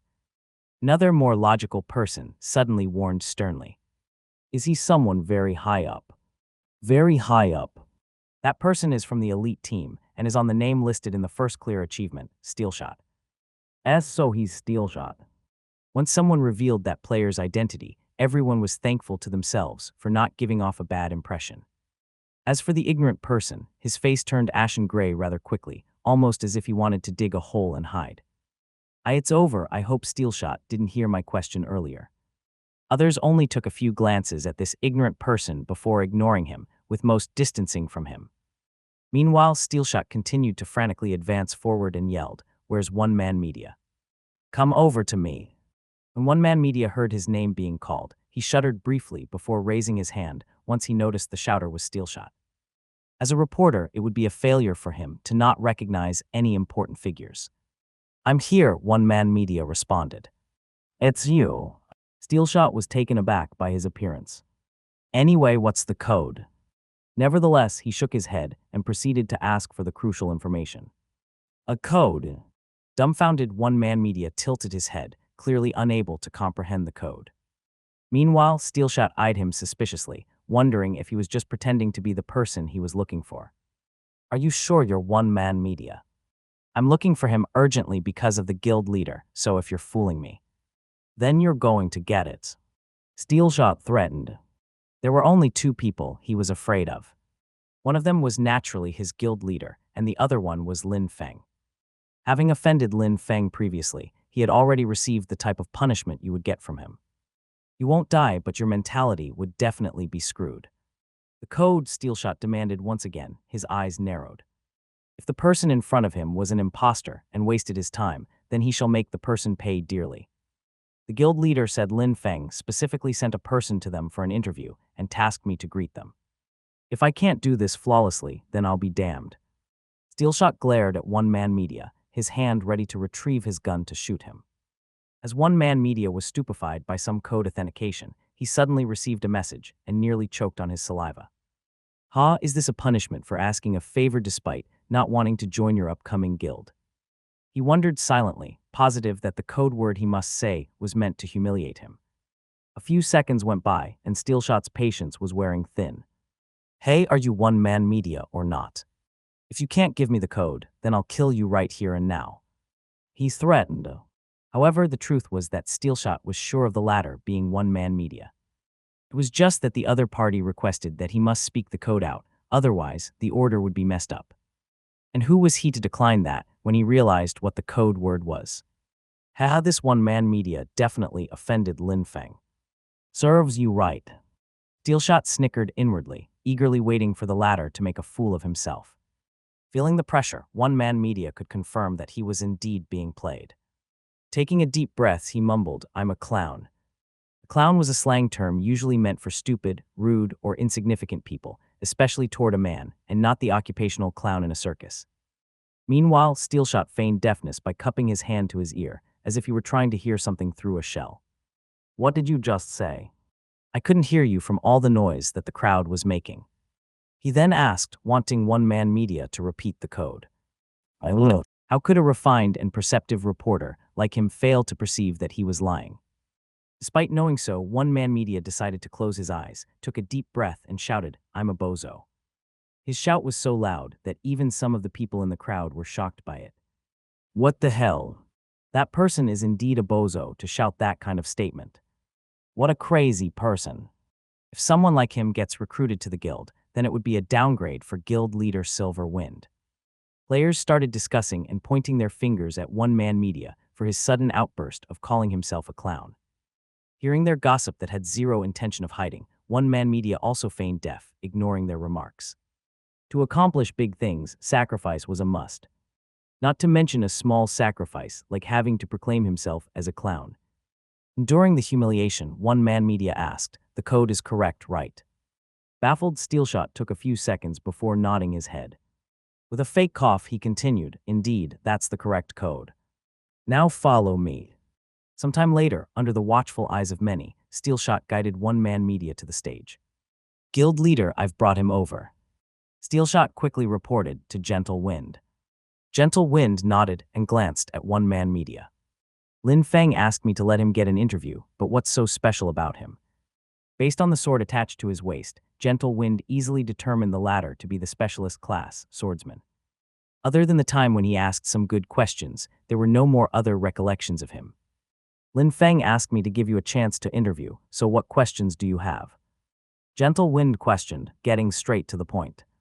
If the person asking wasn't Lin Feng, then she would have ignored them and proceeded with her recruitment. After all, there were many other reputable players from their respective media backgrounds, here far superior to a lone person like one-man media. Right, I want to know about your upcoming plan after the recruiting is done.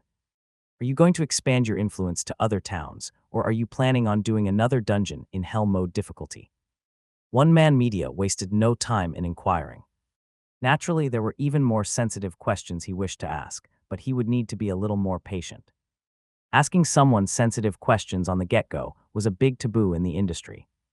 Who would want to reveal sensitive information to you right away? Are they dumb and foolish to simply give them out for free? Hell, even if they became acquainted with you for a few weeks, months, or years, they might still conceal things. Only a top-tier fool would spout everything out to every single person they meet or interact with. A few seconds passed by, and Gentle Wind gave a brief response. For now, I plan on extending my guild members and the Riverwood town. What about conquering another dungeon? I'm not sure, but I'll probably announce it if I decide on it. As she made such a response, Gentle Wind was looking forward to cooperating with Lin Feng again in another dungeon. Since she agreed to let one-man media interrupt her in the middle of recruiting to give him an interview, she would definitely make sure Lin Feng would repay the favor. If only Lin Feng would join my guild. How nice would it be? She smiled regretfully, glancing at the sea of people. Many want to join her guild, but how many of them are actually useful? Additionally, thanks to a subtle hint drop from Su Feng, Gentle Wind knew recruiting en masse would be a terrible mistake. You can stand near the rear and record whatever you want. Steelshot will be guiding you. Gentle Wind instructed and went on to send a message in reply to the other party's advice. Anonymous user, congrats on the start of your recruiting, but I wonder how many of them are loyal and capable. It would be messy if there were some unknown backgrounds, spies, and slackers in the guild. Gentle Wind, thank you for your advice. I'll bear that in mind. Back at the Verdant Valley, Su Feng was amused as Gentle Wind quickly caught on to his advice. Well, it would have been weird if she couldn't comprehend my meaning. Su Feng thought to himself, closing the conversation. The recruitment process from Gentle Wind didn't really interest him much. In the near future, when most guilds began to make a name for themselves or had sponsors from big corporations, there would be numerous recruiting. During all these recruiting, there was always one main goal, and that was to recruit capable players. Although these types of players might come in 1 in 1,000 or even 1 in 10,000. As long as they scored one amazing player, the guild would be satisfied. What are you smiling at, Feng? Zhao Kai suddenly asked, walking toward him. Nothing, just an acquaintance of mine is recruiting players to her guild. Su Feng casually responded. A guild? Surprised, Zhao Kai sat across from him and inquired, what guild is it and how are they recruiting? You've heard of the guild already, and even complained many times. The Silver Wind Guild. There was only one guild so far that Zhao Kai had been constantly hearing since he started playing in the Divine World. MHMM, and now they are recruiting en masse in the forest outside of Riverwood Town. Oh, then what are we doing here? Shouldn't we start heading there? Zhao Kai turned anxious and was about to get ready to pack. However, Su Feng was confused, tilted his head slightly, and questioned, did you want to join the Silver Wind Guild? Zhao Kai paused for a moment when he heard that. His gaze locked onto Su Feng, and in a baffled tone, you said it was an acquaintance of yours, so I thought you wanted to join the guild. I'm so done with you, Su Feng facepalmed, wondering if he should just kick him in the head. Why was his deduction sometimes on the mark and sometimes very off the mark? If he wanted to join the guild, then with his time management skills, would he still be late for it? Not to mention, he had rejected them twice for their attempted poaching. Anyway, what are you doing here? Su Feng suddenly questioned.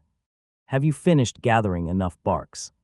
Stunned, Zhao Kai swallowed a mouthful of saliva before subtly distancing himself from Su Feng.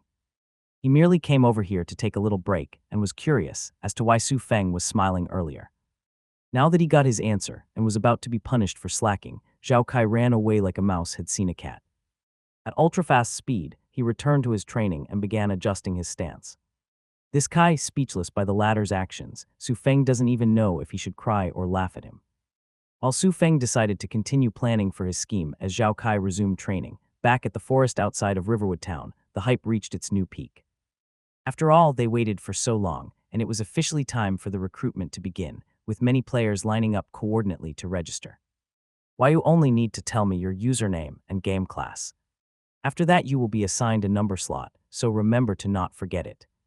One of Gentle Wind's members, Silent Whisper, announced somewhat timidly. Previously, she was falsely accused by Lin Feng of being a traitor because of her horrendous ability despite being an elite member. She merely was overwhelmed and failed to perform adequately, but was still sacrificed in the end as a safety measure. Ever since then, she was afraid yet angry with him, vowing to improve herself tremendously to prove him wrong. It was also a good thing that Gentle Wind decided to give her another chance to remain in the elite reserve team, and was also assigned to be in charge of overseeing the recruitment process. I must perform well this time and make Lin Feng apologize to me. Silent Whisper vowed silently, taking her seat as she began scrutinizing every player. Her duty was not only to check the players registering and maintaining orders, but also to spot any nefarious players, especially spies. She could not afford to disappoint Gentle Wind's expectations of her again. Do I just tell you my name and class only? One of the players scratched their head and asked nervously. It was clear that he didn't expect the procedure to be that simple. Yes, we will log you down and you will receive a number. That number will then be required when accessing our guild's official site in the forum. Through that forum, there are additional questionnaires that you will be asked. Silent Whisper explained. Is that so? Yep, once you complete the questionnaire, you'll just need to wait 25 days for a response from our official guild. If there isn't a response, then apologies, but you don't fit our guild. With that explanation said, every player's nervousness increased twice-fold. The process was rather simple, but also very nerve-wracking when one thinks about it. To simplify the meaning, the questionnaires were the true test of their qualification, whereas today was just a simple registration and a show of influence. After all, with such a huge crowd patiently waiting in line to register, it demonstrated Gentle Wind's influence in the divine world. It was a simple and straightforward strategy, but also an extremely devious one. Who could dare to say they would achieve the same success as Gentle Wind if they openly recruited players in such a grand manner? Not even Harold Fist would dare to say he could follow the same feat. As expected of guild leader Gentle Wind, such a ruthless method could only be done by her. Agreed with this arrangement, the Riverwood town could be considered a part of the Silver Wind Guild from now on. Yeah, guild leader Harold Fist lost his big lead this time. I wonder if he's in a corner crying, especially when he spent so much money. Just when the players still in the line began gossiping of Harold Fist's failure and loss of influence to Gentle Wind, an unexpected news suddenly surfaced on the game forum. Wait, everyone, check the game forum post. One of the players within the line suddenly shouted in shock and surprise. Due to the person's shouting, some curious folk among them began checking the forum post. Shortly, their expression went from confusion to astonishment. Holy crap! Is this post for real? It's real, there's even a screenshot of the Inferno Tyrant being defeated. Haha, I knew guild leader Harold Fist has some skills. As expected of the Tyrant Fist Guild. At the last statement made by a player, everyone else turned to him with a perplexed expression. The forum post was about Harold Fist completing the Hell Mode difficulty Scorched Caverns as well, but never did they expect someone to change their mindset so quickly.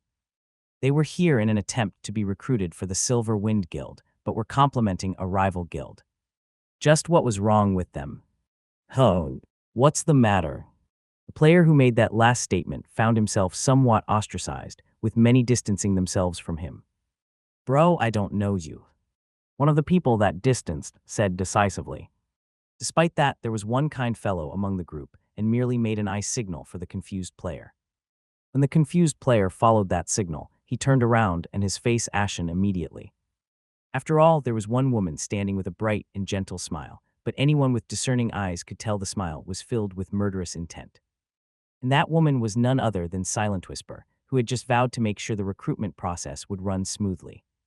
This bastard is a spy from the Tyrant Fist Guild, right? Silent Whisper cursed silently, ready to kill the player at any moment. That was not my intention, organizer. The player hurriedly raised his hand in an attempt to defend his words.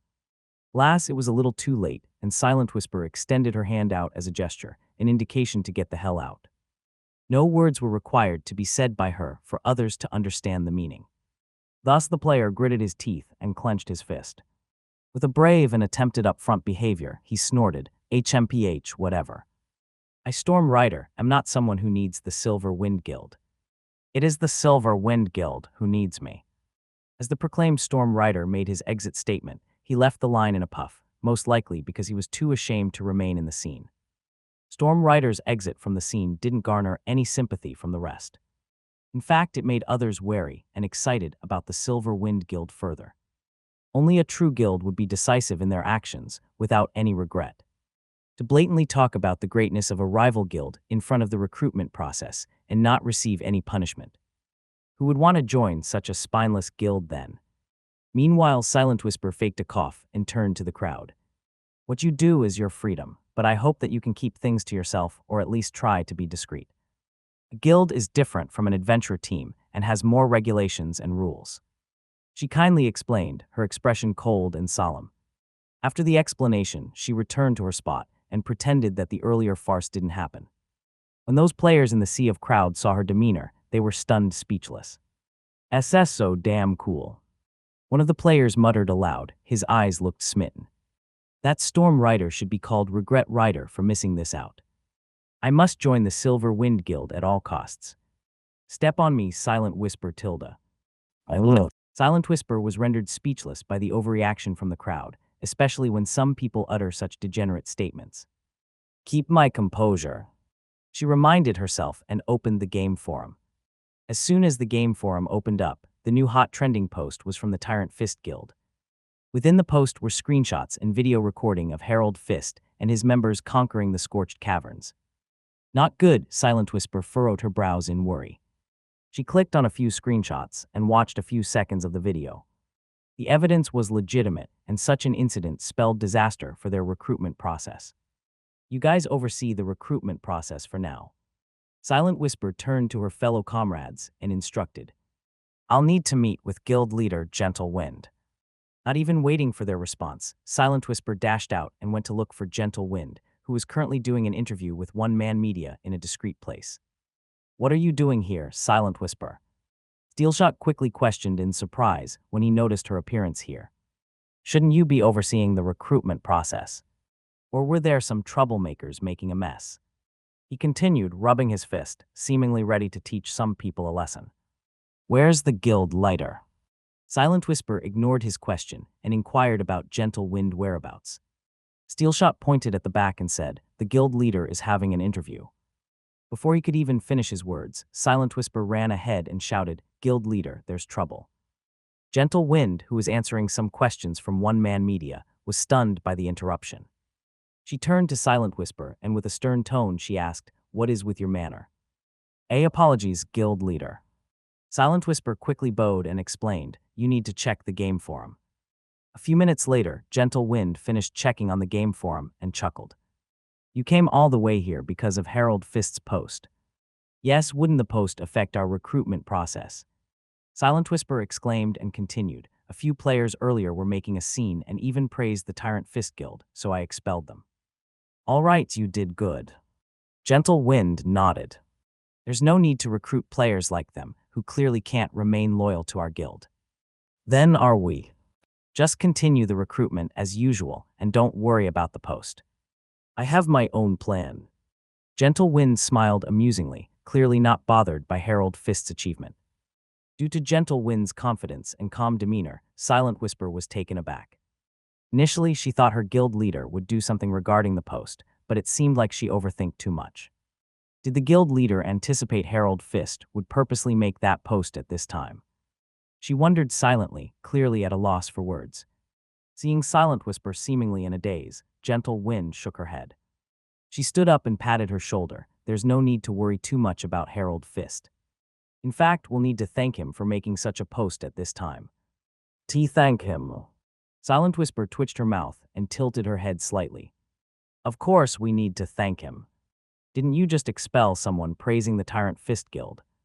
Instantly, Silent Whisper understood her meaning. She nodded her head and dismissed herself. As she retreated from the scene, Silent Whisper laughed inwardly. Right, because of that post, I can see which players have no loyalty or are unworthy. Hud, you're leaving already. Steelshot raised an eyebrow when he saw Silent Whisper emerge again rather quickly. After all, she seemed to be in a rush early, seeking the guild leader. However, not even 10 minutes later, she came back out, so he was surprised. To act in such a manner, Steelshot thought something big had happened. It was just a shame that Silent Whisper was too immersed in her thoughts to hear his question. He was directly ignored on the scene as she ran past him yet again, causing him to be speechless. Did my reputation drop that much ever since Lin Feng toyed with me? Steelshot smiled bitterly. He stood in place, seemingly contemplating his standing and reputation in the guild with a disbelief expression. While Steelshot remained in a stunned position, further ahead, One Man Media was dumbfounded by another guild leader completing the Hell mode difficulty. His eyes were focused on the game forum post. How did Harold Fist accomplish the feat? Gentle Wind noticed his daze but kept quiet. Naturally, she understood why and how Harold Fist suddenly did it. After all, she had received the extensive guide from Su Feng, so it would be weird if Harold Fist didn't purchase the extensive guide as well. Nevertheless, she was not disheartened by it, at least not anymore when she agreed to do an interview with One Man Media. Do you have any more questions for me? Gentle Wind suddenly asked One Man Media. I think I have enough materials now. One Man Media snapped out of his daze and bowed politely. Thank you for taking your time out in this interview, guild leader Gentle Wind. He thanked her sincerely afterward. No worries, Gentle Wind smiled and shook her head. Lin Feng asked for this favor, so I couldn't possibly refuse him. She added, delivering subtle and hidden meaning in this statement. He was clever and understood the underlying meaning rather quickly. With just a brief smile, One Man Media subsequently dismissed himself from the scene, leaving her alone. Meanwhile, Gentle Wind began messaging Lin Feng's boss. Gentle Wind, I have done the interview and One Man Media seemed satisfied with the materials he got.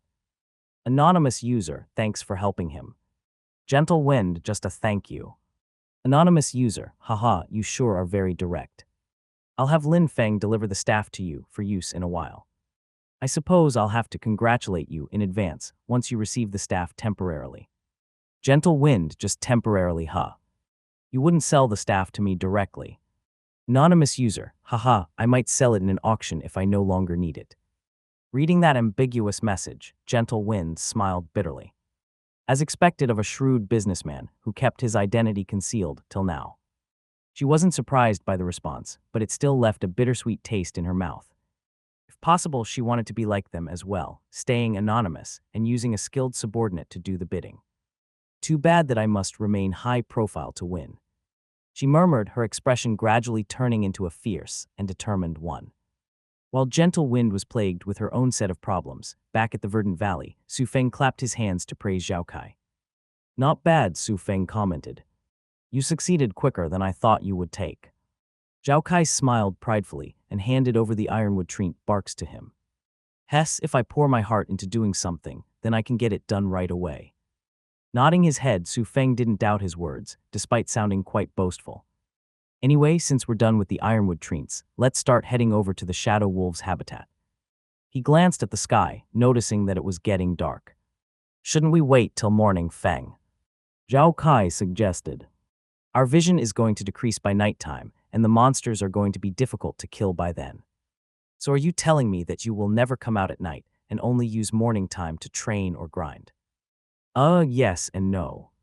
Displeased, Su Feng stepped forward and flickered Zhao Kai's forehead. You'll need to get used to adapting to nighttime, otherwise you're going to be a below-average player. He calmly explained. Since the Divine World was not some single-player game in that one could manipulate the time of day whenever they wanted, players needed to adapt to every time, including the uncontrollable weather. Occasionally, the sky might rain heavily, prompting players' movement to decrease tremendously. There could even be other natural disasters that would occur in the Divine World, just like in the real world. Zhao Kai could only sigh softly and lowered his head, obliging to Su Feng's command. He also realized one thing: Su Feng was not the type to rest and would always assign him new tasks once he was done with one. Damn, I feel like a subordinate more than a friend now. He thought to himself. Stop sulking and get ready already. Su Feng reprimanded him coldly. The more you delay, the harder it'll get for you when confronting the Shadow Wolves.